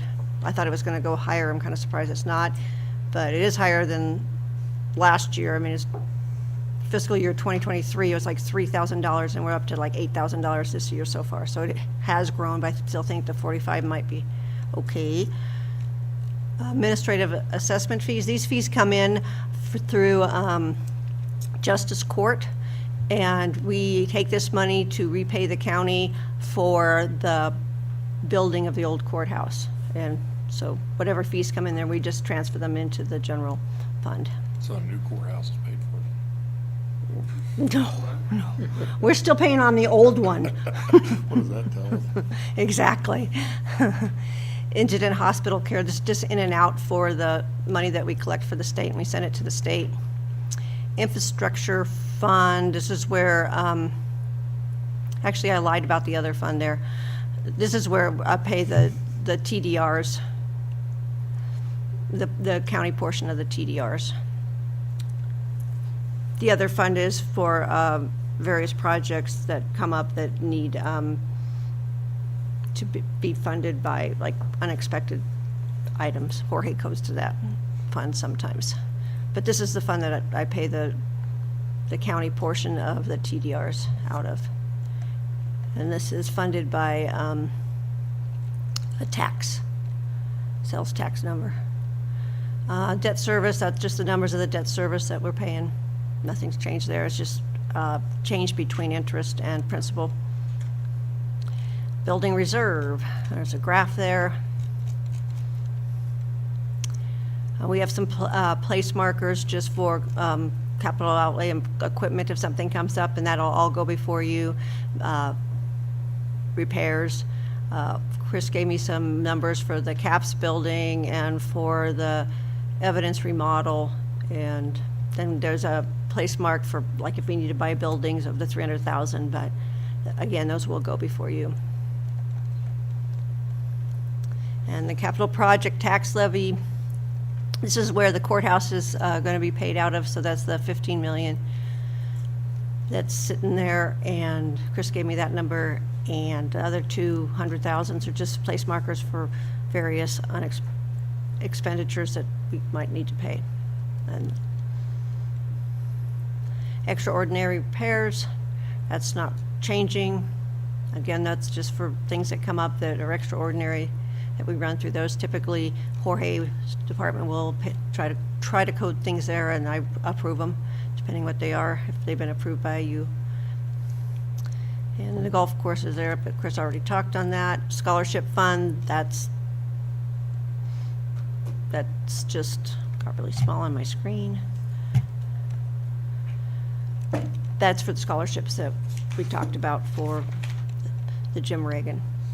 And then down here, we opened a new fund, and it's going to be opened this year, and we're going to transfer all the opioid money that we received on the settlements and put them into this fund so we can track them for the next 10 years. And I got that number, Shannon gave me the number of $275,000 roughly for equipment, and I believe that'll go before you before it gets spent. And it's got to be, they've got a lot of rules and regulations on how each stream of money is to be spent, so that'll come before you. And that's all I have. Any questions on that? Any questions for Sherry? Okay, you. thank you, Sherry. We'll jump back to Joff, HR. Thank you. For the record, Joff Stark, Human Resources Director for Churchill County for a month. No, not at all. So the budget this year is a bit different for the department. With me retiring, the position that Chris is moving into as the Assistant County Manager / HR Director is going under the county manager's budget. And so that position is being removed from the HR budget at this time. Then at the same time, we're looking at a couple changes that we're proposing on personnel-wise. One is for Kim Bronsema's position as the HR specialist to have that converted to an HR coordinator. That's a little higher level position, but that would allow her to be more involved with interviews and other duties, more higher level duties than what she's been doing. When that position was first put out there, it was considered more of a administrative support position. Over the couple years, she's picked up some good experience. She just got her national HR certification this past week, so she's been working for that. And by the way, Pool Pack paid for her training and for the testing and everything for that. That was something that they include with the Pool Pack, with our Pool Pack premium. So that was all covered. That was $1,800 worth that Pool Pack paid for. So she's got that. So we'd ask that she get reclassified because she's going to be the one here with some ongoing knowledge. And then the other request is for an HR manager position, which would really have that day-to-day oversight of the HR department. Chris's position would still oversee that, but it would be good to have someone with that specific HR background to be able to handle some of those day-to-day functions and the higher level HR functions that may come up through the year. So that's the primary change. Everything else that's in the budget is attached. A lot of it is attached to adding the new employees. So we've got a request for more training and travel. Most of that training and travel will get reimbursed through Pool Pack because they have education reimbursements for HR and risk management related training, so we can get a lot of that back through Pool Pack. But it's going to be really imperative for Chris to get that training as well as anyone else who might be in there. And then there's furniture requests, that's computer requests. A lot of that is all tied into having additional employees. I did put in there having money for labor relations negotiator. We did that last time we went into contract negotiations. We are going into that in this next fiscal year, so I bumped that up from $5,000 to $10,000. Hopefully we don't use it all, but it just depends also when the agreement gets struck too, because sometimes it crosses over from one year to the next. We're hoping that will go fairly smoothly. And then the other request in there is on NeoGov, which is we use for our for a couple different, it's a software we use for our applicant tracking system where people apply. We use it as well now for onboarding, which we've been allowed to do some of the paperwork electronically, as well as getting people on quicker. That's helped a lot in terms of our time usage. And then I've put in some extra money in case the department wants to add another NeoGov product. They have online performance evaluations. They also have online ability to do all the forms electronically as opposed to just for onboarding. So when evaluations are done and employee action notices go out, that could all be done electronically, and hopefully streamline that process a little bit more. So with that, I think those are the main requests I have, and I'll take any questions you may have. Any questions for Joff on HR? So you talked about an HR manager, and also reclassifying your current employee. Correct, that's what we're looking at.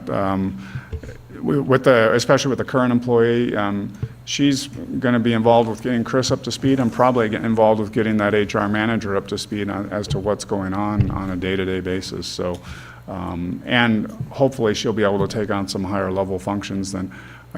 I've tried to be very cognizant of the fact that I don't want someone working outside of their job description and their classification. And so there are things that I've given to her, but I don't want her to do those on a regular basis just because it's not within what she's classified as. And so we'd like to make sure we get her classified properly and then. That upgrade kind of reflects where she came in as a trainee and now she's trained, and so this would be reflective of her duties and responsibilities, fully trained, ready to go. That accurate? And she's been here now over 2 years? 2 years. It'll be 2 years in, I want to say May, if I got it right. Any other questions? Okay, thank you, Joff.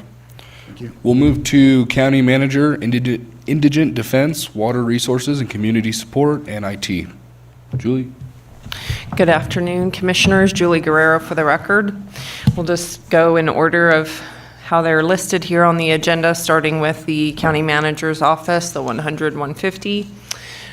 Included in that budget is a new organizational chart now that we've added the Assistant County Manager position. So that just kind of demonstrates the department layout and how we have things set up. So although the Assistant County Manager directly supervises that HR manager position, should that be approved in the HR coordinator position, the assistant manager salary is housed now under the 100-150 account. So you will see that reflected in here. And because that action took place in the current fiscal year, it's not considered, like, I'm not coming before you asking for an increase for that. Those actions were already taken, and Chris has been appointed to that position. So primarily in this budget, you will see some requests that reflect having an additional person that is housed under this budget. As the top priority budget request, I have listed the Administrative Services Manager position currently at grade 62 to grade 64 as exempt due to the separation between the positions that supervises, so that would be a 5% increase. I will note that there would be some level of offset because the position would no longer be eligible for overtime or comp time. So let me jump in here just so it doesn't look like she's presenting herself for an upgrade. So when we had her position upgraded based on the same conversation we were having here, the duties and the things that she was doing, which I think was 2 years ago or 3 years ago? 3 years ago was pre the IT position. So when we brought the IT position, that position reports to the Administrative Service Manager. I'm used to saying officer. I apologize. That's what it is at the state. And with that, I had oversight and missed that across the county, normally supervisor to reportee is a 4-step or what would be 10% difference in pay. When we put that position in, we only put it, there's only 5% difference in pay. So this is requesting to make this position reflect the rest. And then additionally, over the last several years with the work that she's done a lot of overtime comp type stuff. And when we reviewed the position as it sits today relative to, what's the doc, Joff?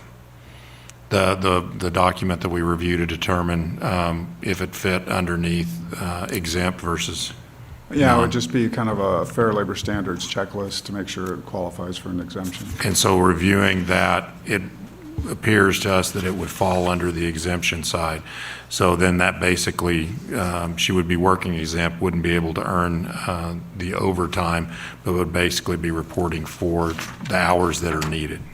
So it's almost like a salaried versus hourly. That's really what Screwing it is, up, pretty much. yeah, okay. When you're exempt, you're salaried, yeah. Right. So that's just basically fixes to that position that we had previously missed. So that's why we're requesting that. Thanks. The other supplemental and supply services and supply section on the supplemental request, I was following along for a bit this morning amid a number of different interruptions in my office, but just listening, you know, we have the task as a staff of putting together budgets based on our best estimates of what we think we're going to need. And then you guys have the hard job of figuring out how to balance the budget and where to cut. And although as I go through the next few budgets, I'm just going to, on the record, make some adjustments for places that I'm just going to give up some money, even though some of them may not be much. I think little bits add up to a lot at the end. So here we go. With the car allowance, I left that as a retained funds because Jim switched over to a county vehicle with gas and maintenance instead of the car allowance. So normally that would go away, but we have the assistant county manager coming on and he's opted for the car allowance. And so the $7,200 will need to stay in there to cover that car allowance.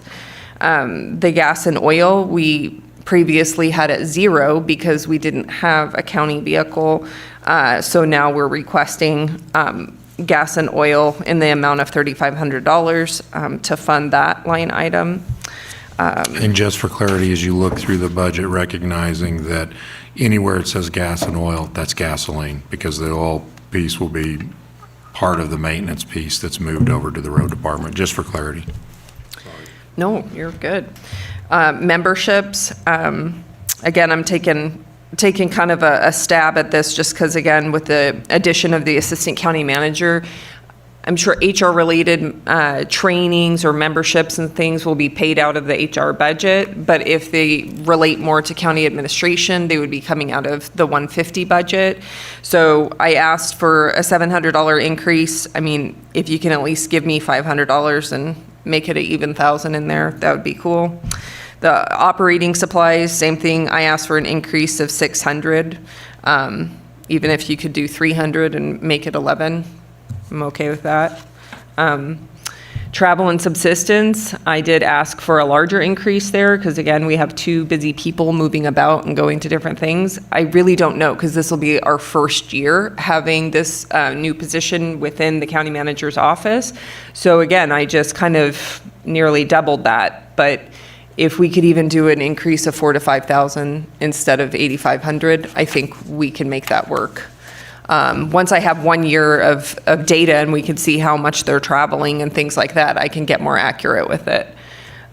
Training, again, I've asked, I would like to keep that because I think there's going to be conferences and trainings that our assistant county manager will want to take advantage of, as well as some of our other positions. So I've asked for an increase of $3,000, bringing the total to $5,000 there. The vehicle repairs, again, that's just for having a in-house county vehicle. It's going from $0 to $2,500. And then computers and printers, I promise you I will get to that, but I am asking for an increase of $1,500, which would bring that line item to $3,500 because the county manager's computer and the PIO's computer needs to be replaced. So that is for the 100-150 budget, and myself or Jim can answer any questions you have on that. Any questions for the 100-150 budget or comments? All right, let's move to the next one. Okay, so we're moving along to indigent defense, a different section of the budget. So you've already heard from our public defenders. So just for clarity, so the 100-248 indigent defense budget is the stuff that they can't touch. So due to conflict. So this is where we house all the things that our public defender and alternate public defender can't be involved in because they are cases that they were conflicted on. So just as a quick review, this budget is, you know, I wanted to say it's just flat. It was just put in like it was last year, but that's a lot due to the fact that we really don't have a lot of control over the expenses. They are what they are. So in here, we pay for Savon Consulting, which is Sue Savon, and she's our conflict counsel coordinator and helps make the assignments on the cases that are conflicted out. So her contract is paid for out of here. Sue has indicated to me that she will not be seeking an increase on her contract, which comes up for renewal on July 1. And that is just paid out at an hourly rate of $75 an hour for work performed. So she provides me a monthly detailed billing statement, and we just pay that, and that's how our contract with her works. Charlie Woodman, who is our conflict counsel, is contracted under here with two different separate contracts. One is for those conflict cases that our public defenders can't take, get sent over to Charlie Woodman first. His other contract is for 432B adult representation. And so, as I was mentioned when the public defenders were here, and I think Joe or somebody, our DA, somebody was talking about it, where you have multiple attorneys representing like all of the, you know, fathers and things like that. So that would be this kind of thing. So then we also have Caitlin Miller, who does 432B juvenile cases, and her contract's in here as well. And then we pay for things like psych evals and things like that on those indigent defendants that are being assigned as conflict or through DIDS, one or the other. Additionally, we have any conflict counsel that is assigned via Sue Savon to a DIDS attorney, a DIDS approved attorney. So when we go through, you know, Jacob conflicting, Wright conflicting, Charlie conflicting, and we get to DIDS or a caseload issue, then those attorneys, Sue makes an assignment to a DIDS approved attorney, and their bills are paid out of here. And again, we don't have control over that right now. And that was recently increased to $163 an hour of those attorney fees, where it was statutorily set at $100. Churchill County recently raised it to $150 when I presented that to you. And then they came back and said, how about you raise it to $163? So there we are. And so if you don't have any questions on this budget, I'll move on, but I'm happy to answer anything if you do. So Julie, last year we budgeted $555,000 and we only spent $240,000. Is that so far for the year, right? The year before we spent 409. Okay. for a full year. Yeah, so it's Still super variable, just depending on How many cases we have. right. And what we're truly hopeful of, as County Manager Barbie mentioned, Charlie's contract is also due when Sue's contract is due for renewal. I don't know if he's going to seek an increase. Obviously, we're going to try to keep that contract minimal because we are going to be complying with the order from the state and trying to hire more attorneys. And so that should ultimately mean less caseload going to Charlie because the more attorneys we have to take caseload, we still need to have somebody that's sitting in that sort of third place, if you will, for when those conflict out. And so then he catches those. And his contract is not like Sue's, where Sue's is on an hourly, Did's attorneys are on an hourly, Charlie's on a retainer fee. And that right now is $6,666.66 per month. And then his 432B adult representation is $3,333.33 a month. So again, you will see me coming before you in the next few months with contracts for Sue and for Mr. Woodman as we get into renewing those. But we remain hopeful that there won't be any increases to Charlie's. We're going to push back hard on the whole, we're hiring all these other attorneys over here. His stuff is reimbursable through DIDS, so just so you know, like all of these costs that are folded into the 248 budget, the majority of them are billable against our like base threshold amount, and then when we exceed that, then, we start billing the state. So Why don't we these pay are him, also reimbursable expenses. Why don't we pay him per client? You can't do that because it depends on the type of, like if it's a felony or a misdemeanor or whatever kind of case, you just have no idea how many hours the attorney is going to put in. And so most attorneys that contract with counties for conflict cases, they always want to go with like a retainer. And in some months that works out sort of like in our advantage because their caseload is high and they've spent a ton of attorney time or hours. And then other months, like maybe it's a lot quieter and they haven't spent as many. So then the hope is it kind of washes out. But we do have data. Sue is able to pull and see how many cases. He has to report because all of that information has to go to the state. So we know how many attorney hours are being spent every month. That has to accompany his invoice every month. So we do see all of those details and information so we can easily kind of check against like how much are we really paying this person for the number of hours they're spending. So all of that will be evaluated in any contract renewals with Mr. Woodman. Any other questions on indigent defense? All right, water resource. Okay, and real quick before I move on from there, and I apologize if it was already mentioned, is that as you guys know, the public defenders are going to be moving into a portion of that L building on Main Street.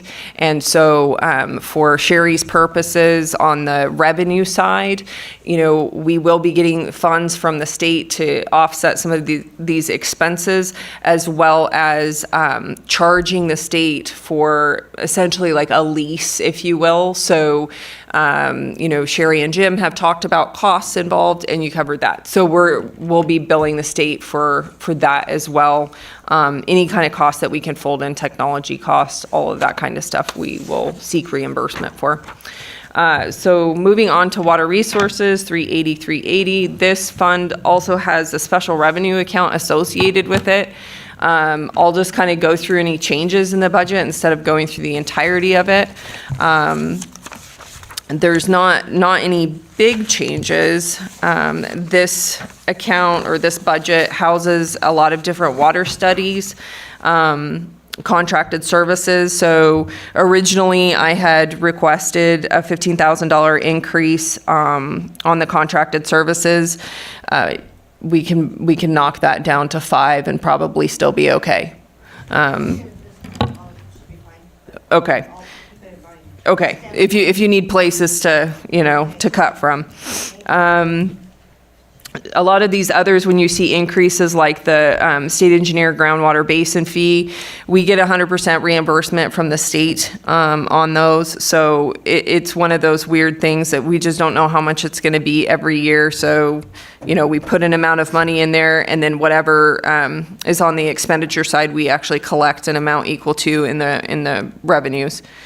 Miscellaneous, I've asked for an increase of $1,500 in there. That line item is particularly used for reimbursement to the lease on the Wild Goose property taxes, because whenever a county-owned property is leased, then it becomes taxable, but yet the county then gets that revenue back as property tax revenue. So there's an offset there. The next one is the Lahontan Valley Water Level study that is requesting a $500 increase. We do get funds from CWSD to offset this in the amount of $15,000. It's currently under an agreement with CWSD, which expires on June 30th. The county will be presenting on Monday to CWSD along with Chris Mahana for renewal of this ongoing study. We do that every 3 years, and I submitted the application last month and fully expect for them to fund it at the amount we requested. The next one is the same situation, the Dixie Valley. There's no change. Well, I'm sorry, there's a $2,000 increase there. That's based on an agreement. So for fiscal year 25, the total amount for that project is $33,000. CWSD covers $25,000 of that. So our portion is the lesser amount there. And then, again, the next few do not have any changes involved. They are based upon agreements, and so those are kind of set amounts there. And then the only other change within this budget would be relative to the conservation easement program. So this is, again, one of those that it just, there's a lot of factors that it depends upon. So what I do is I look at who's in the pipeline.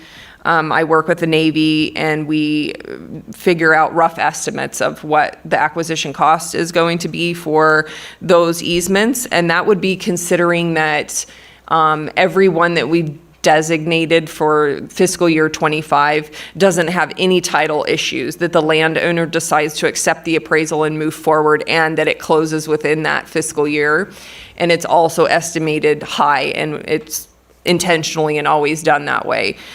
So in this case, the ask is for an increase of $500,000.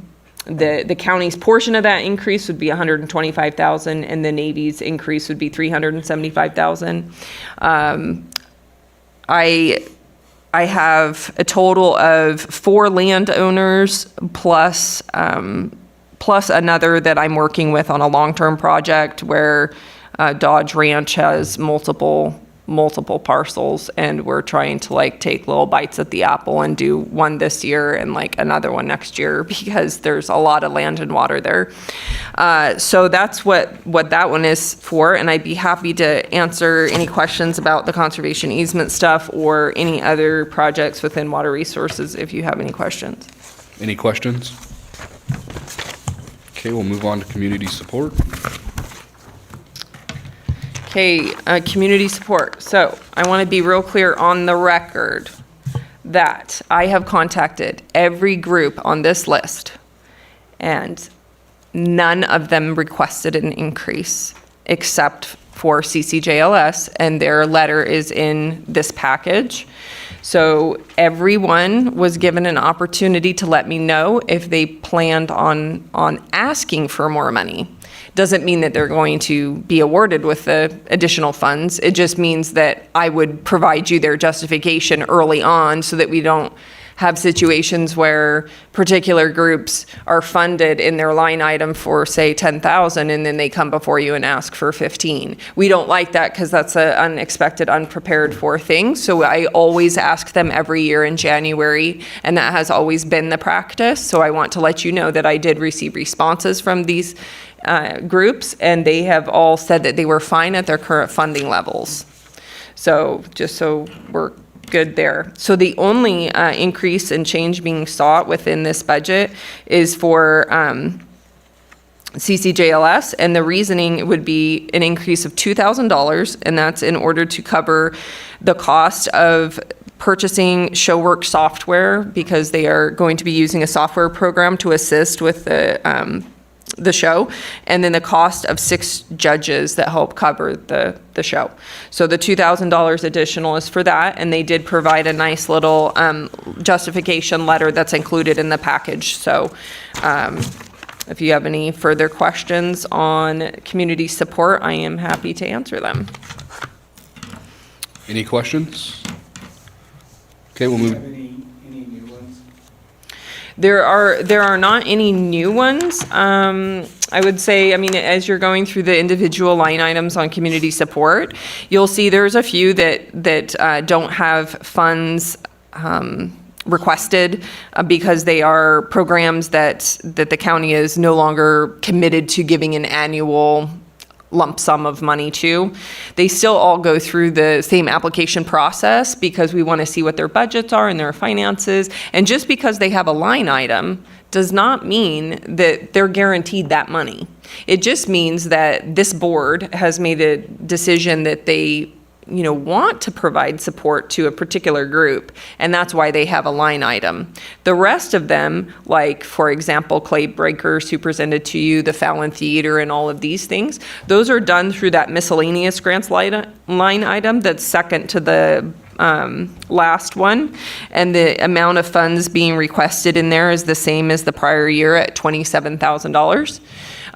Jim and I are working on looking through the current criteria for that, and maybe bringing some proposals to you for potentially changing, what's required of the applicant. And I don't know if you have anything else you want to add to that. Is there any money left over? For this current fiscal year? Yeah. Yes, we do have funds available. I mean, on the Clay Breakers, you granted that one, and I want to say, and this is just really off the top of my head, I want to say that we still had somewhere like between $11,000 and $13,000. I think it was like $11,900 left. Thank you, thank you. Yeah, I had just recently prepared that one. I was contacted by the graduation party, whatever. Yeah, thank you so much for bringing that up. Actually, that's a great point, because sometimes it's really challenging to be the, I'm happy to do it, but to be the bearer of bad news, or the, person that has to rain on someone's parade. But I can't tell you how many requests that we get that are relative to schools. And I love the youth in this community and our schools and everything, but if this board decided that it wanted to support school activities, all of this money would be gone in month one, and it would not be available for other community things that bring economic opportunity to Churchill County. And that's always been one of the criteria. So we haven't ever allowed student programs like the Grad Night Committee. Awesome thing, that's wonderful, but they got funded over $20,000 from the coalition. They received a $20,000 grant from the coalition, just FYI, so that you're aware. Another example would be earlier this year in the fall, when the local FFA chapter, and nobody bleeds blue and gold more than I do, came forward asking for support for their travel funds to National FFA Convention. You'll have just one after another, and I think referencing back to the comments that Julie made, we're going to bring forward, we're going to try to narrow, narrow is not a good word, better define the qualifications, requirements, and the wishes that you have in terms of what we can and what we can't fund with the money that we have, so that some of that is kind of taken care of through the grant or the request process, where we're able to say, well, actually, this falls into this category, therefore it does qualify, or it falls into that category, therefore it doesn't qualify. Recognizing that we're going to bring that to you, and you will evaluate what we bring forward, and then may adjust it there, because maybe you decide that you want to fund all the school stuff that's happening along the way. It's your budget, it's your control, your deal, but trying to get clearer so that we're able to communicate on better ground to what this can do and what this can't do. Another example is things that are one-off events instead of larger and community organizations, which I think generally speaking, it's pretty focused on larger community organizational kind of things. But we're not funding the Battleborn Bronx. We're not funding some of these one-off events that are coming into the 3C, and they all want funding, and they've all asked for funding at different times. This is part of the issues with all the good that we brought in terms of having new events out there, but we have a travel tourism board at the city that funds those kind of things. So we're trying to narrow at least where the money that we have, the total, whatever that is, $200,000, is focused and able to achieve some things versus, well, you funded them for that, why don't you fund this rodeo event, or why don't you fund, where we'll fund junior rodeo, right? You guys fund junior rodeo. That's a larger organizational type deal, not just the one rodeo they put on. Yeah. Just an example. So yeah, more to come on that, and you guys can be thinking about that in the back of your mind, because even if you wanted to put criteria on something and say, like, out of the 27,000, we want to carve a little piece out for supporting some of the school events or whatever, then you can direct us to do that. But we'll bring forward recommendations based on like what we're seeing, and please keep in mind too that, there's the City of Fallon, the Tourism Board, and CC Communications, and that is one of the things that's appears on the current application form, because again, if they're going to CCCOM and they're getting support from CCCOM, they are getting support from the county. So we have to also take into account those sorts of things as well. I think we'll also be bringing, if you're pleased with how this process works, or where we have line items on these, do we want to just schedule times where they come in and get the picture with the check, and it's not necessarily approval or everything, it's approved through the budget, and they do the application and show that they met the qualifications to meet the line item, and we just give it, and then you don't have to have the vote and everything twice. So we'll bring some of that, and you guys can kind of make up where you want to go. But it's good to be thinking about it in the back of your mind, because we're working on that now. Any other questions on community support? Okay, we'll move to data processing. Okay, data processing. All right, so here, top priority budget requests would be updating some of our firewalls and access points and creating a private, secure, and self-managed network between some of the county's new sites back to the admin building. So first off, before I dive deeper into this, I just want to thank the board so much. I know that not 100% of the requests that I made last year were approved for funding some of our infrastructure, but a very large chunk of it was, and we have put that money to very good use. And I know you've seen me come before you a number of times as we've moved forward on those projects. Colin's whiteboard is filled up with all sorts of project numbers and things that are ongoing right now, and between the two of us keeping track and keeping tabs on having those things put into place. And we're in a much better situation with our aging infrastructure than we were previously. And please know that we've already started working with Logically as well on developing a replacement schedule so that those large infrastructure pieces are not all coming due at the same time. Similarly, I did hear the comments in here, and I will address them regarding the computer replacement schedule as well. But I just wanted to thank you so much, because they were really necessary and needed things. We had some servers and things that were extremely out of date, that were like pushing like the 10-year marker, and in our environment, the industry standards are really like around 3, and we do push that, further to like 5-year timeline kind of thing. But, to have equipment that is essential to our operations at like a 10-year mark is a little scary for something to, potentially go wrong or crash. So on the services and supplies portion of the budget, some of these asks are relative to this. The data processing has a vehicle, an old state vehicle that was purchased in a prior fiscal year, and previously did not have one. So again, we have a request for gas and also vehicle repairs. So that would be bringing the line item from 0 and putting some funding in there to cover that, as Colin has to zip around to all of our different county departments on a very frequent basis, and on occasion has to go to Reno and things like that. Then the website. Just to sorry. interrupt, so you know too, that we use that vehicle then also across the rest of the staff in the county manager's office. So if PIO needs to go get stuff, grab stuff, needs a vehicle that they can carry that in, or Julie, we utilize it that way as well.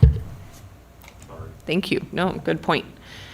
And then website design and maintenance, I mean, that's really honestly to just true up like what the reality is there. It's not that we did something different. It's just that I'm trying to get this budget a lot more streamlined to where, you know, inventory and different pieces with this, that we capture all of the costs of technology and things here. So with the website design and maintenance, the increase is being sought that covers the actual costs of existing services for contracts that we are already in with Civic Plus for hosting our county's website.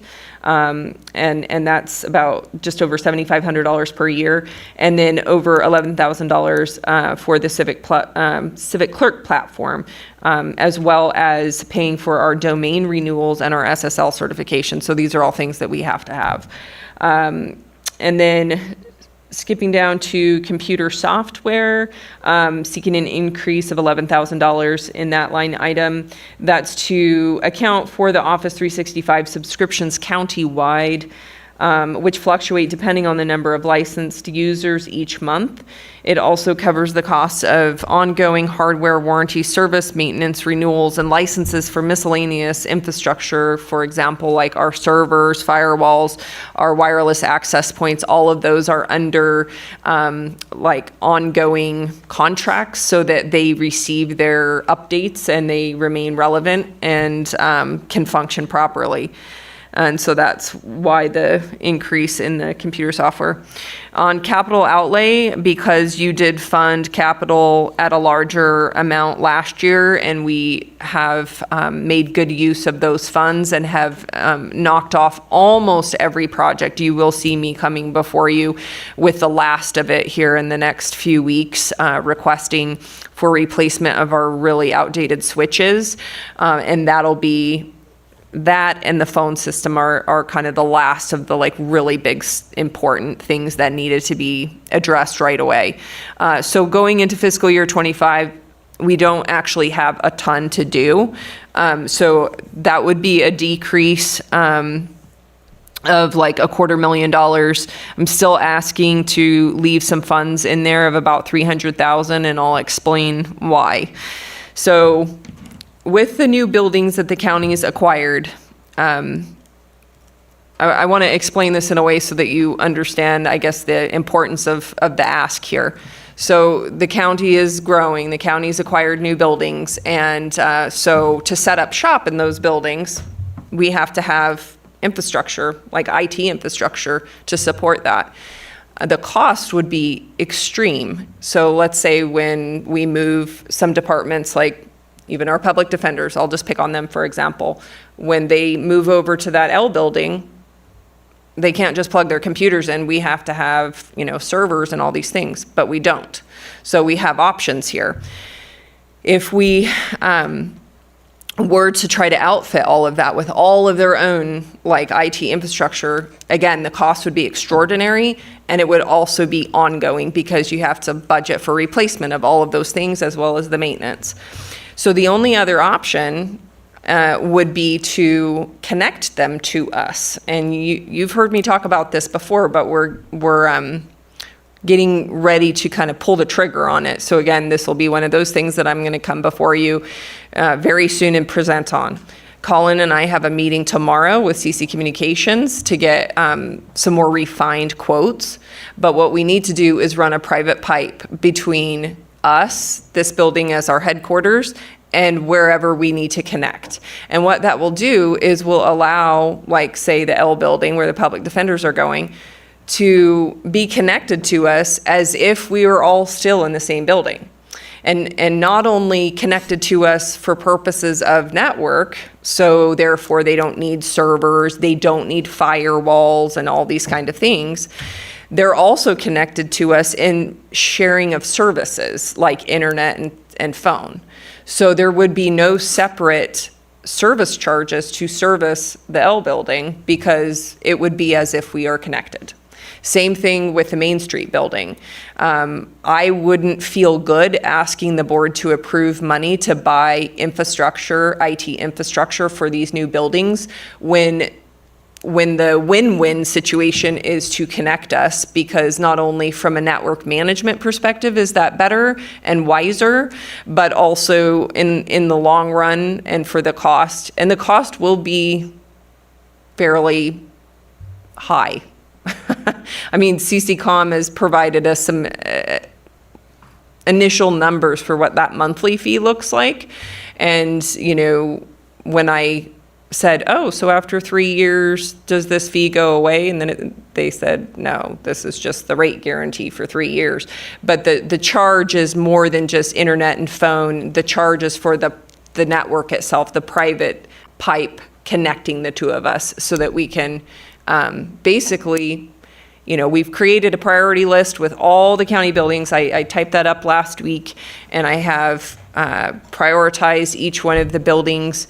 And but the top 2 priorities will be the Main Street building where social services and any others are going, and then the L building for the public defenders. We have got to get those. We can't get people at those desks until we're connected so that they can have access to their network store as well as all the other stuff. So that's what that money would be for, in addition to 7 firewalls that have to be replaced throughout the county. We also need to work on our wireless internet and replace a lot of the, well, there's some new, better technology out there for wireless, but that needs to be addressed in fiscal year 25. So those 2 things. So before I jump into the computer replacement, I just want to see if anybody has any questions on those projects or anything along those lines. Okay.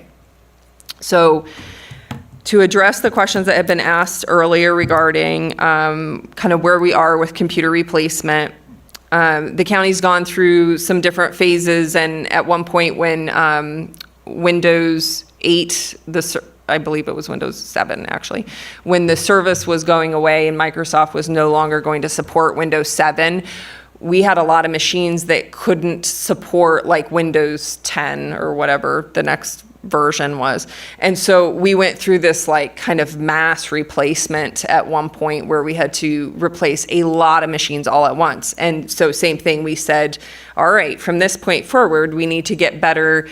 We need to make sure that we're spread out on this replacement so that we are not, you know, having these big boom bust years. So we have done that. We have a total of 362 workstations throughout the county. And if we divide that by 5, so industry standards would be 3 to 4 years. We're trying to be a little more conservative, so we go 5 years. So with that being said, that would break out to needing to budget for about 72 computers countywide each year. So we are a tiny bit behind, I will say, and that is a little bit because maybe sometimes a department doesn't move forward with a replacement of a machine, and they didn't ask for the money, or they didn't catch that it was due for replacement. And so where we're sitting right now is, before this meeting, I asked Logically to tell me of all the machines, how many were 4 years and older, and then how many were 5 years and older, so that we could start making some difficult decisions if we need to cut in that area. So there are 152 that are 4 years and older. My suggestion would be the 89 computers that are 5 years and older, we focus on those. So I've asked for a spreadsheet that will show like all 89 of those machines, and 89 is not too far off for 72. So I feel pretty good that we're like in that zone where we're only replacing the number of computers needed. Now, what I don't know is countywide, if a lot of people put on their budgets that some of those 4-year computers.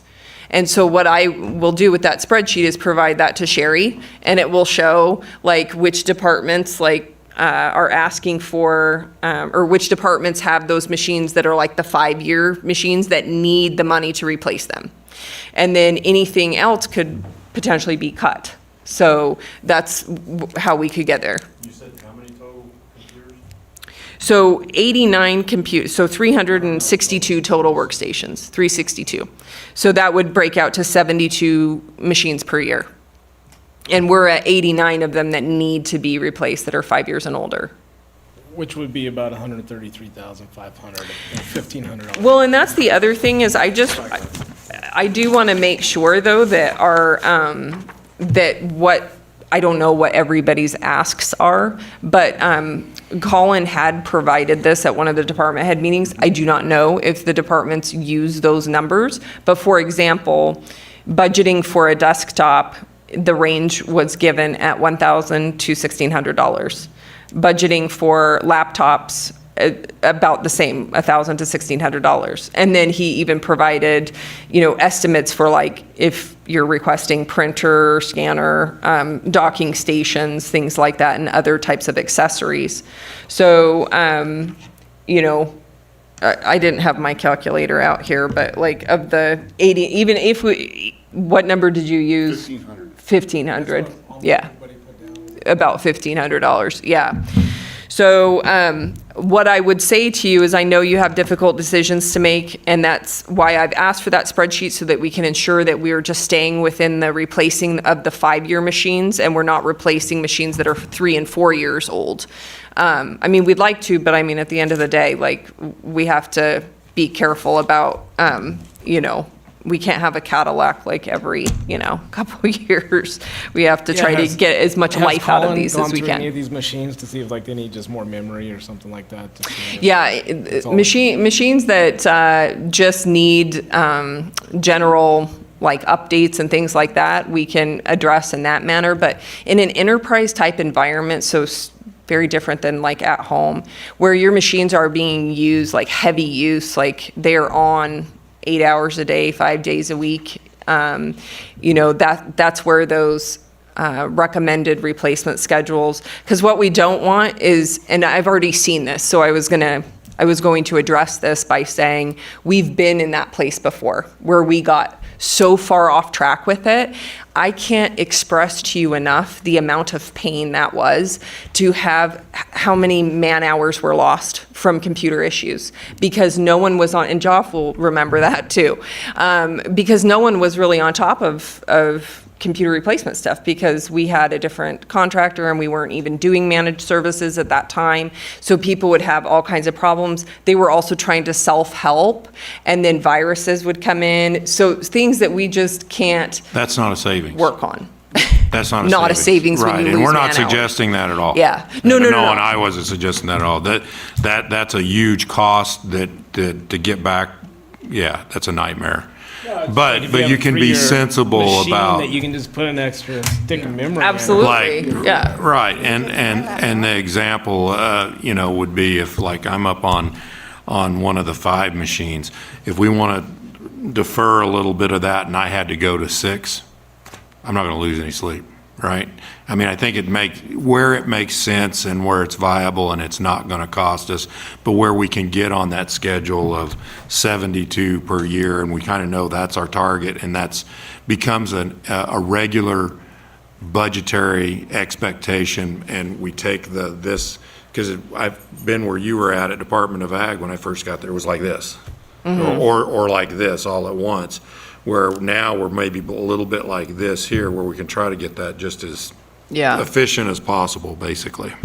So ultimately, and we knew that after coming out of that, big spike, and then that it was going to take a little while to like kind of even out to where our number, we were doing every 5 years and having it pretty even. But, 89 is not far off from our target. So, if at all possible, I would strongly advocate for trying to replace any machines that are the 5 years and up, and certainly any that are over 5. Like, I guess there was one on that list that was like 10. So. That's the museum. right? It's historical equipment. It gets moved off the front counter And, into a display. An old IBM, yeah, exactly. Well, and the thing that you can't do is you can't change like the processor, and that's the issue, is like the processing speeds and the software that we're all The using. software and needs more memory 'cause we go to right, the and gym, uses it's those just easier to buy processors. Right, easier and less expensive. So with that, I'm happy to answer any additional questions, but I will provide the comptroller's office with that spreadsheet that'll show that, so that we can make sure as they're looking for places to cut, that we're only funding those machines that are on that list from the 5 years and older list. Yeah, I think that's a good idea. And then, you know, any machine that we're putting this new software on that may be even younger, but it just can't Right. support it. You know, maybe we could do those early. Yeah. Too. Because as we get to these new software programs that we're running, yeah, they may not be able to handle it because the machine's not very good. We have made some really great strides in getting people on board with using our minimum specifications. We had some real struggles with that, where home machines were being ordered because they were cheaper, and I like respect that people are trying to save money, but what was happening, and this was brought up at a department head meeting, is that it was actually that $600 machine that was on sale was actually costing us like $3,000 because in man hours of what it took to like strip that machine and load new programming and try to beef it up to where it could handle being in an enterprise environment. And then the machines don't last. They only last like 2 years or 3 years at best. And so we've impressed upon people the importance of ensuring that we are ordering enterprise-grade equipment that can be in our environment. So that part has improved as well, and that helps us get that 5-year marker and get our money's worth out of the machines. And I think I only need to replace one in planning. Okay. Instead of 5. Just because Dean's is taking 15 minutes to start up. Oh my gosh. Yeah. Yeah, that's, he's there. We'll work on Yeah. half of that. Any other questions for data processing? All right, thank you, Julie. We will move back to Justice Court. Thank you for your patience on that one.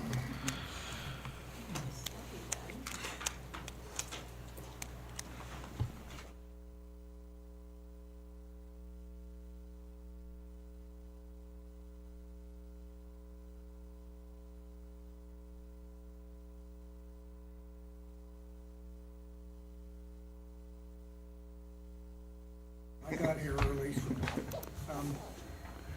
Push a button. Yeah, there you go. You just got it. For the record, Justice of the Peace Ben Trotter from the Justice Court. I'll be quick. We had two major three significant changes or increases on our budget. First was our photocopier died this year tragically. It had been working on it for a while. And so initially we were looking at a lease, and Sherry slapped us around and said, we don't do leases. We don't lease anything. We don't do leases, so. Oh, boy. Yeah. So. We're all walking a little funny. So we ended up actually getting a quote this morning from the company, so it would have actually been a capital outlay of $8,817 to buy a new one, including trading in our corpse of a machine. So that was initially listed as a lease. It actually is just a purchase. And I'm not sure, Sherry, do we want to use OPI? I don't know who the county would purchase those through. It's local, I think, so they're able to. Okay, so we'll move forward with that if it's approved. The other one was the court security had an increase, wage hike a little bit, and so that's going to increase our costs at the court about roughly $14,000. It's actually good for them because they've been having a hard time keeping people in Fallon because they paid substantially less than even Fernley for the same company. And when I actually set that up back in 2018 for the jail and for the justice court, I had told the lady, this is how you do this. Every December, put in for July and you can keep up, and she just never did. And I think that Julie, I saw an email from Julie where she had finally had a reckoning. So, so they got a little raise, and so that was 13,000. To me, I don't like this kind of budget because I'm very conservative, and this had a lot of increases, but a lot of them were just kind of salaries and benefit costs. So I think the main thing we had was the copier, and we also held out a little bit of, or asked for a little bit of money in case, because what Julie was talking about, I think we have 2 computers hitting that. We may have more. I think my laptop's one of those, and I'm not going to change it because it works fine, and I need it for weekends. That's all I really use it for. But we have a couple desktops, or what do they call them, workstations that probably need replaced in the next year or so. Really, I just appreciate the support on the budget that you guys, the commissioners, have given us, and I'm certainly open to any questions. Any questions for Justice Court? I just want to clarify, you're getting the printer or the copier this fiscal year, right? Don't you need it now? Oh, we need it now. Yeah. So yeah, it so probably it'll won't be probably on be the an budget. augmentation or a budget transfer in the current fiscal year. Yeah, we'll see if we have some Interesting. extra stuff that we can slide and not have to do an augment. No, well, yeah, we can probably slide around. We'll see how it gets in May, which is coming up fast. Thank you. So that won't even be on the budget, so you can disregard that one. Any other questions? All right, thank you, Judge Trotter. All right, thank you all. We'll move to the review and discussion of the presented budgets. Where do we want to start at? We want to start personnel.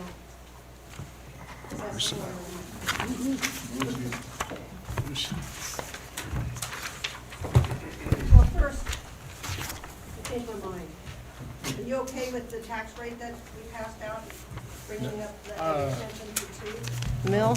That's the only change? I'd leave it alone. If we do that, we're not gonna have any positions. Yeah. Are they gonna fill the positions? I think what they're trying to do now genuinely would allow them to, so what the change is, and that's a really good point, because they didn't mention that at all. So they have been chasing a extension agent position, which left in 19, I think, or 20. So we're right in there. It's been a while. It's been a day. Right before I And- came on. You're right. And they would continually advertise the position as a doctorate position and continually advertise the position through like research locations and places. Then they would come interview. I sat in on, I think, 3 of those interviews. Only once did we get somebody that we would agree that was worthy of hiring. And by the time they got through their paperwork and everything, they had found their dream job, and so we basically missed the person in that. But the problem is that they were requiring a master's minimum, preferring a doctorate, and advertising in the wrong place. That was also under different leadership at the Cooperative Extension. Same person here that we see, but a different dean. I think he's a dean or assistant dean, whatever it is. Yeah, UNR. So they got a new guy out of Michigan, and he gets it. These are going to be bachelors of science requirements. They're focused on finding someone local, marketing, advertising, local, people that know ag people within the community to fill these positions. Co-working the 3 or 4 counties, whatever it was that she identified in there, but ultimately we get 3 positions that will be located here in Churchill County, working out of Churchill County. The one will travel kind of intermittently in between the other pieces. So this has been worked on between, they've had conversations with Miles, working with my office, trying to get to a resolution where we can move things forward. Because right now, if we don't raise it, they're not going to hire the positions because they don't have the money. I believe they don't have the money. I've been through the meetings with them. You're only as good as the last word you gave me, and to be honest, the last word they gave me wasn't very good, because we haven't got a position in 4 years or whatever it is, but I don't have another alternative. I'm hoping that we can get it done under this. I mean, I have hope that by advertising local and removing it down to a bachelor's, and I think they may even have some experience qualifier on that, where you don't have to have a full bachelor's, where maybe you have a 2-year ag degree.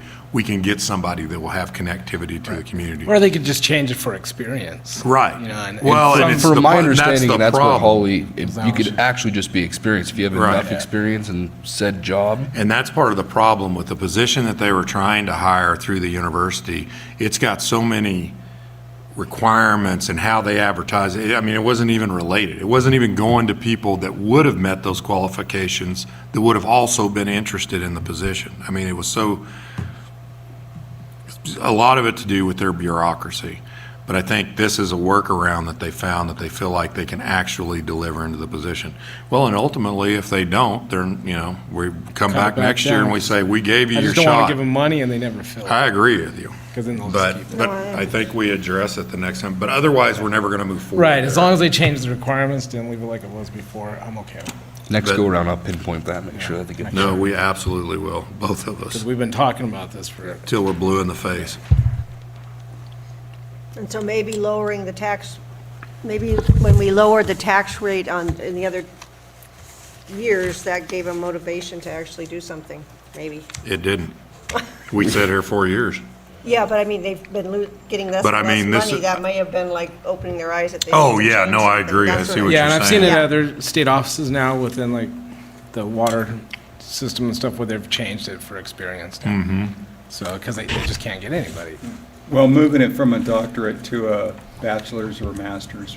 That alone. Just to, That will- yeah, I Or think just they're saying experience. experience now, hopefully, That will and then help. we'll get somebody on that, so I'm Could okay. they change it to a bachelor's or a master's? I think it can even be experience plus education. I think this is as good a shot as we got for getting it to move forward, but in another year, we'll be able to evaluate again. So I think we're all okay with the tax rate, yeah. Okay, thank you. Then, from there, we'll go to personnel requests. Are you okay with 3% cost of living? You want anything different? Joff, second year of the Sheriff's Association is 6, correct? That is correct. Do we have any other CBAs? negotiated ones that are going to hit this year, and what do those look like? Yeah, the dispatchers, I believe they have 2.5% this year. So, and then they'll be in negotiations next year as well, so, or this year as well. Yeah, but they're for 26, right? Correct. Yeah. Right, for 24, 25, I believe it's 2.5%. They're locked in for this, Yeah. the budget we're in now, but the following year, they'll, And the 6% for the deputies is still pulling them, is still trying to get them up to where the market is on that. so we're good with the 3%? Yeah. Yeah. And obviously, that doesn't include a lot of our employees to get a step increase as well, so they'll get Right. another 2.5 along with Yeah. that, so. But the 3 is just more of a cost of living. Yeah. Right. It just brings everybody up, and then they do their steps if they're not at I'm okay. 13. And I think national CPI is right around 3% now, isn't it? So they say. Well, If you believe what they say. well, but it's where it's sitting now and versus the cumulative. Yeah, over the last 2 years, it's like 17%, but I'm saying So you're where saying we're cost sitting living today. 17? That's, sorry. Sure, you find that revenue, right? No, never mind, I'm not going to challenge you, never mind. Ooh. Okay, now let's go down one by one.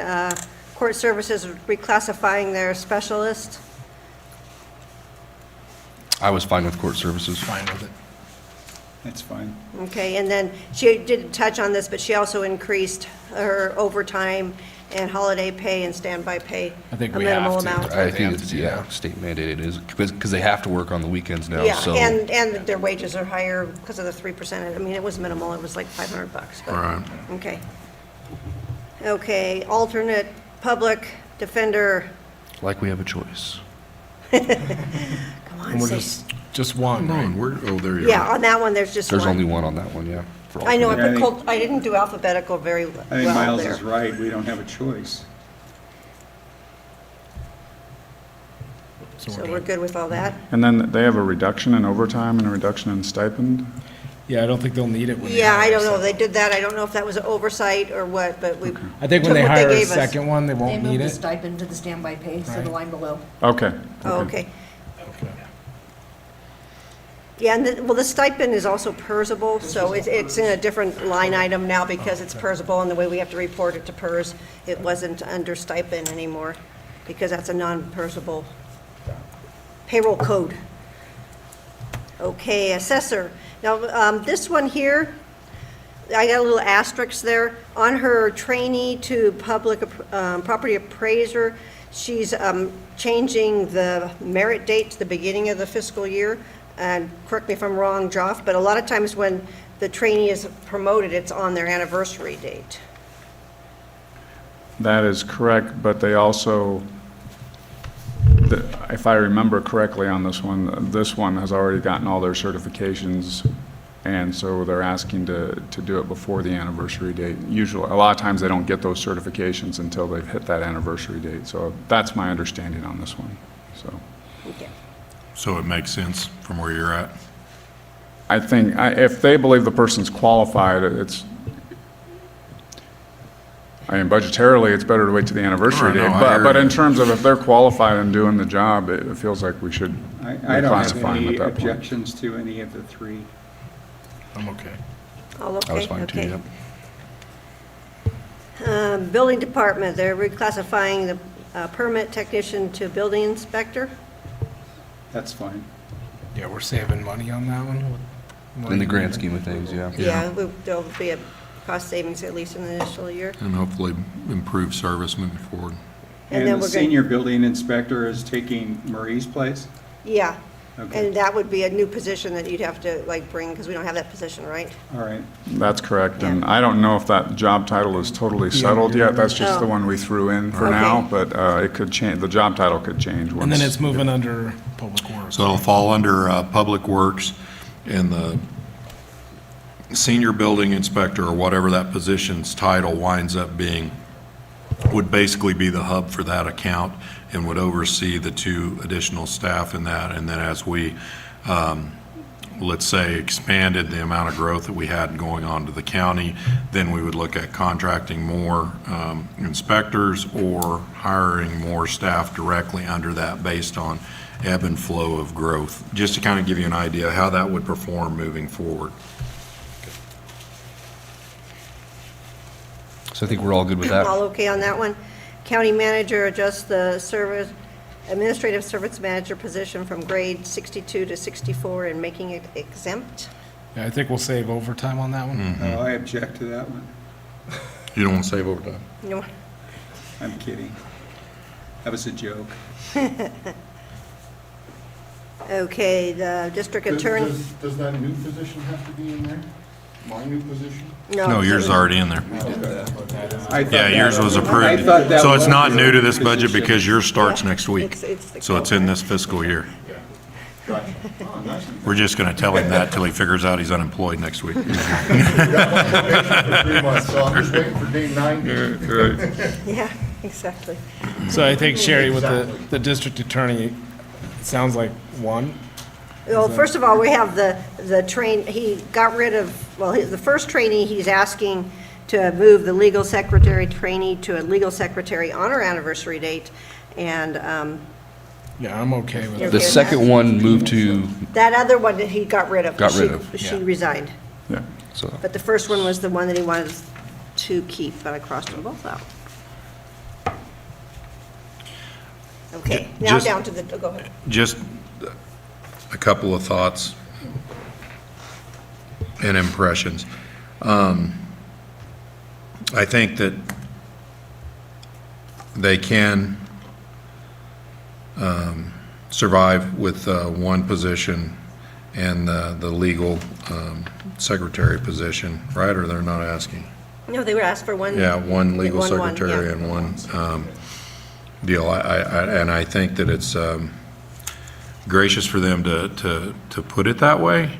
But I think that there is some merit to what they were discussing in terms of, if we do have on that side that many public defenders hired and the amount of interaction and increased interaction that that's going to cause within their office.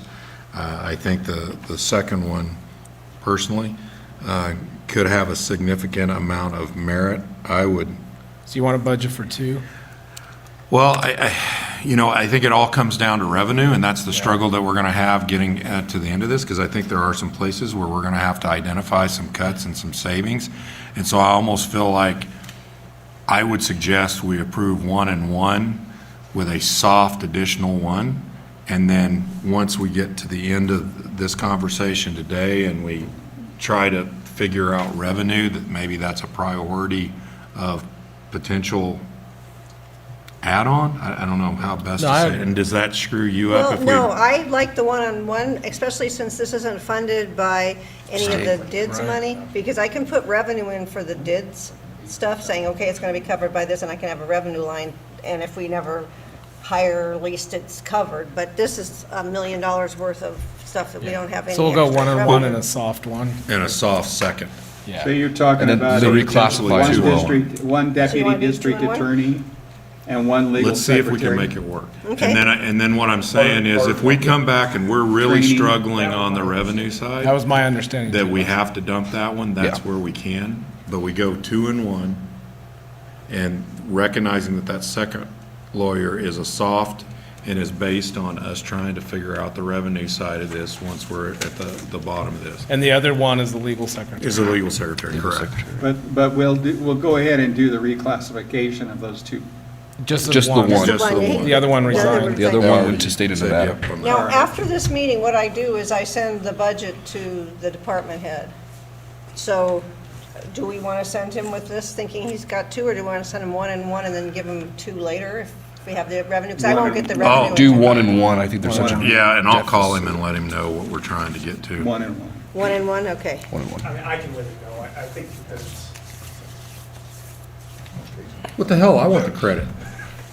well, Jim, credit. But what are you going to want? So you get to tell him he's getting 1, you get to tell him he's getting You put another. I might give, Joe said 1, but I might give you 2, is what his words are going to be. Well, let's go 1 and 1 right now, and you guys can tell them that. And if we have the budget, we can go 2. But, all Some right. of it may just, hopefully no offense to them, don't tell them I said it, but we may not need the second one until they actually get somebody. Until they get a turn. I think you're right. Well, exactly. Oh, that's where- How difficult it is to get an attorney. No, you're in right. Churchill County. And then you all. It took us 6 months, and so Well, and if we did the 1 and 1 and we're in that, working from that, because we have a couple other positions that as we get down in here and are talking about things that we're gonna, that I was talking to Sherry, do we include these in the budget or do we come, because I don't like to have where we come ask for new positions after we've already done budget, but because of the revenue side, we kind of need to, maybe we handle this like that, where as we move forward, and you talk to Art, I'll talk to Art, but, say, we recognize there could be a need as this thing develops. We want to leave the caveat that if you're if you're really struggling, we want you to come back and want to take a look at it. Yep, exactly. So yeah, 1 1 and then the reclassify. Yeah. And we'll reclassify, okay, thank you. Then facilities and grounds wants a maintenance technician. I agree with that. Yeah, I think that'll, if he's able to take care of the HVAC systems, I think it's going to. That's huge across, and I will Well, say. it frees up people to look at some of the other buildings that we're dealing with too. And we've seen, we have enough work where someone can just do that between all the buildings that we have now. We've seen in the last 6 months, with the transition from the hot weather to the cool weather, it's been a struggle for those guys to stay on. Well, and the acquisitions we've done too. Yeah. So let's hire the maintenance technician. Okay. Remove the department head from HR? Can we No, say I object. Object. Exactly. Can we object to that now? I object. I totally object. Okay, pass that one. HR manager? Yep. And so you kind of, This kind of goes back to the liability component, because yes, we've morphed Joff's position into a combined and elevated that position, but at the same rate, if you look at the numbers of staff that we're interacting with at the county, just in the time that I've been here 6 years ago to where we are now, it's a huge shift. And so just the mere time and effort is there. Am I wrong, Joff? No, our numbers have gone up pretty high, and I just saw something on the National Society for Human Resource Management thing a couple weeks ago that talked about the sweet spot for HR is 1.7 HR people per 100 employees, which would have us at 5 HR people, because we have over 300 employees. So they have variations. They said some places have 5, some people have 1 per 200. So there's variations, but that seems to be a little bit of a sweet spot. So getting us up to 3 essentially, or 2.5 is a lot better than where we. That was probably written by somebody in HR. Of course it was, yeah. In terms of skill ability, I would suggest that we're taking a 3 and replacing it with a .10. Well, on that, in fact, my stuff. It's a rough crowd. I only say 2.5 because you won't be spending 100% of your time on HR. That's a nice save. That- That was a very good save. He is Very politically correct. So are we replacing Joff? Is that what we're doing? No, it'll be a It'll be an New position intermediate that we'll have to supervisor approve. manager position. It's a lower position than a director. It won't be a department head. It would be under Chris, and then that's the next one is the HR specialist up to an HR. And we're coordinator. going to reclassify your employee? That's the next one on here, yeah. Okay. That's the request anyway. And that's basically matching skill set to pay. Yeah, We'll save about 65,000. yeah. And do you remember, was this one done at the beginning of the year or on our anniversary date? Do you remember? I put it for the beginning of the fiscal year because her Because she got her anniversary date's May. certificate, She just got her certification, Oh, got the okay. 2 years experience. She'll have that in May, so that would be the first pay period in the fiscal year, I believe. Okay. That's what I thought, but I couldn't remember. So, okay on both of those? Yep. Okay. Justice Court, I don't think we have options on those ones really either. No. they added some callback time. Yeah, we didn't talk about this when he was here, but they increased their budget for callback for the people that are working weekends, and there was no budget for his standby time that he's already getting paid for, so he just put that in there. I think we're good on that. But it's already been approved. Yeah, it's already Yeah. approved, but it was, there was no budget there last year, that's why it appears here. So, Who approved it? did, We did? That was actually funded. yeah, it's completely paid for. 518, I think. Oh, yeah? So Well, not completely. His funding. Yeah, the weekend hours, but none of the, like, bennies that hit it. Partially funded. I guess we approved They it. funded it, and now we fund it. And you approved it before. We did. It came before We you, it was funded when it. we got when they were getting the weekend stipends. Yeah, that was all. Yeah, that was all approved, it was just not in budget because it was approved in between budgets. So that's all that is. Okay, Sherry. Yeah, you've seen it. You Been there, done convinced that. me. No, thank you. Got a little worried. Okay, library. She wants to reclassify one librarian to a senior librarian. That's fine with me. Well, and I think this does, and I'll let Joff say it. Honestly, this is probably something that should have been done before. Because they need to have someone who's kind of in charge or able to do a lot of these senior level duties when the library director's not there. And the library director has had that support previously, and it's just an acknowledgement that that position probably should be, there should be a senior librarian there, so. Yeah. So it changes the job description? When the pay, match the work. and the Yeah, to pay. match the Yeah, work. we want a job That description that matches the the retiree duties. was doing before she retired.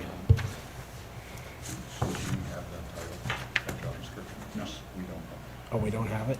We'll have to develop it for Well, then why are we doing it? You haven't developed it yet. Hey, we do that. We do that. We wait for the board to approve the position, and then we develop, otherwise, we spin our wheels sometimes developing job descriptions that don't You get don't wanna approved. do more. Yeah. And then we ruin it. You can say no. Understood. Okay, Parks and Rec. Now, we got a couple of variations here. For the camp counselors, there's one line that shows them just going up to the minimum wage, and then this is the athletics one. And then the second line is bringing them up to $13 an hour, or neither. I agree with all that stuff. Which one, though? Is this multiple choice? Do we just It's want to go multiple- minimum it's or multiple above choice. minimum? It's multiple choice, yeah. It's multiple choice. It's either we go up to minimum or We have to go to minimum. I mean, we have to go to minimum, but we can go to above minimum.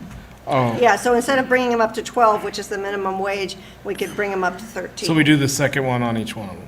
If you That- want to go If you to, want. they're cumulative, are they That, not? that would be our ask, and I will say that, you know, we have,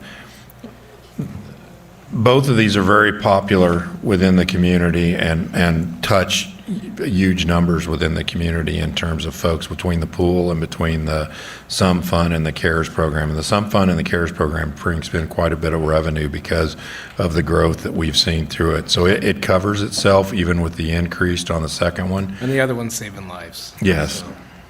And ensuring that we can staff the pool so that we can keep it open, because that's black and white. If we can't, If we don't have them, it's not open. yeah.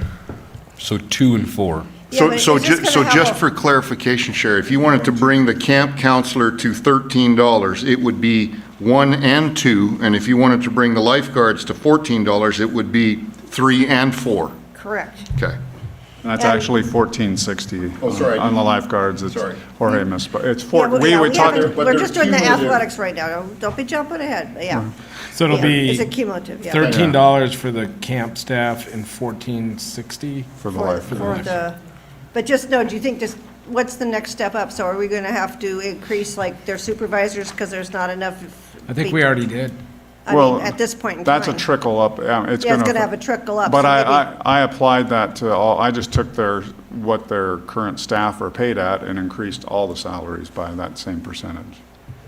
No, but I'm, So a we senior already- lifeguard would have gone up the same percentage. yeah, but what about the people supervising? We already did. We the did that. pool? Was on a previous. Yeah, thing we but now, voted but is it still applicable, or is it going to need to go up because it's not high enough once you bring these people up to At $14? we need to budget those higher as well.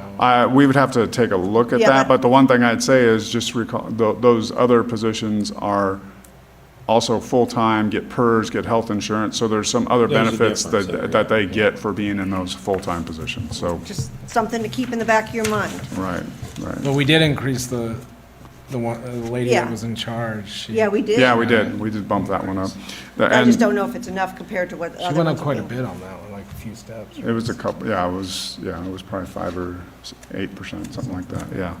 I'll also say, talk about the lifeguards, we just hired someone this last week who works out at the base, and he's a high school kid, and he said he wouldn't work here except for the specific time that he's working works perfect for him. But it's not because of he wouldn't do it because of the pay, it's just not what he can get out at the base. So getting up to 1460, at least we'll hopefully get a little bit closer. What's We're he not getting paid out there? 18. So, we don't want to go there. But we did, to get to this 1460, I did survey other pools within the same, other public entities within the class 3 counties that we use for everything else. And that's where we kind of drew into that 1460 number is based on. Sounds good. It's an average, so. Okay, so we're going to go for those 14 and 13, I personally would go for $5.50 an hour. plus tips. More than I got working for that. Yeah. I started at Okay. 50 cents an hour working for my dad. The public defender, we have a multiple choice question on the first one. He's asking, there's two different, and Joff can also talk on this one. He's either saying, move her up to senior legal secretary or office supervisor. I think that, and this is just my understanding on it, they originally were looking for a senior legal secretary when they were looking to add one more legal secretary and one more public defender. I think, and the board has already added one more legal secretary at this point. So the office supervisor, I think, is if they add another legal secretary and all these public defenders, I think that's what they're looking at. So if they're going to add 4 more public defenders and another legal secretary, they wanted this person to be an office supervisor overseeing the 2 secretaries. Now, who's paying for all this? Dids. Maybe once again- Well, hopefully. Are we paying for this? Up front. And they're also changing the date on this too, to the beginning of the year, which, for me, I thought, well, you don't even have all those people you're supervising until they're hired, so wouldn't it be on her anniversary date? But Well, they've already had one legal secretary. But is she supervising her? Can She somebody is. bring back up that Flow chart? flow chart or org chart? 'Cause Yeah, 'cause it doesn't show. Is this that position we're you were talking missing about? something here. Sherry, is that the position you were talking about? Well, no, that one was the middle one, that was just the The center, receptionist. yeah. Is that what this is though? Yeah, let's see. The office supervisor? Are you looking to bring that back, Pam? Thank you. Yeah, but no supervisor. Right. Yeah, because the legal chart I didn't thought we show. were 7.4, so we were gonna have Yeah. 5 public defenders that we would be hiring. Well, one of them's in the alternate. One of them is in the One of them's in the alternate, but then there would've been 4 under Jacob. Yeah, there's there is 4 4 under budgeted Jacob. here. For some reason, it's staggered down there. Yeah, but we were talking about. Gotcha. Yeah, Weren't we talking Sorry about just that. hiring one public defender? We have. That was well, original discussion. Ideally. But Well, Dids yeah, mandated- but that was Dids before mandated we got the 5. mandate from the state. Yeah, pre-mandate. Yeah. Good way to put it. But I still wanna look at, cause the other, component was No, that makes sense, the, yeah.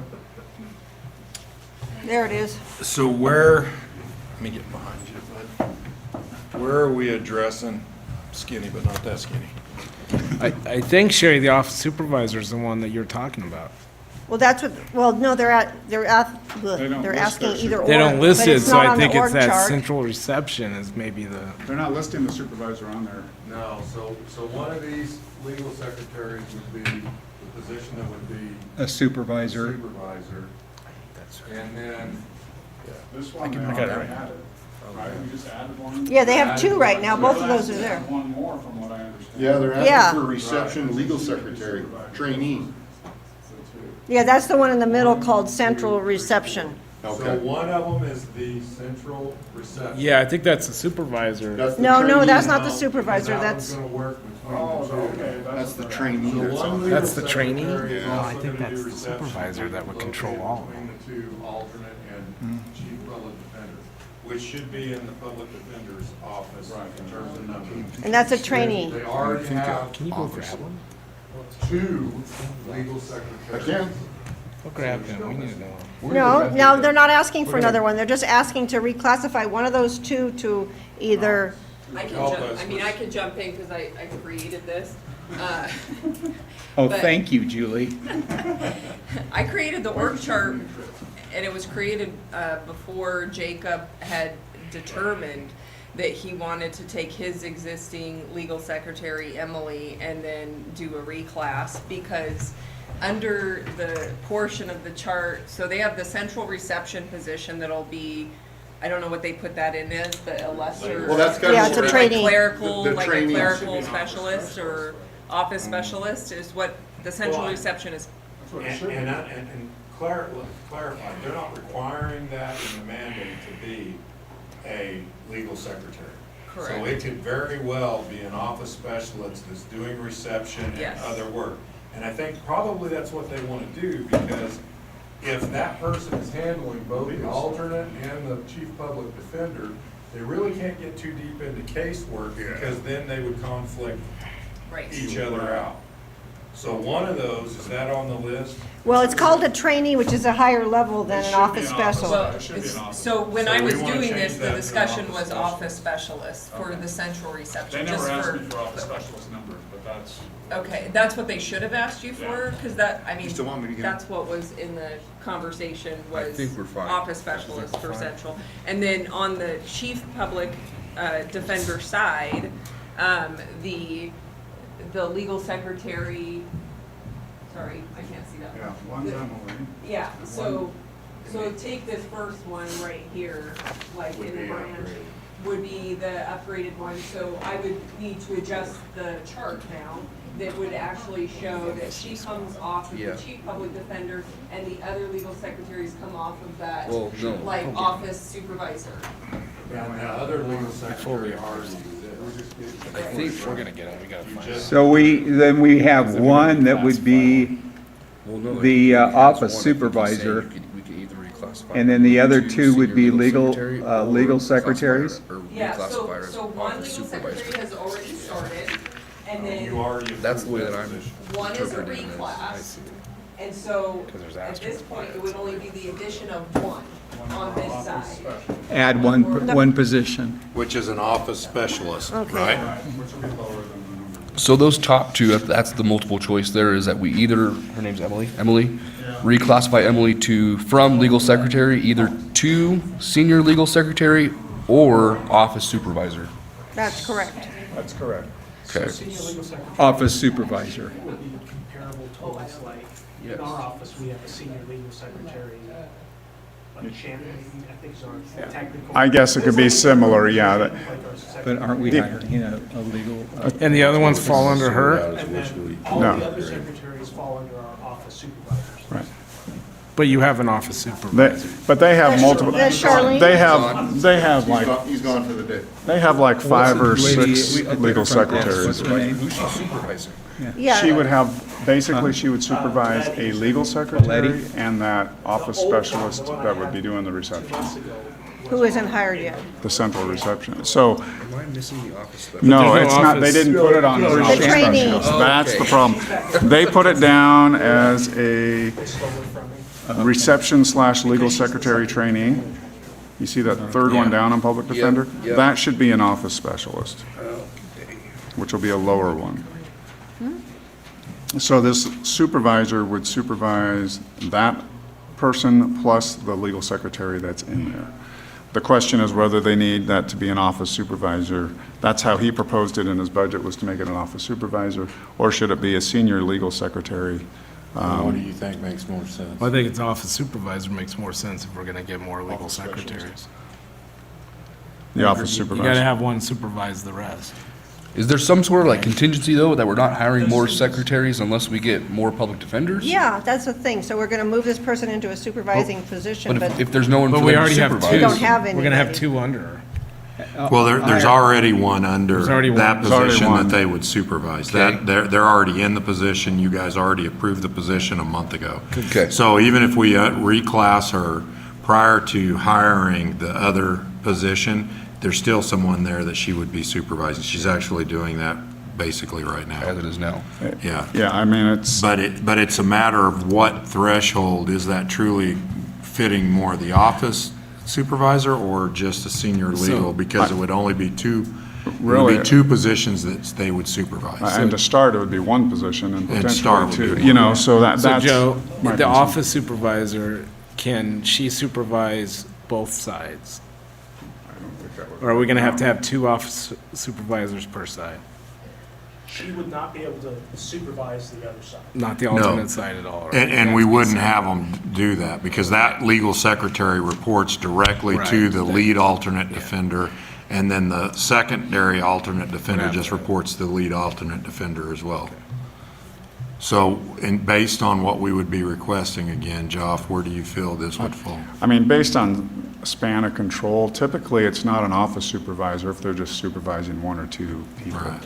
That's just So typical. that would be a senior legal secretary. And we could reclassify it yeah, we later could, if once the Yeah. people are hired, she could be moved up, but as a Right. first step, I think that's more That'd be reasonable. it. And that would be that would be a new job classification.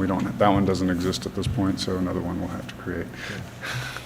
You don't have the senior legal secretary? No, We we don't do have not. any senior legal secretaries, not even at the DSA. No, the DA has a data, Position, but it's like it's a data, data specialist. But you don't have a job description. We do have. but it, it's not the more same. technically It's more, because it does a lot of technical stuff for them, so. You need to We, create that yep, before you leave. don't have time. Okay, I see where, all right, no. And then so that's the one. So that we're will gonna go- pick Doing the about the public defense. senior. That's what we were just talking about. Jason is way back down, so he'll be here in just like 2-3 minutes. And why do we need Why him? do we need Jake? We don't need him. I think we figured it out. No, we're good. Thank you. While I was in the hallway, so. Thank you. So we'll go with the first one on that. So we'll go with the Senior first one. legal We'll change secretary. the trainee to office specialist. We'll go ahead and put the 4 public defenders on there because we have to. Have to. And then they just did some changes with their overtime and stipend because it was PERSable now, and their standby pay. And the last thing that we need to address here, which unless I'm missing, it hasn't been, is this contracted investigation. That requirement says that they should have 2 FTEs in their mandate for contracted investigation. We came up with this, or investigators, we came up with, let's do a contract that's unlimited, basically, because they're never gonna use that much investigation. So, have they addressed that in there that you're aware of, or where do we need to, once we get to the yellow sheet, increase contracted services? Whether, I mean, because it's gonna be reimbursable and it's gonna be as used, so we're basically gonna match it with the same revenue as the reimbursed side. And the reality is, it's only gonna be what it is, whether they say it's required to be 2 FTE or not. Yeah, So you I didn't- looked it up, You and didn't all I put that saw in was there. an alternate, they had a contract, but I didn't see. Yeah, they didn't have any contract services on it. So, I mean, I think if we put that in for 30K each, So they currently have the ability to request an investigator through the court. I know they have sometimes, but we should have a line item that somewhat tells us what this would be, because they can do this right now. It's not as easy as this would be. But I think that number is somewhere around 30,000 a year, so 60,000. and I just want to be able to show that we, in good spirit with our budget process, complied with their request in terms of 2 FTE. And so I feel like if we put, because the one side's only got 2 lawyers and the other side's going to have 5 lawyers, if we put 15 in one and 45 in another in the public defender's office, again, it's only going to be used for what it's used for. It's going to be reimbursed at what it's used for. Then we can point to that we took, but hiring, If we it do just makes no sense to hire 2 regular employees. But if as we do investigators. contracts services like that, does that count as an FTE? It does. Well, we can show that, so let's say that we put 15 in there for alternate, and he uses all 15. We would say, hey, come back and ask for an augmentation, and we would increase the budget during the year process to show that we did that. But I don't see them getting to that point. It's more of a placeholder where we can point to Kind of we a did. good faith thing. Yeah. Well, so we can Versus actually- having 2 full FTE benefits positions in the budget. So we can actually do a new account number called contracted investigations and have it as its own line number so we can show. Perfect. And And show it $30,000 each. you want 30,000? Not each, because you got a difference 15. between 5 lawyers and 2 Based on lawyers. attorneys. Yeah, I would do like 45 and We could put it in 15. separate spots under each of their. Yeah, each one could have their own. But we can do that when we get to the yellow, the golden page. Just Yeah. take notes. Okay. Sorry, this gives me a headache. So that take care of the public defender, right? Well, how many are we hiring? I think we have no choice but to hire 4. Well, we can put them in the budget, but we probably won't be able to find Well, 4. 4 here, 5, or 4 here, 1 an alternate. Yep, and so in good faith, we're putting them in there to follow the recommendation, or the / mandate made from DIDS. And, yeah, we'll probably find them. Okay. Public Works wants to retain their intern for another year. That's fine. That's fine. That's basically the person that's running the outfit, isn't it? Yeah, at one point, that was true. You're the only one on probation. No, that's the trainee that's gonna be changed to an office I specialist. think that's We'll what need a Chris new asked for, wasn't Thing from Joff. He's on probation now, so he's an intern. Not on probation yet. Monday. Starting Monday. Permanently on probation. That's right. I'm a Because they already federal got employee, I'm the one always that on was probation. approved. All right, Sheriff's Office? So I've got some stuff here. What, oh, from S. On the oh, sheriff's office, yeah. okay. So I went through and had earlier, a couple weeks ago, I had Sherry send me, basically, or I think it was Sherry, it may have been, no, it was Joff, sorry. I'm accusing you. Send me a copy of the positions, the approved positions that we had at the sheriff's office, because I was trying to get a feel for, what all these positions consist of. And just a frame of reference, currently, they have 10 patrol deputies, 18 detention deputies, and these are positions, right? Because I think they kind of sit with basically 5 positions open. I'm talking positions, right? So 10 patrol, 18 detention, 6 dispatch, 11 sergeants, 2 captains, 1 undersheriff, which brings up another thing that we need to talk about because Bill's never left as whatever that is, honorary undersheriff and No, he's not payroll, it's all volunteer. it's all volunteer, but we did have someone that brought up the question of liability because he has his own vehicle that he's driving, not his personal vehicle, he has a county vehicle that he's driving. So just, that came up a couple days ago. But, so basically you would take one of those detention, if I understand what they're requesting, you'd take one of the 18 detention positions and you would convert it to a sergeant. And so that would leave you with 12 sergeants and 17 detention positions. Wouldn't it come from patrol because that's a higher level? The last time they did this, they promoted a deputy within the detention center to a sergeant without taking it from patrol. It just depends on who they have, who's experienced. And he said today on the record it would be a detention position. Yeah. Yeah, and I don't think they cross over very much. I think a lot of them stay in detention their whole career. They have some who stay a lot, most people want to work in detention for a little bit and then get out on the street, but they do have some people who have stayed in. So it's kind of a hit and miss. And that's what they just had, when they promoted that last deputy to sergeant, he wanted to stay in the facility, in the detention center. So, if they have a senior level person within the detention center, they'll be looking to promote that. Currently, probably what they might be doing with that person already is putting them on shift and then they get acting supervisor pay because because he said they don't have enough sergeants right now to have a sergeant on every shift, so. Let's reclassify that deputy to a sergeant. I agree. Because it may save us money. Let's do that. Right. If they they want to have a sergeant on every shift, I don't know that that's a bad thing. Because if they're acting as that and we're paying them extra. Right. And then the next 3 items, he was just increasing due to what he was paying out for education incentives and overtime and holiday pay. It's not, if they work the holiday, they're going to get paid, so it's not like he can use that for other things. He was just chewing up his budget there. I'm okay with it. But it was related to payroll. Right. And the education incentives, that's something we've gone back and forth with them for a while. It's in their CBA that they can have that training money, and so it sounds like they're accessing that more, which is good, because there was a time where it seemed like they weren't accessing it, so it sounds like it's necessary. Okay, thank you. That's all approved.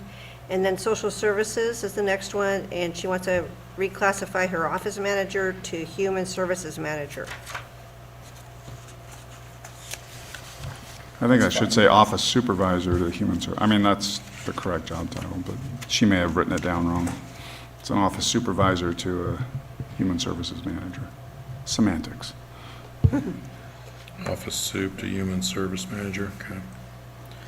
It's a big jump. Oh, yeah. Yeah, because the position is going, I mean, it'll have more, should have more autonomy and decision-making and authority, you know, I think that she wants it over.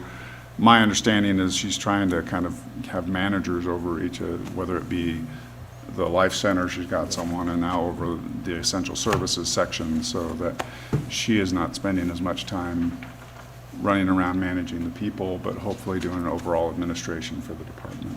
Shannon is not having to run around so much. Sounded fine to me. Any objections to approving both of those? Me neither. Okay. How about you, Miles? Nope, that was fine with me. Okay, that's payroll, that's personnel. Now, this is services and supplies.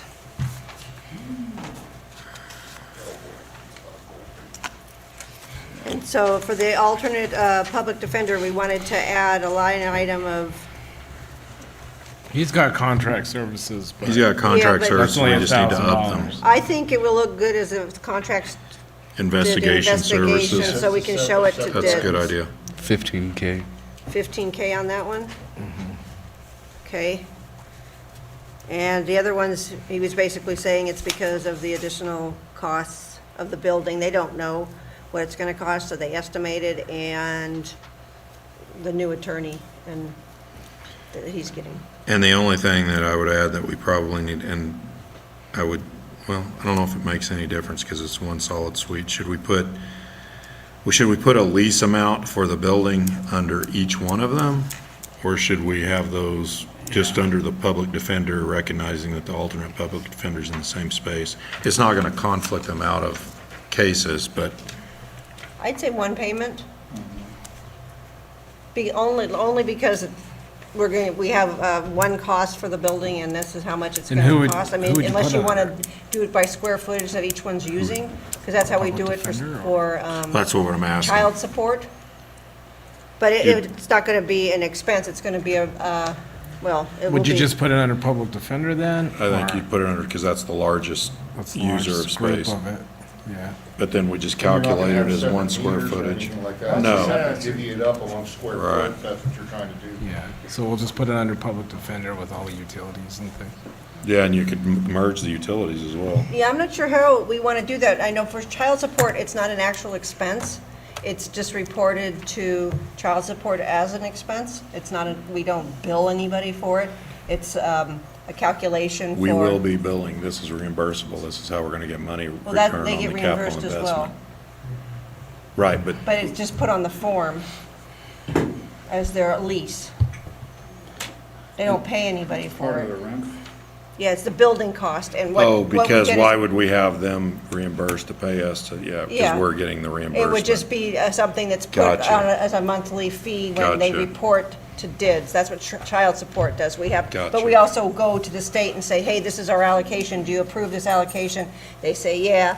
We get that back. We true up to that. We also charge in maintenance of the building, how many full-time equivalents and how much time they spend at the building, and there's a flat rate that we charge. And that was pre-approved by child support, so Do you- I'm not sure. Do you bill them for utilities too? Or just the lease? We'll just have them pay utilities out of their budget, and then they'll get Oh, it's in the reimbursed child- when they yeah. comply Do with it that DIDS. way? Yeah, their telephone and everything would be, they'd be paying that, so that'd be an actual expense. But you said those suites is one consolidated suite, is that correct? Yeah. So the utilities wouldn't be separate? So we probably need to strike utilities from the alternate and just leave it in the public defenders. Because the I think when alternate that will building not was pay. set up, each person paid a prorated cost on water and gas and sewer that came into that building.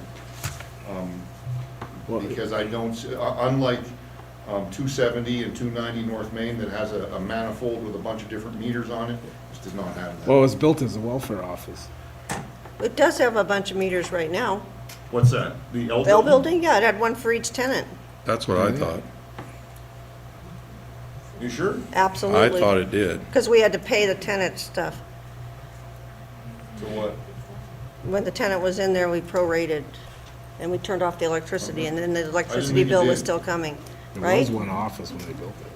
It would have been one. Let's have, can you take a look and verify, and verify as well if it is split out on different utilities, is where the alternate versus the public, two different ones, or is that one? If it is split out, and then if it's not, then we'll budget it accordingly. The only thing I can think about splitting it is if the DIDS folks run a metric of price per attorney. If we have them split, they might run it across 7 instead of across 5 if we just leave it as one. But that's not how we're reimbursed. That report that Sue said, she just combines everything. Yeah. She combines them. Yeah. But I don't know what they, I don't, if they ask for additional information, I don't know what they ask for after that. So we'll work with Chris to get the I'll have a first look on all that. verification, and then we'll budget appropriately if we need utilities in both or utilities just in one. Okay, so just leave them as is for now, with the increase for The the increase in investor. contract, yeah. Yeah. And if it is gas, I don't think it would be water, and I'm sure it's not gonna be sewer or power. So Whatever. They wanna combine them all anyway, and so. You I'll have a look on the just way. tell us what the reality is. I'll have a look on the way home. And the bottom line is, it is what it is, so when the Yeah. bill comes in, But, I mean, it's you not like could they can pull all go those spend it meters out and someplace put else. one in if that's what you decide, is gonna be the most effective to support any sort of reimbursement, so. Okay, so we'll leave those. Assessor wants $8,000 for computers.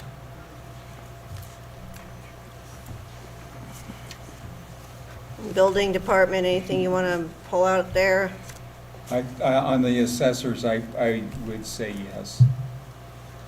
On the building department,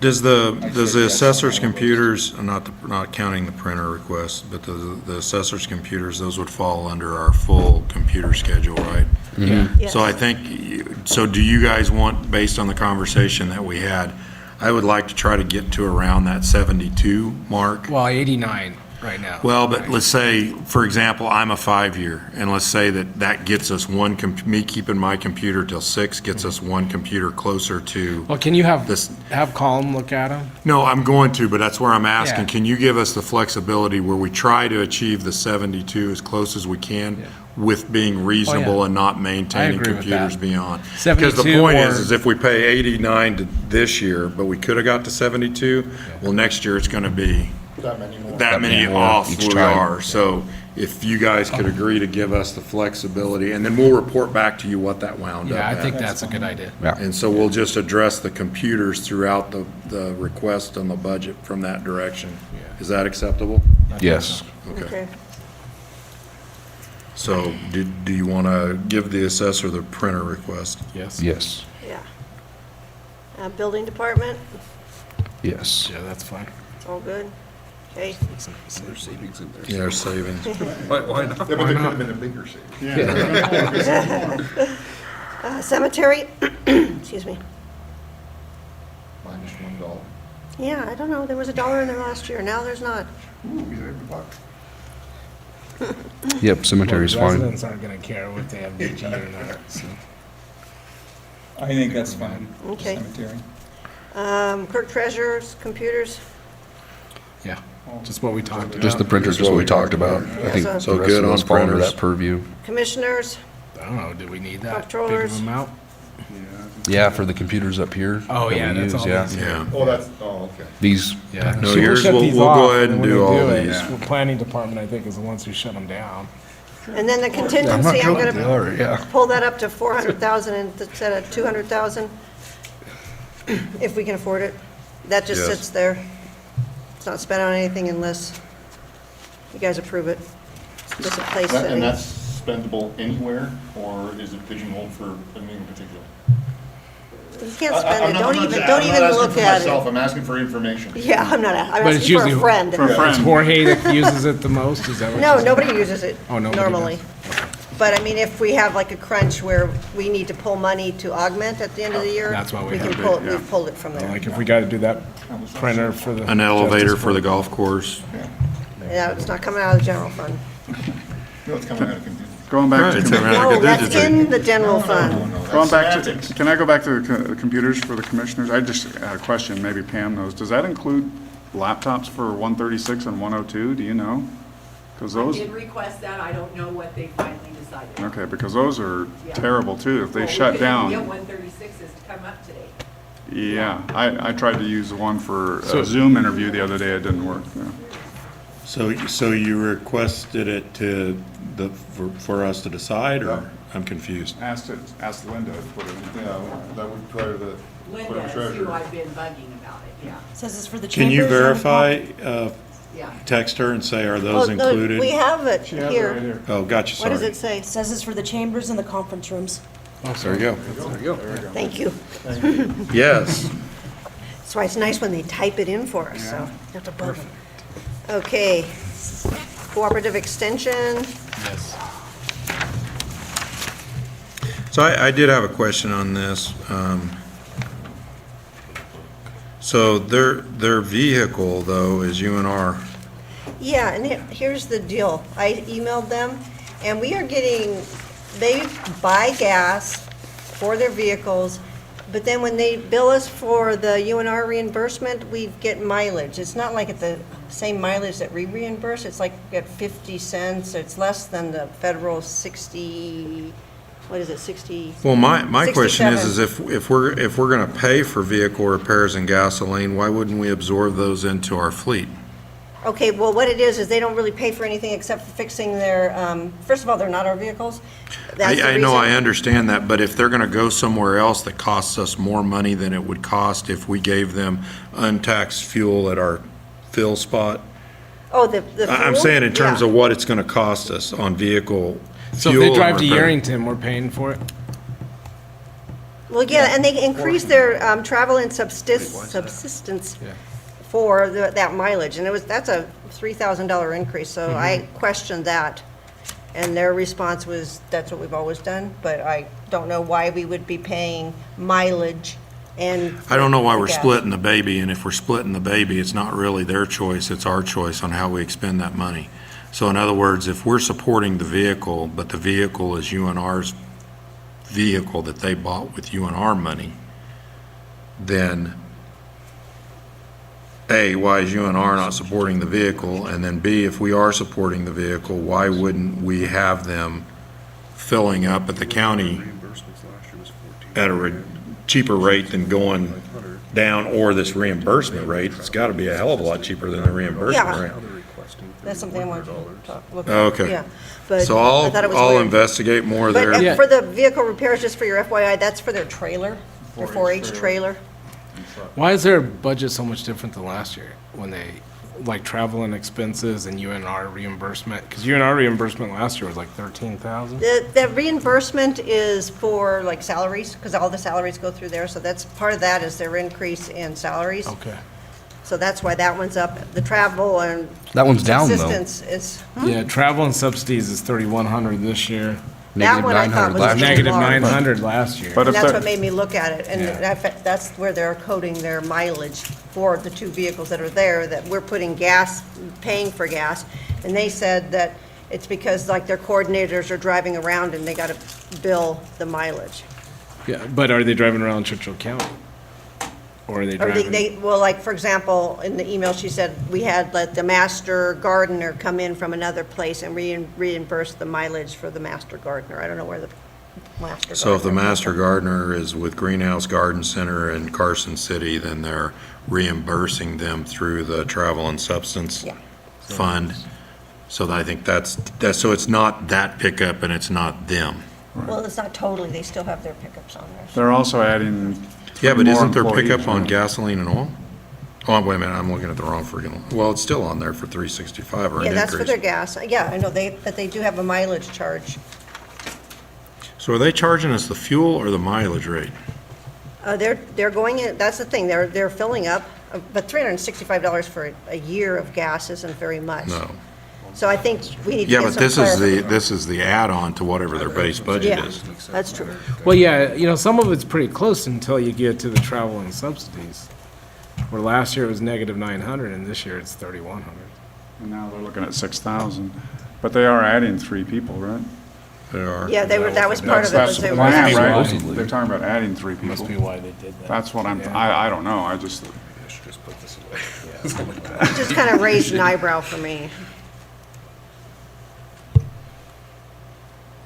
So maybe we can get a little more information. I'll talk to Holly about the vehicle fuel. I get the travel and substance, because I'm sure they're bringing specialists in to do different community classes here, because, I mean, the first question we should be is, why can't we find a master gardener from Churchill County, would be my first question.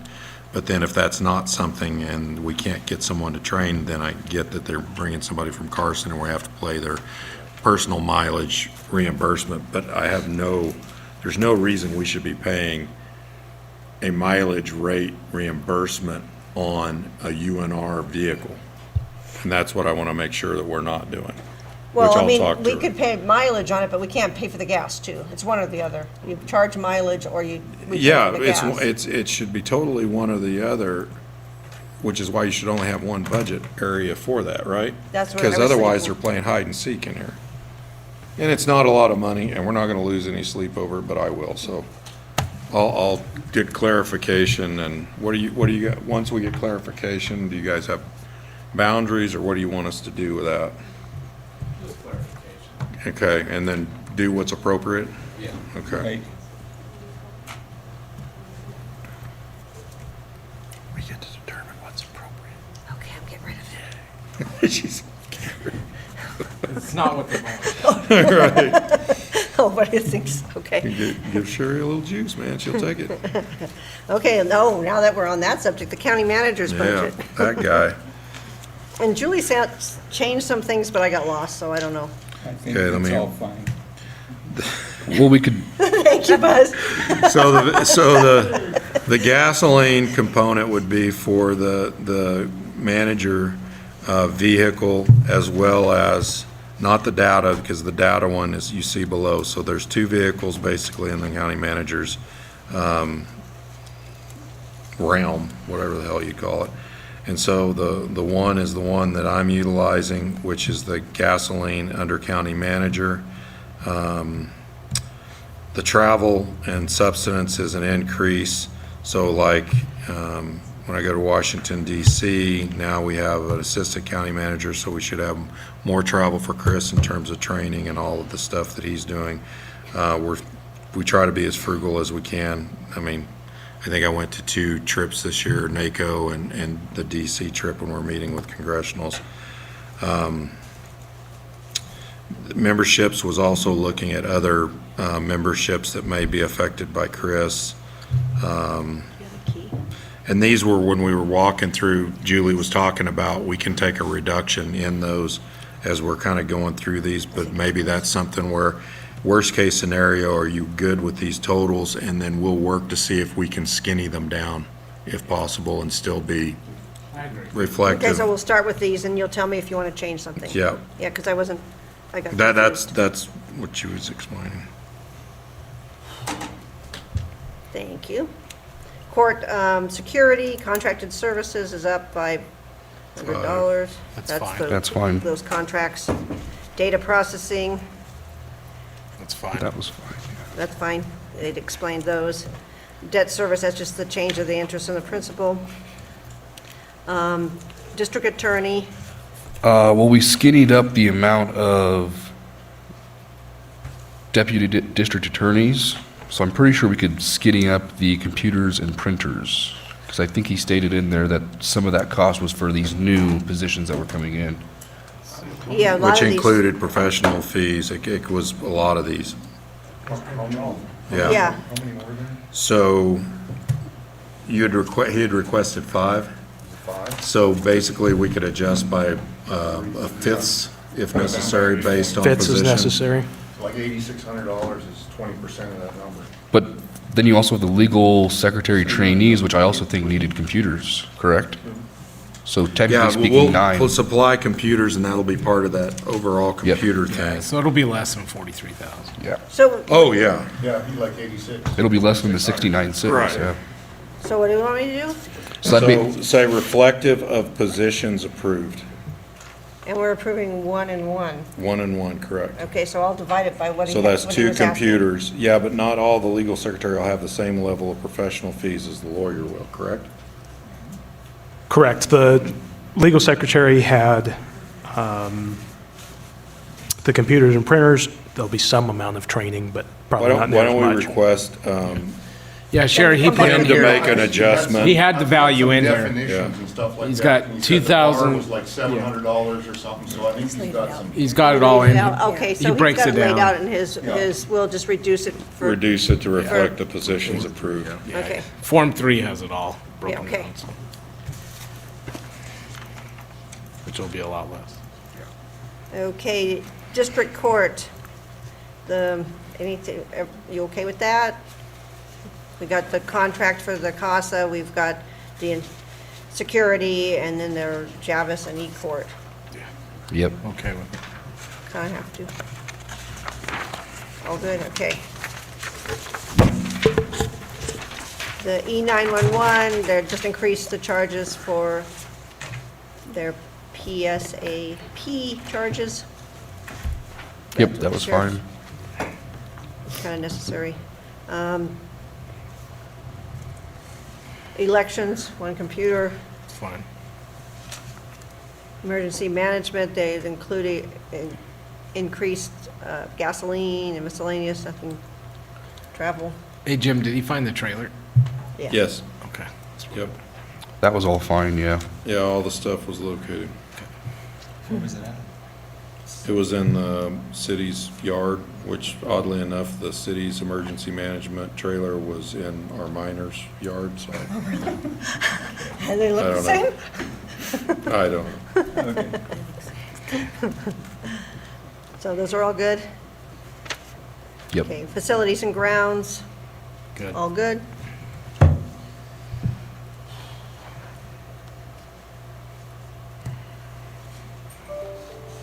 Fire department, Should be we good. wanted to increase that for their portion of the pump, of the Correct. fuel system by 9,000.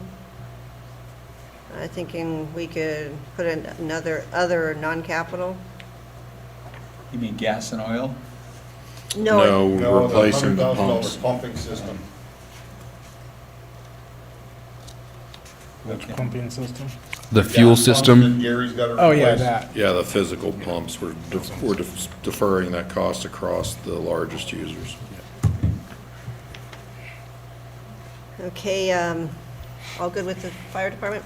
Okay. Yes. General government, I'm gonna change that 70,000 to 95,000 increase for the liability insurance, and the Celebrate Us is up 15, you all good with that? yes. Yeah. Health district, they've got lots of things going in and out for their grants. And they just estimated these costs as to what it's gonna cost to be in their new building, they really weren't sure. And most of this is grant covered. Yeah, a lot of it is. Grant covered or fees Or from through the the service. fees Yeah. of the other accounts. deal. So we- Okay, that's good. And I hope we're on our new building during fiscal year '25. So when these expenditures are grant funded, do you take those grants as revenue to help balance this budget then? If you know what they are? I try not to because I use those for augmentations. Normally, we don't put grant expenditures in too much because that way because we can do automatic augmentations for grants, so that gives us some wiggle room. And if you don't get the grant, you got this big expense that you can't balance the budget without the revenue. It just kind of dilutes the budget though, doesn't it? If you don't have the revenue to offset that, it just makes it look like you're spending $700,000. Well, you are. They're in their own fund though too, so they're kind of, Okay. Right. Okay, well, good with that. Human resources, That's okay. I think it's great. I'm just not sure about that. It's light. I figured you were the other way. You were like, whatever. Yeah. Nice job. Yeah, you should have reduced it just to cut their costs. Come on. Justice Court, there's just nothing That was really. fine. Library, what they've been doing there is she's starting new accounts and moving stuff around, and she's also increasing some of her e-materials. So is the e-materials and the audiobooks, were they the same thing? Yeah, pretty much. She's changing it so that it reflects how she has to report to the state. So she wanted to move budget items around so that when she does her reports for the state, it's like one line item. So she's been working on that this year, and some of the budget stuff she did was to reflect that. And other stuff is just increases. The only thing that jumped out at me is $3,100 in marketing. You gotta get a new logo. It's already up on the website. Oh, already paid for that, so I don't know. Yeah, I don't know Right. what the marketing is. I mean, besides what she said today. Oh, you probably could cut that. I mean, they do a really good job on social media. I think probably the largest percentage of their marketing happens on social media, but the other side of that, the newspapers locally pick up anything that they do or. Yeah. And I mean, I think some of that, they can get sponsorships and advertising for events and everything else because they're such a community driven. 2,500? Well, I'm just bringing it up. I'm not No, cutting anything to anything. I got no Well, juice. I'd cut it to 2,000. To 2,000? Well, I mean, this is the increase. I don't, This is just the increase. yeah, I This is- don't, I'm trying. Yeah, everything on here Yeah. is the Oh, increase it's the above the increase. base. What is it? What's the Yeah, total that's for what I'm trying to marketing? find. Marketing. Do you have that handy? From 900 to 4,000. That's not gonna happen. She said they've already overspent that budget line by $1,500. Yeah, but you're marketing too much. Because I sure haven't seen the marketing, so I don't know how they're marketing. She said part of it is for, I'm just reading, so I Yep. don't know. Part of it's Thank for a library-specific software program which allows them to email newsletters, create flyers, create booklets, and other library-specific flyers. It's quite a bit of money. And they want some swag. They want to buy swag. Would that come through the library board or? Yeah, or their foundation. Their Whatever foundation. Well, let's do what Justin says and cut that to 2,000. I know it's above and beyond, but To 2,000 total. Two total, yeah. Increase by Increase by 2. increase by Is that- 2,000. Be 2,900 total, That should be good. which is over what they've spent to date. Well, it's better than 3,100. Yeah, Well, and so- the logo should have been a one-time charge, so that wouldn't be a reoccurring thing Right, if they've already paid for Right, their that's logo. not like it is. And the email program, I mean, if you're using, like, what's that, Monkey Chimp or whatever it is? And I don't know. It's not that much. MailChimp. MailChimp, that's what it is. Monthly gym. So you want, what are we, A 2,000. Increase of 2. plus 2,000? $2,000 increase So or 2,000 budget? $2,900 total budget for 2,900. marketing. Instead of 4,000. Yeah. Right. Is that good, Buzz? Yeah.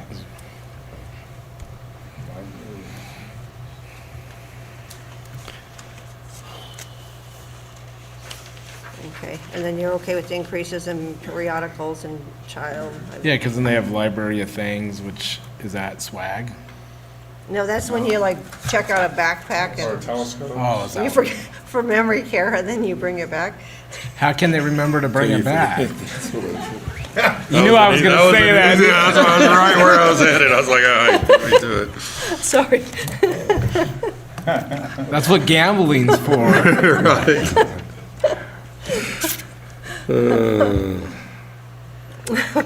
Everything else on the library was fine for me. We'll Okay, we'll besides- include their computers under the same. Yep.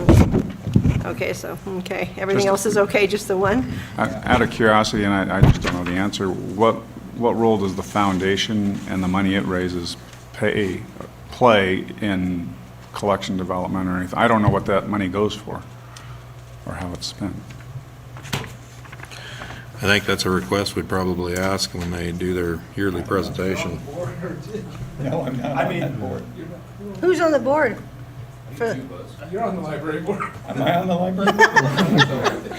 We know you haven't tell me. There's a reason why. I didn't know I was.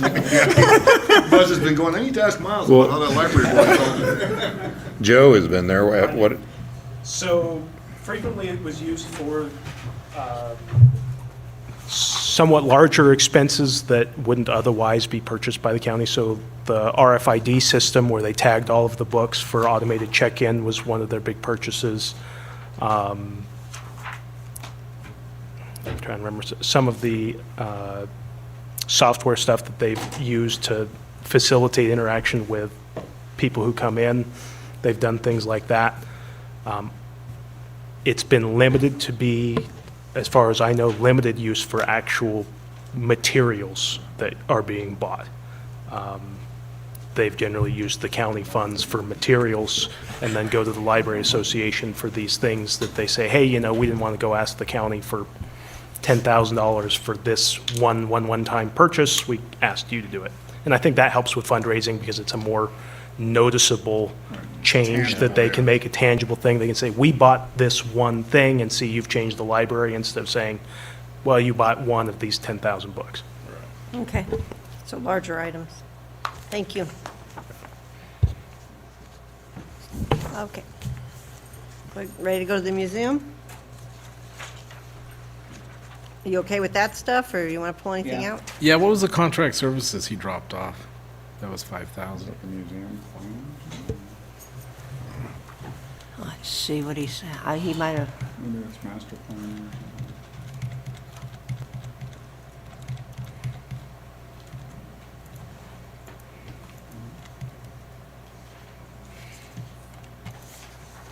I think he might have had something last year, because he had upped it to $10,000 in the current budget, and he dropped it back down to 5. Okay. So, Didn't know what it was. yeah, I don't remember. Do you remember what he bought? Oh, maybe it was his security stuff, his security cameras. I think he was buying security cameras last year. Did he get them? I think so. I don't think he's got him yet. Well, no, he paid for something, maybe, yeah, I can't remember. I'll have Ooh, to ask him. ooh, wait. There's more. You say $15. Which I don't know how. I'm looking. It's CC, so. Yeah. Yeah, I don't have anything written there. Just curious what he was contracting for money. But I'm Yeah, I'd okay have to go with- back and Yeah, I'm look okay at- with what he has now. Yeah, I was fine with what he has now as well. I'm okay with it. Okay, thank you. The next line is the opiate litigation settlement. That's a place marker for equipment. So there's nothing really to approve there yet. It's just to have a budget. Okay, Parks and Rec. Just as, like, when Jorge was presenting, he was talking about the footings in the arena, and he put it under this miscellaneous, under the Civic Center. And I'd like to move that to a non-capital, so that it's more, because it's not really miscellaneous. And that's where we've put the other footing type dirt and things that are bought there. That's fine. That's not for the carpet, right? No, No, that's that's for just- replenishing the soil mix, so Oh, they'll okay. buy sand and mix in with that Right. to keep it to that Yeah, measurement, dirt, Okay. non-capital, soil but it's still. percentage. Was the carpet somewhere else in here that I Yeah. was buying? I can't remember where, but yes, it was. One question I had is Park Rec Fairgrounds, Park Rec Civic Center are the same thing. Well, they're, the fair, yeah, I mean. the carpets, they're yeah. Well, two they're all different wrapped departments, up, yeah. no, but I understand, but Yeah. I think it creates some confusion that we need to, so that we're all talking the same things. And, you know, I at least know athletics is the parks that have athletic fields on them, but and aquatics is pretty clear. The cemetery's crystal, right? Well, athletics is like Sun Fun and stuff too. It's not just events. Fairgrounds, I think, are the outdoor facility. Yeah, Yeah, I think the Civic Yeah, Center. but we're booking yeah. and marketing and as one complex. Matter of fact, we're applying for $35 million as one consolidated complex with consistent borders. maybe it doesn't matter because we're the only ones that see the interior budget, but just in terms of clarity, maybe we need to, or call it, well, it isn't fairgrounds. I mean, I want to try to get away from fairgrounds because that's been a big marketing push that we've made. The market is they're after 360. Hey, Jim, with the Civic Center, he has gas at 5,000 increase, and then the Aquatic Center, it's 20,000. Their pool has a huge gas bill. That much more. bigger? Oh, yeah. Yeah, I mean, if you look, I don't think his Yeah, but estimates are that's- above his year-to-date numbers. Is that good enough then? Okay. Wow. No, it's. I got not. propane, so. I got wood, so it's free. But that, Jackets. It's a big one for the pool, whatever they use to heat their water or whatever. can you heat that with solar at all? Oh, we have solar. I think it has solar. Do we have on it. solar on Yeah, it? no, it has solar And- to and offset, that's- but that's not it. that's not enough, huh? 1972, man. Well, I think, doesn't the base heat theirs with solar? I have Something no like idea. that. They got some We solar could out close there. ours and send everybody to the No, base. No, it's gas heated. I just mean, the whole that's- thing's gas, Yeah. yeah. I think they put solar in there. They put We got solar solar up to there. backfeed the electric cost Yeah. for the building. Oh, it doesn't heat it at all? It doesn't though. heat Yeah, if anything, it, right? yeah. So, We'd have to so have to- electric heat to be able to use the Right, solar. and even solar for heating water, that's a transfusion system. That's not even a- worse, Not a yeah. solar electrical. Yeah, it's costs Right. more, right, yeah. Wow. And we're not raising fees for the pool? We're keeping that all the same, right? Okay. Well, everything he's got there, that's all right to me. Don't want to, because the senior citizens use it so much. I went to free swim yesterday. Is the water warm? The water was warmer. The kids didn't complain. that's We have why to they shut, needed we have to shut it that's off why for they a couple need an extra hours 20 to grand. hit the budget, man. So, I mean, theoretically, if you wanted to, we could remove or stop using one department and consolidate it all, because under fairgrounds, like for employees, that's where Matt is. That's Matt? where I always run into issues. We're hiring the. Yeah, and secretary. then his It's a part-time fairgrounds, maintenance it's a aides and stuff. And we have Straighten that out, so. a clear delineation and structure that we've created on that now, which should have been included in the budget in terms of how everybody's reporting, where Jesse falls in this, his expanded role, taking on those groups, because that was part of trying to align this where we didn't have all of these different budgets where, for example, if we got a mower out at the cemetery and we've got an issue at the OSER where we need to use that mower, that shouldn't be a conversation and a debate with the cemetery guys. It should be, hey, we're coming over to pick up the mower because we've got to use it over here, right? So that's what we've been working more towards, because we did have a bit of, Did you already redo the organizational chart on that? yep, Okay. yep. And I think it should have been included, I thought it was. yeah. Well, So you want to combine the, I'm just saying that's a Departments. possibility. I mean, we would need action notices and all this other stuff to. Would it be move easier for you? employees. Everybody. is it easier on you to budget? Long-term, not short-term. And for you? I mean, yeah, I'm fine with one department. I would, I mean, And then getting everybody to code everything to the one department as opposed to what they've been Figure out using. yeah, and then what they've been coding, Yeah. But I mean, over time, Well, I mean, it if, becomes easier. right, if you're using, it's the same people that are booking the concession stand by the rodeo arena, that are booking the barrel house, that are booking the 3C. That's all, you know. Yeah, and we're not giving every building its own department, so. No, that's what I'm saying. This Yeah. would squish It's all it the up same. into one. Making it, Make it all one. consolidate the whole thing.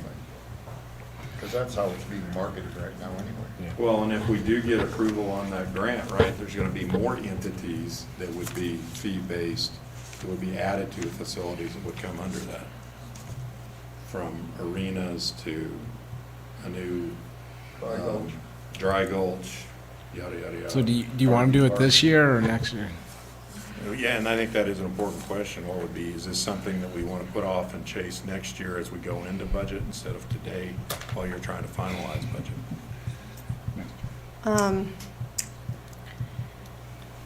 Jamie? Do you have an opinion? Will it be easier next year if they just Well, budgeted everything in the new Well, department? let's do that, and then we can have a conversation with them and get them to start thinking about it and aligning. And then that catches any mistakes that could be made along the way. I'm totally good with that. And SNPLMA, if it does happen, is likely not going to be happening during this budget cycle Right. anyway. Yeah, so that would be a good time to move the Actually, if expenditures. SNPLMA does happen, I'm very much pushing that it would happen in Well, this budget. I cycle. think it'll get approved, but by the time Oh, I any, think chances are it'll get funded. If it doesn't get funded in this budget cycle, in other words, October of But it- '24, Oh, which they're all is this under budget one, under cycle, Parks and Rec. then it's probably not gonna even get budgeted in the 301, next I think. cycle. but I Maybe think by 2 the, years by the off. time we actually get to expend some of that money, could be a little bit longer. But this will be federal No, fiscal I year, I though. disagree. If they award the money in October, Yeah. it becomes awardable. I get that, but. Well, it's in their next there's- fiscal there's- year, but there's it's in time our. before we're actually gonna be spending that money, because we. Yeah, because it's a 5-year span. Exactly, that's where I'm going at. But we Yeah, would get yeah. it in, we may get it in our fiscal, but in the We may federal get the government's award, next yeah. Yeah, fiscal. the award and the money's appropriated, but it's not being And they're all spent awarded. yet. Just as Exactly, in that, here, that's where I was just going. He's combine it. talking putting on the ground, and Move the I'm talking, employees to starting we July get the 1st. award, saying Get the we're award, getting the money. yeah. Because I mean, this is like so Mickey Mouse, you know, got like Two two hugely employees. Yes, I mean, it don't matter. It's unlike my kid who spends his allowance before he gets it. So I'm okay with the Parks and Rec. As am I. Yeah, I think we could probably just take the fairgrounds and put it in with the Civic Center This year? for 25, starting July 1st, and then we would have to, I mean, they don't have very many employees, they only have the seasonals, which I thought we got rid of. Yeah, so- you'll have lots Oh, we of should be action. skinny in the Won't have the season. next Yeah, year. so the only one there is really But you can get a prep. Matt, and then the expense. That's for Kim. Yeah, I was gonna say, that's, yeah, she's got that. Nate's she's got position that in it? reclassification. No, Nate's is in Civic Center. That's Oh, what I got. gotcha. Yeah, Sorry, but- you're saying the but fairgrounds. Fairgrounds, wasn't yeah, there. it's very I'm small. like, I thought you were saying he wasn't in either one. I'm like, So for this fiscal, you're gonna combine them together for FY '25. Yeah, the only thing is if you want to, like, I think the reason we set up the Civic Center Fund was to, so we'd have like a group of funds that are just the Civic Center, so you could see expenditures and stuff. Yeah. And so that's why, I think that was the intent, and that's why they're separate. But now with the change in organization, we should put them together. Yeah, and just reality of how we manage it, it's very, there are some examples where it's only a civic center thing, that's like the Bighorn deal this weekend. But the example last weekend was the Bull Sale, and they were in the Barrel House, they were in the Corral area, they were in the arenas. Yep. So more often, it's larger than just the 3C. So maybe we just like Or the fair, yeah. you may- talk to Jorge and Jesse and make sure they're on Yeah, board make with sure that. we're Maybe not they have a missing reason anything. I don't know Yeah, about, that agreed. they want them separate, because either way, we can do it. Just let me know what Okay, what you I'll come talk back to with. them. And you guys are fine either way, 'cause it's. Yep. Okay, thank you. And then public defender, we're gonna add the investigation contracts. And what was that dollar amount? 45. 45K. 45K. And everything else is fine.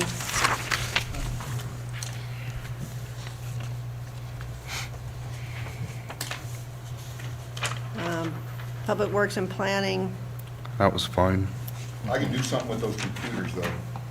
Well, Well, we're gonna do it all it'll fall together. in that whole evaluation. Okay. Rat Pack, Yeah, it's fine. It's good. you fine, okay? I think we need to digitize all that. Yeah. Yeah, we have Yeah. to do the plat maps Yeah, the and, web maps. and the recorders, doing the electronics on them. Orders looks good. Yeah, and the recorders is good. Microfishing, that's the, or the records and microfilming is, she's gonna be redoing those books, that's that extra 30,000. Yep. Microfishing is looking at little bitty ones. Yeah. That's all. Yeah. That stuff's going, you can't even hardly find a machine It's anymore. been there Yeah, for you can. decades. There's no way. Once that machine goes, we're gonna be in trouble. Yeah. Road Department That was fine. and Senior Center, they're just, moving stuff here and there. Actually, they had a lot of decreases, but the whole budget was only $500 more. Now, Sheriff's Office. And just remember, this is 180,000 over base budget last year. Right, so this is all enhancement. Yeah, but 75, we moved from social services to his budget with the. No, the prisoner Oh, the medical. prisoner care was already in there last year? No, prisoner medical care was not there last Yeah, year. that was, so part of that is. So what we were afraid of is people were being counted under the indigent. Right.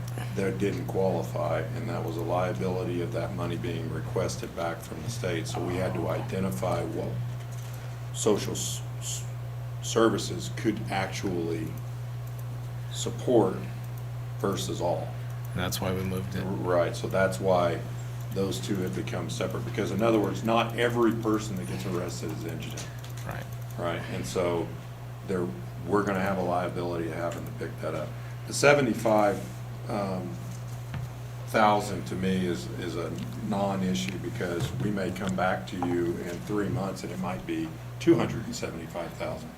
It really is gonna be driven by that RFP and what requests we get, or what proposals we get from entities that can do that work. Yeah. So it's, that's just kind of a holding spot.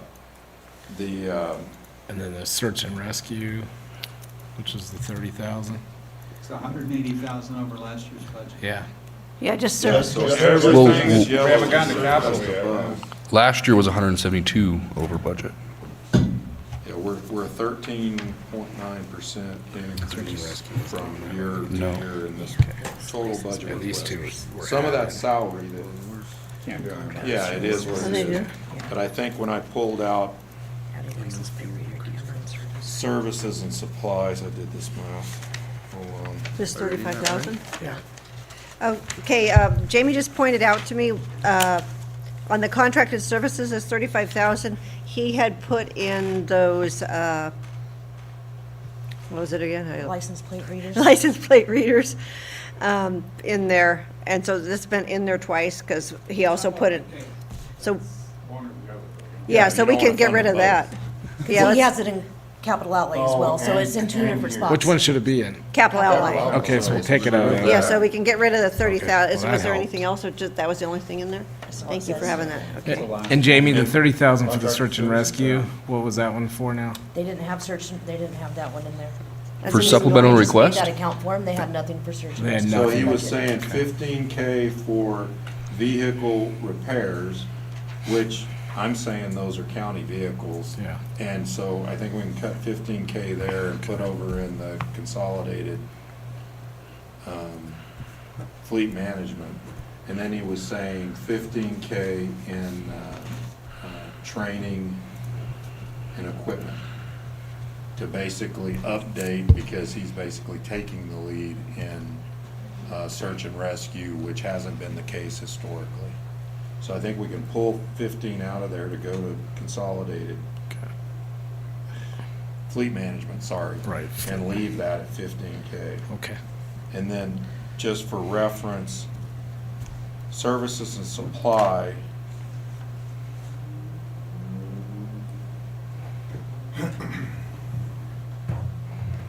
Has gone up.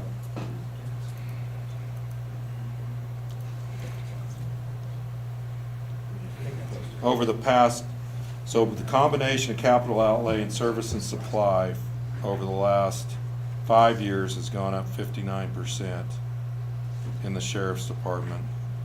And then it looks like it would be roughly 250,000 combined increase from last year to this year. But that includes this 35 that was double listed and 15K that would go over to. And again, the 75, I mean, and that's really something that I just would note, right? That we're gonna have to do what we're gonna have to do to a certain extent on the medical side and dealing with the jail. That could be a great number that, and so, I mean, I think we need to try to lean where we can in these budgets, because we don't know what that's gonna be. I would be shocked if it were 75K. I mean, I would just, yeah, I would just baseline, it's gotta be 250, and we may find out that was hoping and dreaming. For what they want, it's gonna double it. So, you know, we can leave it at 75, that's fine, but I mean, I mean, we're just not gonna know until we know. So with the lab test and hearing right there, that's a $20,000 increase. Yeah, I'm trying to remember. So Jamie, do my you know what that understanding one was was? that was about an NRS, about all of the peace officers have to get a physical. Including mental health is new. Including the mental health. That's what I was eval. adding. And so, Because they've always had to get physicals and hearing tests. So why did it go up by 20? But if they added a mental health thing in there now, that could be what? Yeah, says it includes the mental health screening, which is new. That's new, okay. NRS requires. So, So I guess the removal of contracted services, search and rescue cut to 15, and then that other 15 moves to the other place, and then everything else I think is fine. I agree. Okay. It's all grand. Yeah. And social services has, just on the social services, we have a line item for the homeless project. I'm going to take that out. That's grant funded. That's $1.7 million. We will augment when the grant comes in. Oh, we don't have it yet? Well, I mean, if it gets expended, what we do is we will augment it to whatever was expended in the year, just in case it doesn't come in. Because otherwise I have like huge budgets here, and it's really hard to. Well, that's where I was Yeah. asking earlier. Yeah. Which one is that? The homeless project, I'm going Yeah, to I take that mean, out. part of that could be expended in the next month. Yeah, so, yeah, we just take it out and we'll augment the grant, when the grant money comes in to pay for it, we augment for that. So that's an easy augmentation, without inflating budget for unknown grants. So that's the only thing that I was gonna mention there. I didn't notice this before. They have CDC workforce for 180,000. And then the health district has CDC workforce with 351,000. Are those different? I mean, okay, Yeah, they're doing different portions of that. okay. And what's the COVID ELC? That's You know what that is? a grant for the public, that's the lab, because it's under the health nurse, so it's part of the lab.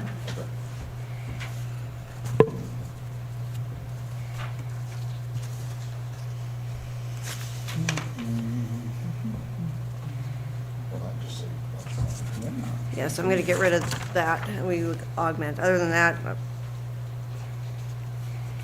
just on this indigent fund, that goes up 4.5% every year, and we use the entire fund, so I'm gonna do a little tweaking there to make the entire fund only 4.5% over, and that's how we justify that with the indigent, rather than the 6% indigent fund that we put 6%, 6 cents of our tax rate in.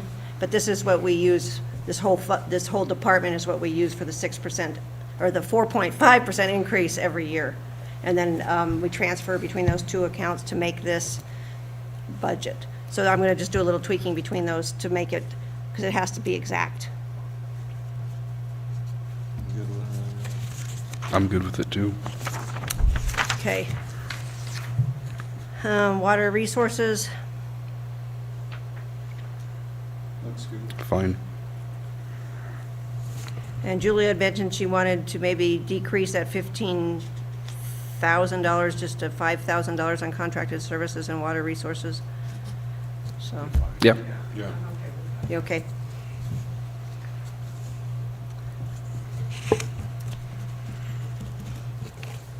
Okay. Water utility fund. There's those darn computers again. Yeah. That's 7.5 years old. Just getting broken.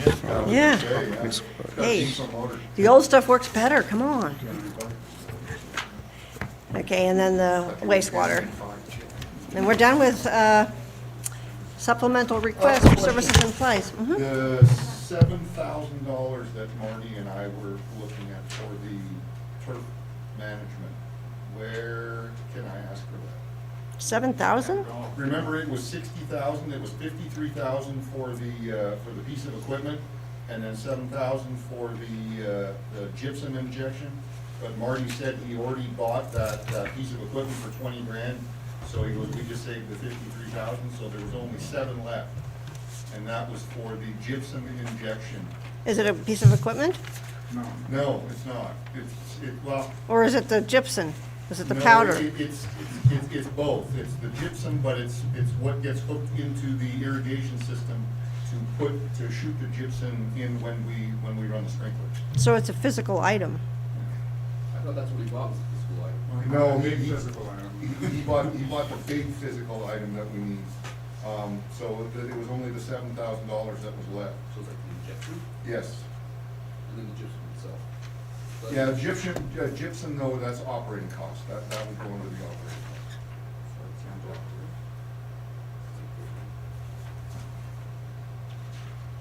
Well, I like all the capital outlay to go to the county, and they pay operating. That's what we've done. Okay, what was that again? Sorry? I was reading. Well, No. they get the 50 grand, which they can choose to use for buying a big piece of equipment, or they can use for whatever that they want. Well, right, no, on the that 50 side. grand has historically been used just for capital improvements of the property. The 25,000 from the city But has they've been their normally option. done it for operations. No, they haven't. They do it for capital But projects. that's what they just said. I know, that's what they said. That's what they do. That's not what they do. So what is so what was the 50 grand spent on last year? I don't know. That was my understanding historically, is that the county provided 50,000 for them to do upgrades and so forth at the course. It wasn't for operations. Exactly. It was, So that was investment in the course that they made. Yeah, because we own the assets. Or the facility, whether it be the we need to clubhouse fix it or and whatever. maintain it. So from what I remember, the 50,000, when we did like a $6,000 or $7,000 repair in the bathroom that failed, they bought some carts, if I remember right. We bought the tee box markers with that money. Would it be possible that we could get the representatives of the board, the whoever, to come forward and make the request, because you don't have really a budget set-aside deal, to make a request for this improvement and talk about the larger picture in a consolidated topic of improvements on the facility? Well, I thought that's what I did today, because I am a member of the board. I mean, I can certainly do it again and have the documentation for everybody to look at. You came forward with one request. We didn't really have, and we're running out of time today, to have a larger conversation beyond that one request that you're making, right? Okay, I had Or am I missing? I had 4 requests.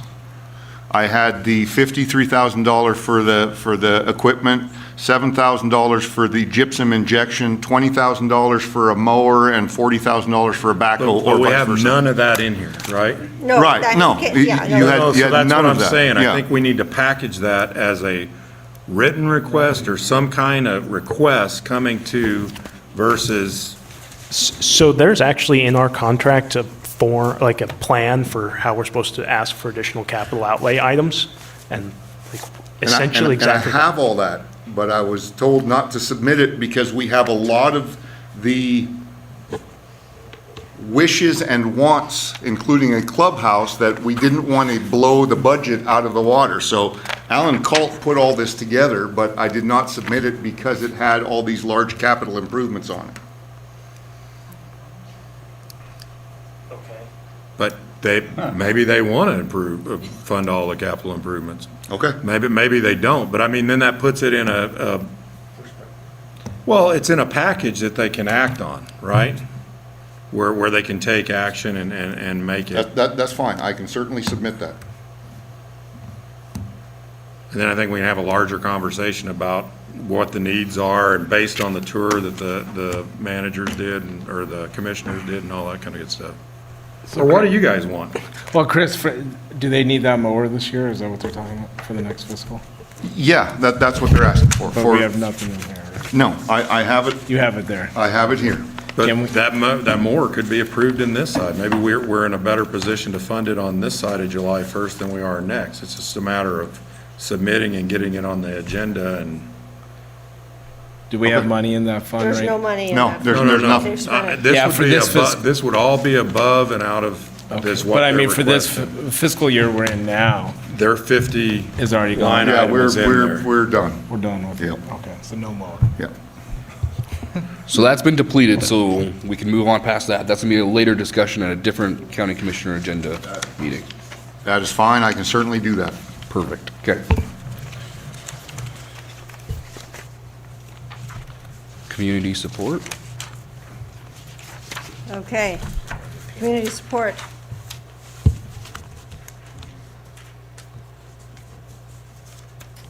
Any comments? You I guys was all fine good with that? everything on community support. Yeah, I have one comment. Why is the Cantaloupe Festival down for nothing? Because they get funded by CC Communications. They're a they give them like 30,000 a year. This is what we did last, I think. CCCom is like the sponsor of that And- whole entire event. And I like to sponsor things like for the children and things, not someone that's trying to make money and buy a $240,000 stage or whatever they've done, so. You know, I think the Cantaloupe Festival's already getting a lot of money from CC Communications, which is Churchill County. Did they get that stage? I heard that they were getting it. So that's all good? We're all Yep. happy? Okay. Oh, capital outlay. Kevin Keys, you did. Thank you. Bring the pain. Okay, building reserve. These are just the first two are just place markers. These are the last three are the expenditures of already, well, the last two. The CAPS building and the remodel of the evidence room are estimates of what's going to be in fiscal year 2025, and those amounts have already gone before the board, right, Chris? Sorry? These, the two amounts for the CAPS building and the evidence, CAPS building, the only thing that's been put in front of the board with the CAPS building is for the design of the CAPS building. design. That's the only commitment we have from the board. That's the only thing we've committed to. Sorry, let me rephrase that. We also purchased a building, but other than that, the only thing that we have committed to is the design. And that's the 150,000? Yep. Okay, and then the evidence room remodel, has that come before the board yet, or is that something that's gonna, or? So we came in front of the board to tell them what we thought it was going to cost. We're in the process of doing the design, and then similar to what we did at the L building, whatever contract comes out, we will take back in front of the board for approval of the construction contract. Okay, so those will all come before you before? Yes. It's actually spent. Same with the placeholder for the building's acquisition. If we're gonna buy something, that would come before you. And we've got, several things that are moving in real time on some of this, not only on the remodel on some of these buildings tied to the courthouse, which obviously has the highest priority, but properties that the county's tried to acquire for multiple years and hasn't been able to, and all of a sudden they're available. And so, and we don't know if they'll be available in another 15 years. And so we're going to have several of these that we're bringing up in front of the commission in the next 2 months, 3 months.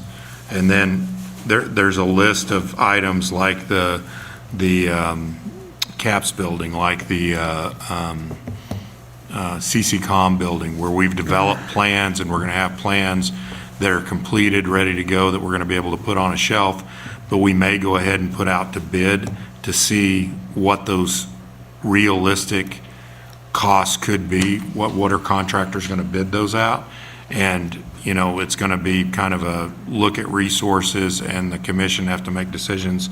We're not ready to do this. Let's take that set of plans for CCCOM, let's put it on the shelf and see if we get another round of some kind of ARPA in the future, or, this is a priority tied to the courthouse, so we kind of need to move. But we're trying to get as much of that at a stage of having some level of understanding of what the cost, so that when we come to the commission, they kind of have, I know this didn't help you at all in terms of budgeting, but we have some kind of realistic idea what we are talking about in terms of cost before we.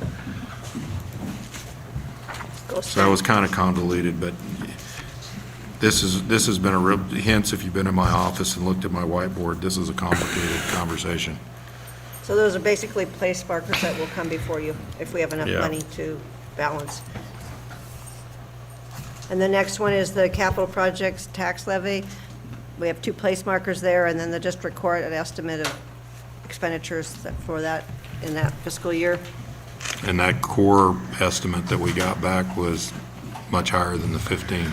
Yeah, it was closer to 30. The 15 is earmarked in there because when we came in front of the board to talk about the district court, we were trying to get funding for the design, which was north of $1 million, and everybody, the board had kind of said, well, that's fine, but design, all in, we don't want to spend more than $15 million. So that's kind of where that 15 million came from. And when we go out to bid, it's going to be similar to what you've seen from me in the past. We'll get bids, and then we'll come in front of you and say, well, this is what the bids are, what do you think? So that, What was this for? the district courthouse.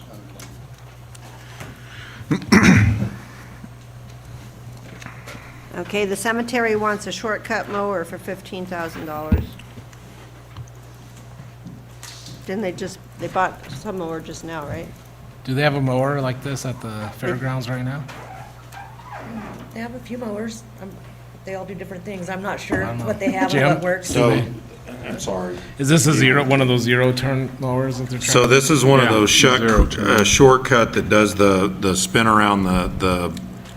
Zero turn. Yeah, zero turn around that, the. Grave markers and. It's We a have one- viable need. It gets them up close to the headstones. Right, it's just Thank now you. we have one there and then we have one at the Parks and Rec. Right, because you've got 2 different staff mowing at the same time. Okay. Right, so we've got basically 3 staff permanently assigned out at the cemetery, but we can pull as we need. So let's say that something happens, we gotta get, so we could pull a mower from there and bring it over to add to. But right now, this is replacing mowers that have timed But you out. think they need service 2 time. mowers? Yeah, I do. I mean, there's, every day they're mowing a section at the cemetery, and during summer, obviously. And every day they're mowing a section at Liberty, Oser, or one of the ballparks. But they're and gonna field use parks. this at a different location too. Right, possibly, at the same time. Besides the cemetery. Right. Is the cemetery Correct. on its last leg? Huh? Is the cemetery on its last leg? Because last year they did get an $85,000 backhoe. It's, the one that I saw is, now, I'm gonna tell you, I'm gonna be frank, I think part of this is maintenance. And that's why I know more about that specific mower than I would normally. Yeah, and I I'm think we okay. could have got greater livelihood out of that mower. I'm okay with using this mower, like getting this, as long as we use it at other locations. Well, I'm telling you, there's not a piece of equipment, including the backhoe that you bought for the cemetery last year, that when we need it somewhere else, there was a couple of times we pulled that backhoe over to 3C when we lost the water line going to the pool and some other times, that we're gonna use equipment. Same is true unofficially for the road department. I mean, when we've come into situations, we're sharing. That wasn't the case previously, but we Right. are now. As long as we keep doing it. Absolutely. I can guarantee you that. So I'm okay with that. Okay. Next one, data processing. Have to. It's like speaking a foreign language to me. You guys good with that? The E911, that's just a place marker. Elections, the ballot marking device, this will be funded by in part, or if not all, by the state. It's fine. Yep. All good. Capital outlay, extraordinary repairs, that's just a place marker. Facilities and grounds wants a utility truck. What's that for? So this is so they're gonna look for some kind of auction, used utility truck, and this is adding for the HVAC position. So this would be basically what they would build into the HVAC cooling, mobile. Are they gonna find one for 15,000? Oh, yeah, used, we will. Either that, or we'll find a utility box and put it on an existing frame and repaint it to match where it's not probably what the box highway costs. patrol blue with a That's what white I'm box. Yeah, that box is probably 15,000. Yeah, we can make it happen. I mean, you know, the example is the utility truck that we bought during the flood for the road department was like $200,000. That's what I knew. And that's a bigger than they'll use for this, that's a big obviously, one. but yeah. Okay. Mechanic shop, they're just putting money in there. We'll see what happens. So, and we've already entered that contract agreement based on, have we signed off on that? Okay. More to follow. We're just building funds for, For the fire equipment fund, it's just $100,000 as a placeholder. They're just building money since they spent most of it for the fire trucks, but I'm just putting that in there. Health district, that's for their infrastructure, and they want to get 3 grant-funded vehicles. That's not really us, it's them. Museum wants to upgrade a closet into an office with a window. I think that's fine. well, It depends on. we just did a remodel out there, and they're, I don't know, What about cutting the hole? $10,000 window. What about cutting the hole in the wall? Can you do that? It's a $10,000 window. That's why it's Is that how much expensive, because the hole is? you're doing a center block wall. Oh, is that- Because it's in an old Safeway, and just so that you have one office in a certain strategic area. Not You know, needed. maybe we install a solitube. Don't they have like Can- those little antenna Can you things put that turn some, corners? like something on the roof? Yeah, I don't know. It seems, it's not a lot of money, I think. but We'll see. I say we approve it, and if it's more than that, then, no. Buzz? You okay with that? Yeah, I'm fine. Okay. Okay. Parks and Rec, they want a 72-inch deck mower. yeah. Here we got some more fairgrounds and civic center stuff. Yeah, that's I gotta pretty. tell you, that vacuum trailer looks pretty cool. I didn't even know that exists. I want Oh, one. no, they're good. They're good. Well, I think, doesn't the city have one for the water that they suck out of the streets? No, they've been trying to get. Yeah, but it's a different A little configuration. different. This is more of basically a big leaves. vacuum cleaner for dry matter, so, right, so you could No, there's- suck leaves into it, you could do I'm not saying you need to. all of that They've been kind of trying to stuff. get a 72-inch mower for years. Yeah, and I mean, as I look at all of these, there's some things that are gonna immediately, I mean, I don't think anything here is frivolous and not a need. I'm not suggesting that in the least. How much is it gonna But cost? that, in terms of public impact, I can tell you right now, that floating dock at Liberty Pond is How a much is huge, it gonna cost to remove that dock that's there now? they'll probably do that on their Because own the with the Seabees built equipment that they dock have. originally, right? Yeah, I don't know who think built so. it. I can make it just be for cheap. Yeah, I mean, Just- well, then they've you gotta got get the it out of the equipment. ground. They've got the equipment, they'll remove it themselves, yeah, I'm not, Like a controlled burn?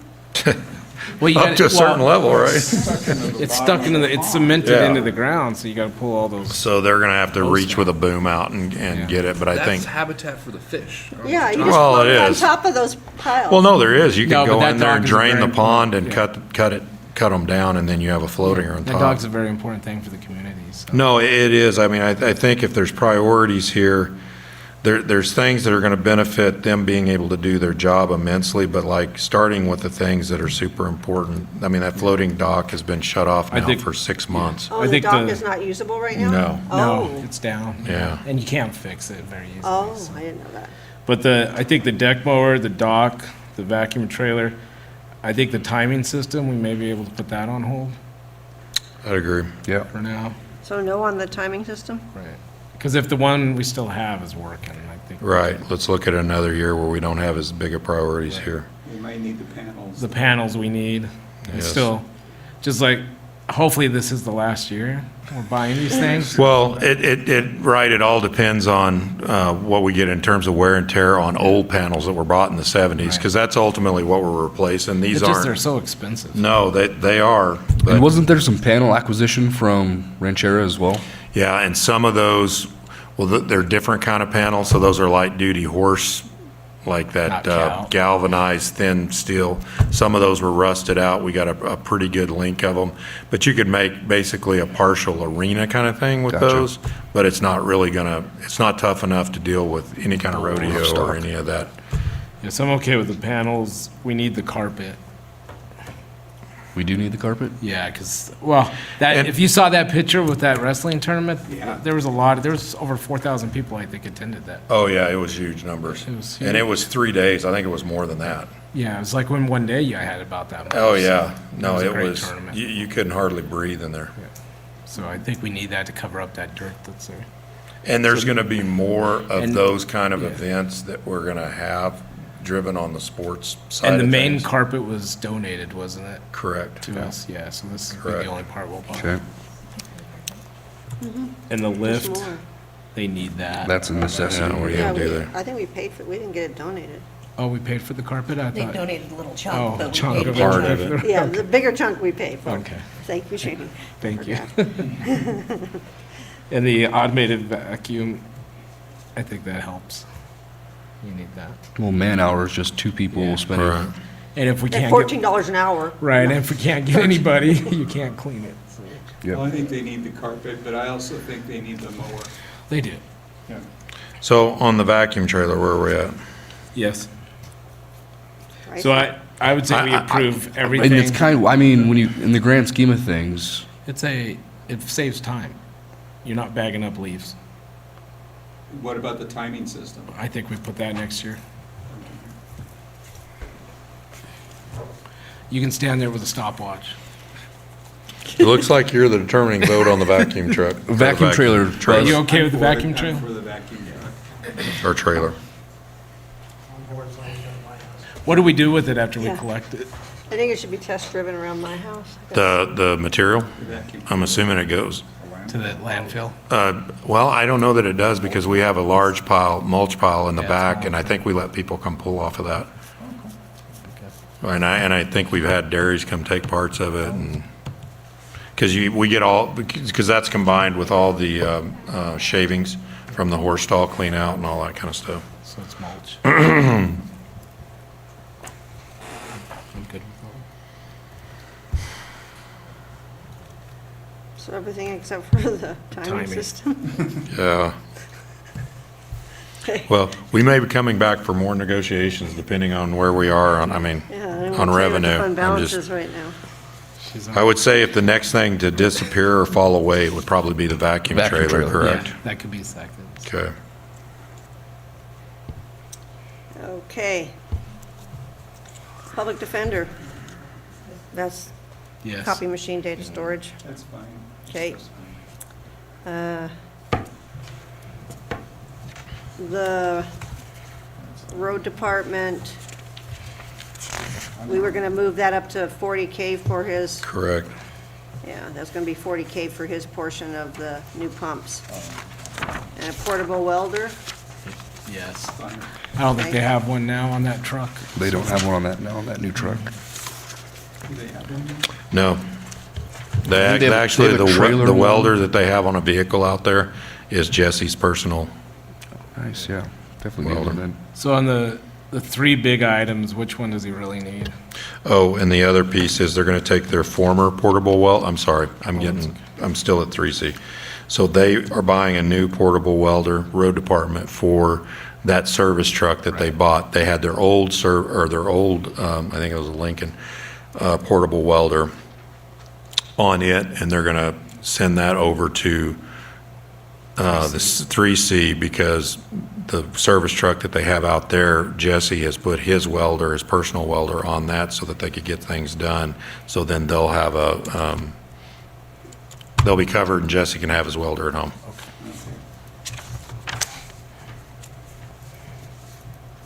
and then, road equipment replacement, those are how he wants to spend that money this year.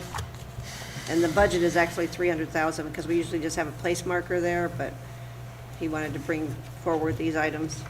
Is this coming out of his fund? Yeah, the road equipment. So this really isn't an enhancement, this is just eaten up by the existing Yeah, well, we budget. don't, well, we always have a But we place have marker. no- He's describing what, Yeah. Yeah, so we're good on that. Yep. Yeah, he's just choosing to spend some of the funds this year on that. Okay, so we're good And then there. the Rat Pack's just Rat placeholder. Pack Technology has a switch, I don't know what that is. And then there's just a place marker, just in case something comes up. You all good with that? The senior center need a phone system?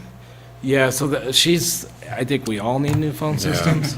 Will not be combined with the And county? it's got. Yeah, so I think we're it looking at is. one consolidated fix across the county, so this is her part of that, but we've struggled hugely in this area, and so this is one of the tasks that Colin has been engaged on between comparing VoIP systems or VoIP, I can't say it right, and regular hardline systems, which are basically falling away in terms of being able to be used, and what's dependable and what's backup. And, you know, this is a struggle the county's having, but I will tell you, this is a struggle every business in town is having too, trying to figure out where to go on this. So we think Colin's got a fix, and this is her budgeting that fix, where we can talk directly. So she could be at the senior center, or she could be at 270, and she could push the button and immediately be connected over to Sherry on a budget issue or whatever, and it's all, starts out in the Wi-Fi system and then, but has And backup. the one they have now is not supported anymore by CC. And so you have to buy a whole brand new system. Yeah. They won't touch it. Yeah, the phones are aged out, not even heavy enough to make good boat anchors, like the old-time phones.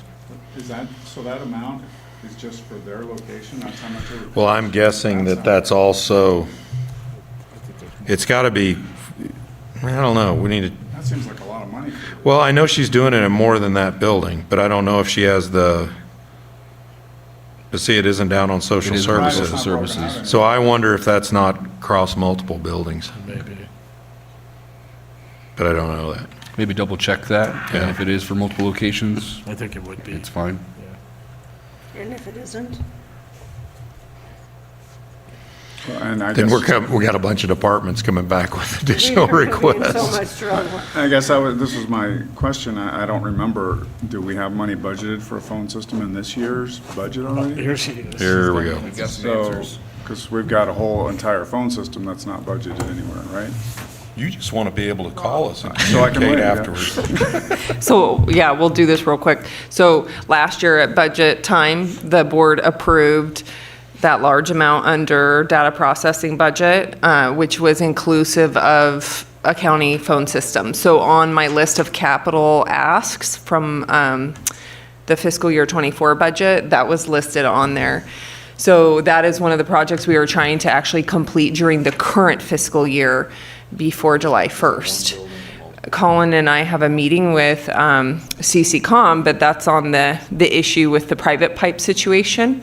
But what that enables is also regardless of what phone systems, if they were landline phone systems, we'd still be connected. But we are looking at VoIP type solutions. And so when that's purchased, the idea is that it would be rolled out to the entirety of the county. So all the companies that we've been engaged with so far on phones, it really doesn't make much of a difference financially. Like once we purchase whatever system, then it's a very small amount of money to buy the handset, and you literally just plug and play. And so, you know, I'm not trying to step on toes here, but I will say, number one, we hope to do this before July 1, and number two, that it will include everyone, inclusive of Shannon's department and the Life Center and like all. It would be inclusive of everyone. The only one that it won't include, and where like County Manager Barbie is making reference to some of the challenges. The challenges are real, let me tell you. Like, there's been a lot of work that's been going into this so far, and one of our biggest challenges is having to do with our 911 system replacement. That system is super complex and has a whole lot of other requirements, and Colin has been having regular meetings with the sheriff's office and a couple of vendors that have the ability to replace that system. We are on the brink of, finding a solution there that will work. And if it makes sense and saves the county money to use the same vendor that supplies a portion of the 911 solution for countywide, then great. If it doesn't make sense, then 911 will be addressed separately, because that will not get done before July 1. But the phone system for the rest of the county would. That would be the hope. So is this 58,500, is that total? So Shannon just called me, so that is inclusive on their end for the Life Center on the phone side. I can't imagine, I know Colin and her have been talking, so I'm not sure where the disconnect there is. But this is also completely new door lock electronic system. Right. Complete new security system and complete new camera system for the Life Center, because those systems that were installed whenever the building was built by the county that CCCOM installed are now no longer supported or supportable by CCCOM. So how much of the phone do we take out of that? Do you know? Give me 30 seconds. Well, we have the security system as a different line item, that's the 19,000. Yeah. So I'm confused. So we'll see how much, because we may be able just to cross that completely off. Hold on. If that's just phone. Hey, I got you on speakerphone. So Julie's saying that as part of the fund budget last year, the phone system replacement for the Life Center and for the 270 main would be covered in that fund that's in this current fiscal year. So there wouldn't be a phone system in there. And then the other question is, Sherry's saying that the security system is in another line item For the 19,000. No, it's for all the together, 19,000. So I broke them out. So we had user agreements. I didn't know it was going to be covered under another fund, and it's part. So the phone system for 270 is part of that proposal that's coming forward on March 7th. No one's told me that would be covered separately. So that's why I had it separated out. I did not know that. Okay, so what we're gonna do is set this aside, and then we're gonna dig a little bit deeper, and then we'll get the commissioners, if they're good with it, to approve what makes sense as long as we're not duplicating, right, expenditures or encumbrance. Correct, Does that yeah. work for you? No, that's perfect. Yeah, no, I didn't know that's going to be covered under another one. Nope, that's fine. Okay. All right, we'll sort it out. Thank you. Bye. So we'll get Thank you. more info. The biggest thing that we want to do is to avoid, because we know things like, we already know that like the DA's office also needs a new phone system. And right now, most of us are all like on separate systems. The only consolidation is that this building, the admin building and the annex building are on this old ESI system.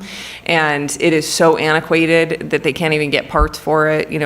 You guys already know that, you've already approved that. But what we're trying to do is, we're not the only need in the county. We were hearing all these other satellite offices for our other departments have the same need. And so if we can find a consolidated solution for everyone, it saves us a ton of money, because all we have to do is actually buy the handset and then just deploy them. It requires no work. We just, like, here's your phone, plug it in. And I know Colin has been involved in conversations with Shannon. They just must have passed in the dark and not made the connection on the two different funds. So we'll follow up with that, and then we'll make adjustment. It sounds like it'll be reduced. That works. Thank you. Thanks. Thank you, Julie. Thanks, Julie. Okay, Sheriff's Office. 4 vehicles. So on that portion, I went and had Nick pull up what vehicles have been maintained to give us, or have come through Fleet Services currently, to give us an idea of what vehicles exist, what vehicles are being disposed of. We have a few that are questioned, that haven't been into maintenance, I think still exist out there, but just haven't been into maintenance yet. And then we got a couple that I'm questioning if they haven't previously been dispersed and just not updated on the asset list, because I'm working off an asset list that was provided a couple months ago from Sherry. So as it exists right now, it looks like they have, from the information I got from Nick in terms of communications from the sheriff's office, there are a total of 31 roughly vehicles, and again, this could be off a couple here or there, but 31 vehicles. Disposal list for cars, not quads, is 1, 2, 3, 4, 5, 6 vehicles that are being disposed of or are in the process of being disposed of, all in excess of 170,000 miles, somewhere between 172,000 and 195,000 miles. Now, some of those are being dispersed to other departments. Example of one I know is the vehicle that the museum is referencing. That was an expedition that was dispersed to another. Currently, there are 1, 2, 3, 4, 5, 6 vehicles, a 2010 Expedition, 2010 E350 Econovan, a 2013 Chevy Tahoe, and a 2019 Transit T350 van, passenger van, that have not come into county maintenance yet, so I don't know what the mileage are on those, but they've not been released, and I don't know if, like the vans and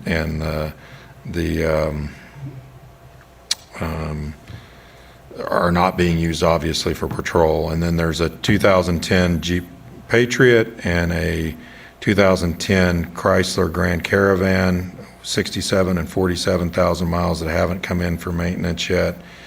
And a 2012 with 140,000 miles on it, F-150 that's a former NHP vehicle that we got through state purchasing. I'm not sure what the use is there.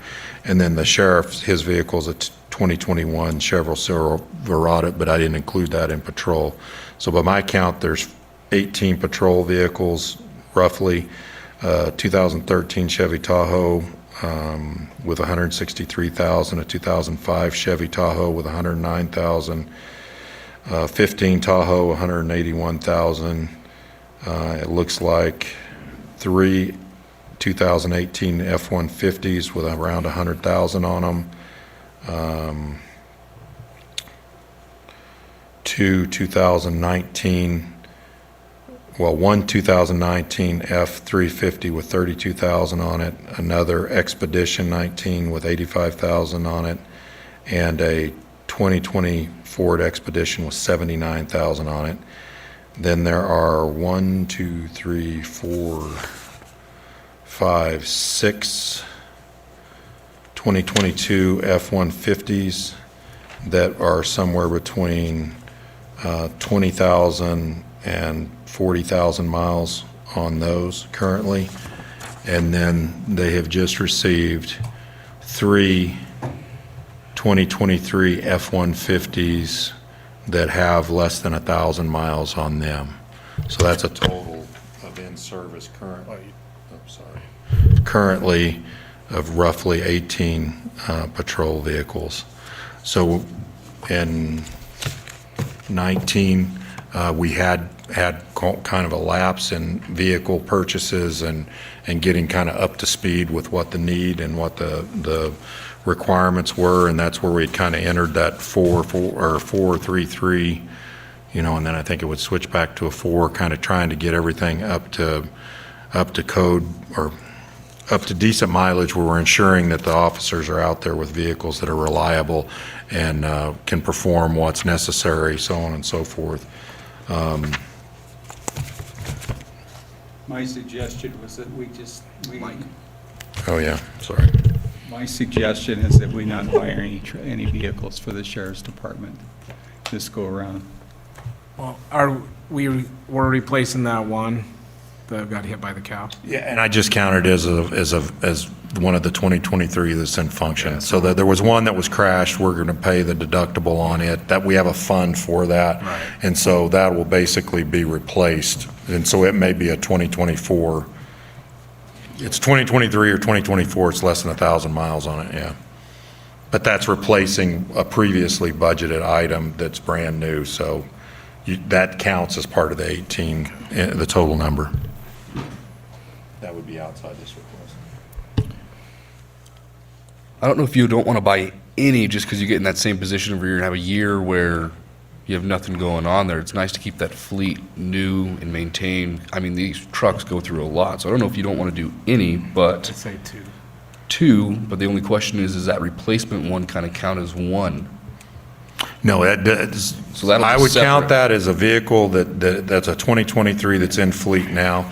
They may replace it with a 2024, but I mean, you're replacing a new vehicle with a new vehicle. Yeah, I mean, it so had that 300 miles on it, so it's really not reflective of this budget. You need to We're going to have some places that we have to squeeze, right? That's some of the conversation that we had.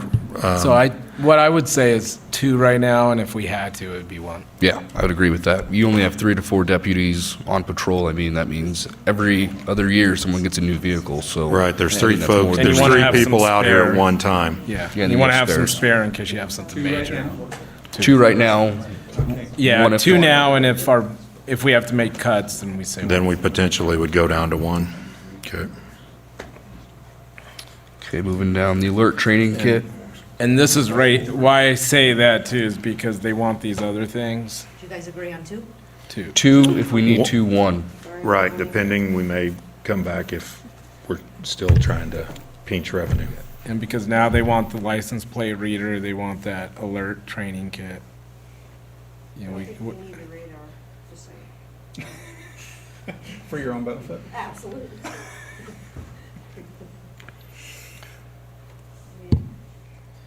Yeah, the portable. Is the $35,000 radar component, where's that? No, it's portable radar is 17. What was that one? Well, we had What was the other one then? 35,000 in the other one that was that for the was- license plate reader, Yeah, but he has 40 on this We one, got the 40 on this one. so. So he left his. but that's a reader board. Those are two different things. No, license plate No. reader is underneath the alert. Oh, there it is. Yeah. Golly, that whole So reading you were thing. right, though, it was like 35. It was 35 and that one, it's 40 in this budget, one. it's 40. Yeah, I'm not sure, I mean, he was saying shields, and that's supposed to be blankets, I put blanks. Yeah, it's- Contracted services. Oh, yeah. Yeah, I called don't it know contracted that that's a capital outlet, capital outlay, if that's. With I thought it shields was and part of blankets. The alert training system, he's just So that would saying, be a supply service. yeah, I would think that's not a capital Supply. outlay. Shields, that's not in our contract with them. Unless the shield's over $3,000, but it's 25,000. unions. So I don't know. No, this is like for, Like riot. go into it, yeah. Okay. Yeah, from my understanding, this is to support the alert training. That's what I've written down at least. Yeah, the alert training one was the one about, I think, school shooting or Yep, something like that. and that's what those shields and blankets are for?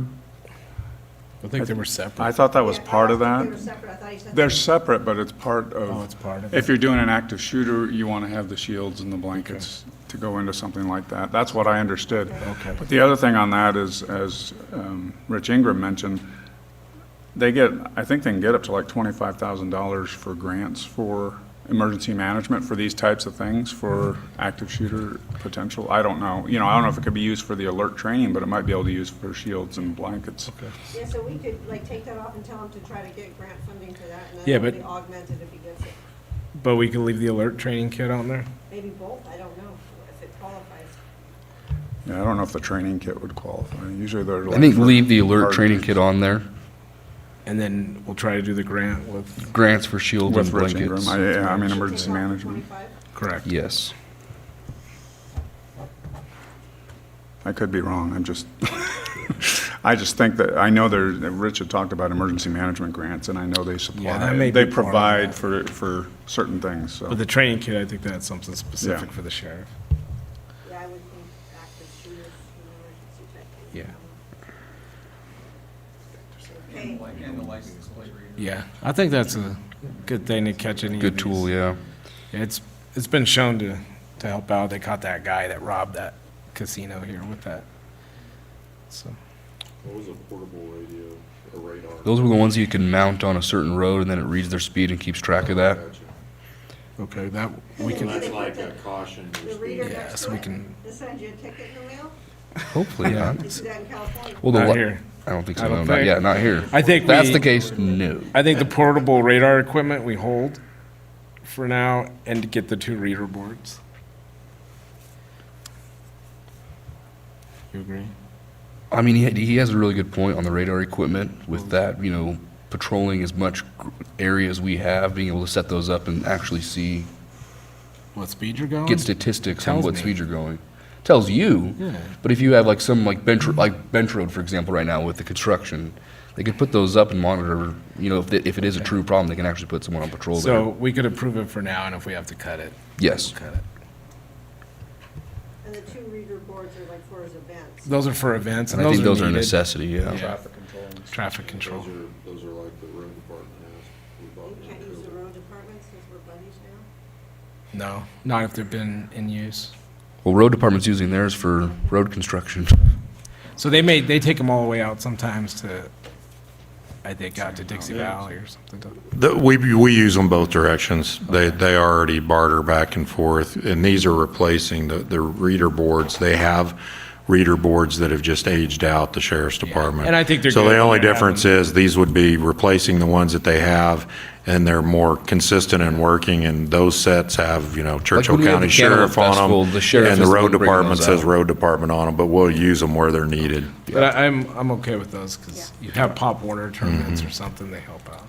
The radios, repeaters, radars for new vehicles, that can be cut. Cut in half, right? Cut in half because of that.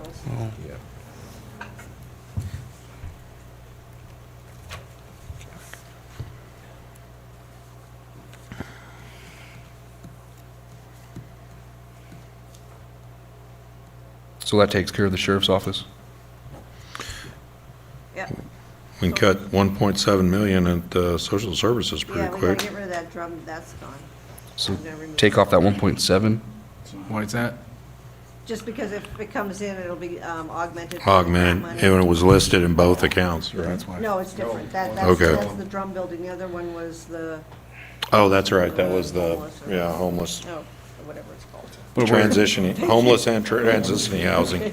We're still, Right, with that Jim, drum I said building, one we're thing. still, It's progressing, and we were at a point in January where I was going to tell them to keep the money because of the number of projects we had. When we told them to keep the money, they came back and said, well, this isn't ARPA, this has got like 5 years life on it. so we're fine now. So then I said, okay, well, then we'll continue to work towards getting the approval on it. And I think we're close on it. Okay.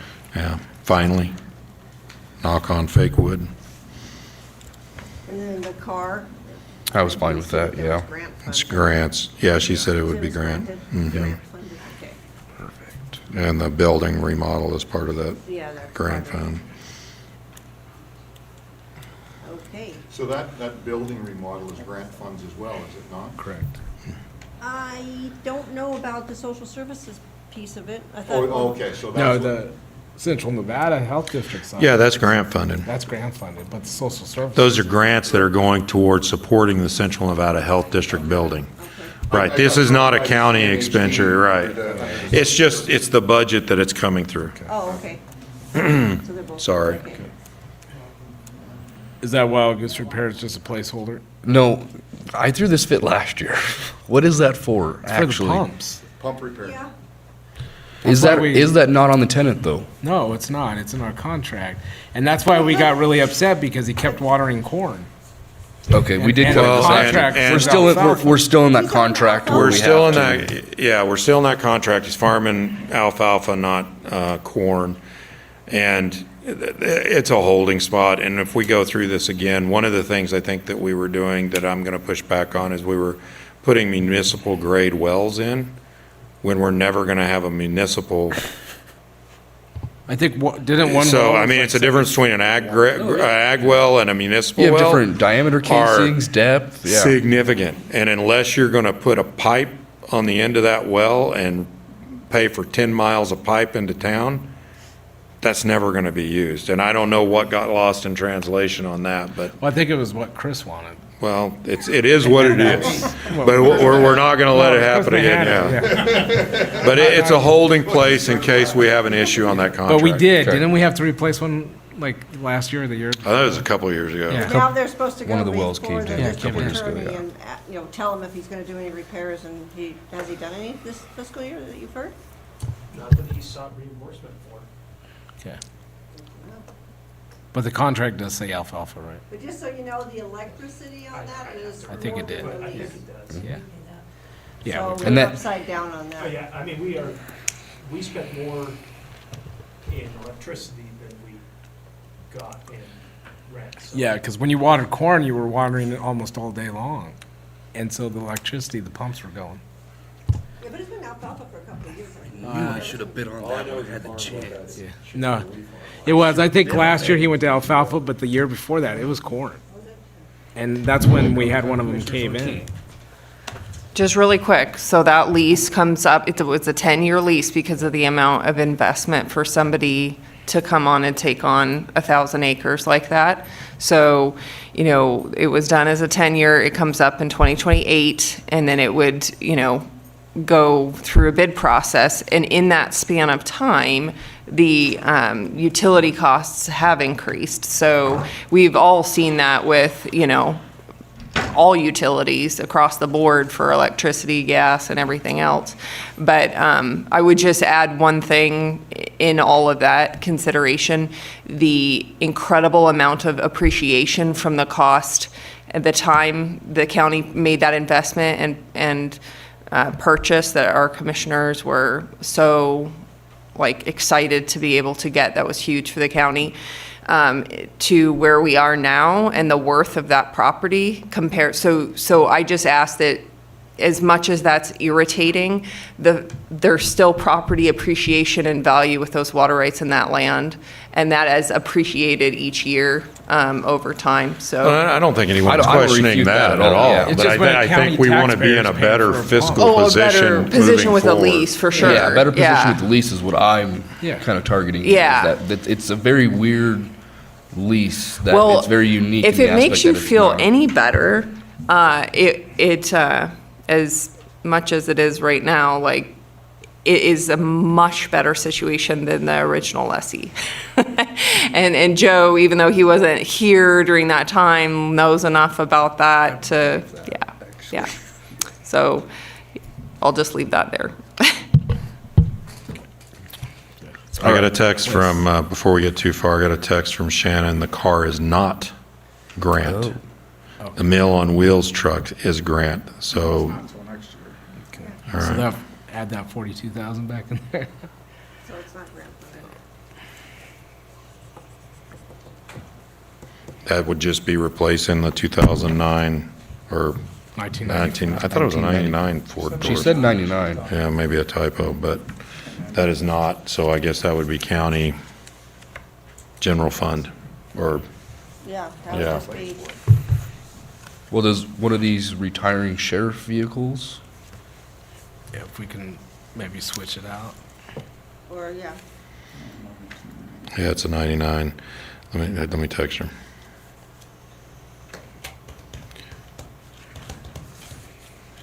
Also, it probably should.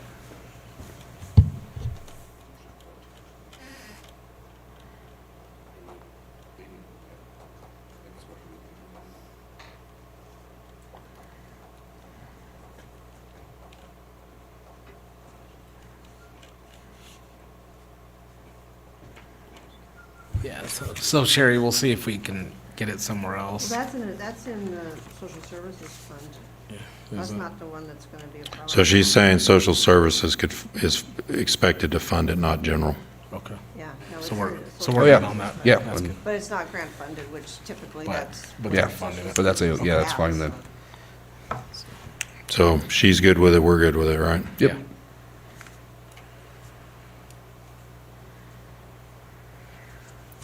Water Resource Fund, the TDRs, we don't really, everyone's fine with the TDR program where it's at 2.2 million. Yeah, Okay, and the water Just a utility, placeholder to see what comes through. water utility fund pH control for Sand Creek. And then and that's just because we get more, life out of our green media, correct? Yeah, it just makes our treatment plant work more efficiently. Is that 250,000 for 1 year? No, that's the cost of the design and the equipment to install it. Okay. There will be ongoing costs, CO2 costs that have to go in, or, carbon dioxide that has to be injected into it that will have ongoing operational costs, but that is for design and equipment. Okay. Yep. I'm okay with it. What's the pH when it comes out of the ground? 8.4. That's out of the ground? Okay. Yep.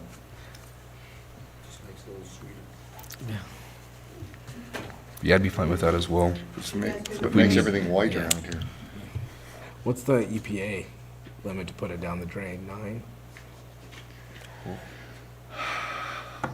I don't know off the top of my head what it There's is. something that. Yeah, because it builds up so much alkali that it'll start to cake up your pipes and stuff. So then we have the second water treatment facility, which I'm fine with. If there's any, placeholder pretty much. And that's that. And then just as a side note, we had talked about moving all the equipment repairs. The wastewater fund, Yeah. equipment and parts for train bay number 2 membranes. That wasn't on that one.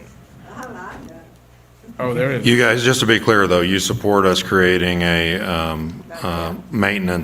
vehicle maintenance program under the roads department as a mini department or whatever we would call that? Yes, No, it's yes. not under the road department, it's in the general fund. General fund. What? It's not anymore? Yeah, it is. I'm okay with We creating it support it wherever you want. regardless. Right, well, Wherever you we'll wanna figure put it it. out, You but in guys other can iron words, out it those reports details. and functions No, over at the yeah, road no, department. but the actual expenditures, Yeah. the employee and everything will be Yeah. in the general fund. But Yeah, I think in move the, the one employee out of the road, put him in the general fund, and take all the, vehicle maintenance and put it in that. and that's just gonna be Mark going over there, and Nate stays with the road department? Nick will stay with the road department, and then we'll do a percentage of his time over to that general fund fee.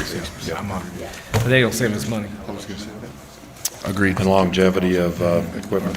So you'll see that when the tenant budget gets screwed up. Wastewater fund? The membranes on the train. Yeah. Gotta be. Have to do it. That's our other Okay. part. Yeah, the membranes will be installed by the developer. This is just, I can't justify having him pay for Yep. the stuff that we Okay. took off. Wish list? The Churchill County wish list ranking for 2025 and 2026 projects. Is this more informational? Do we go over this? That's just informational. Oh, yeah, 2026, 2027.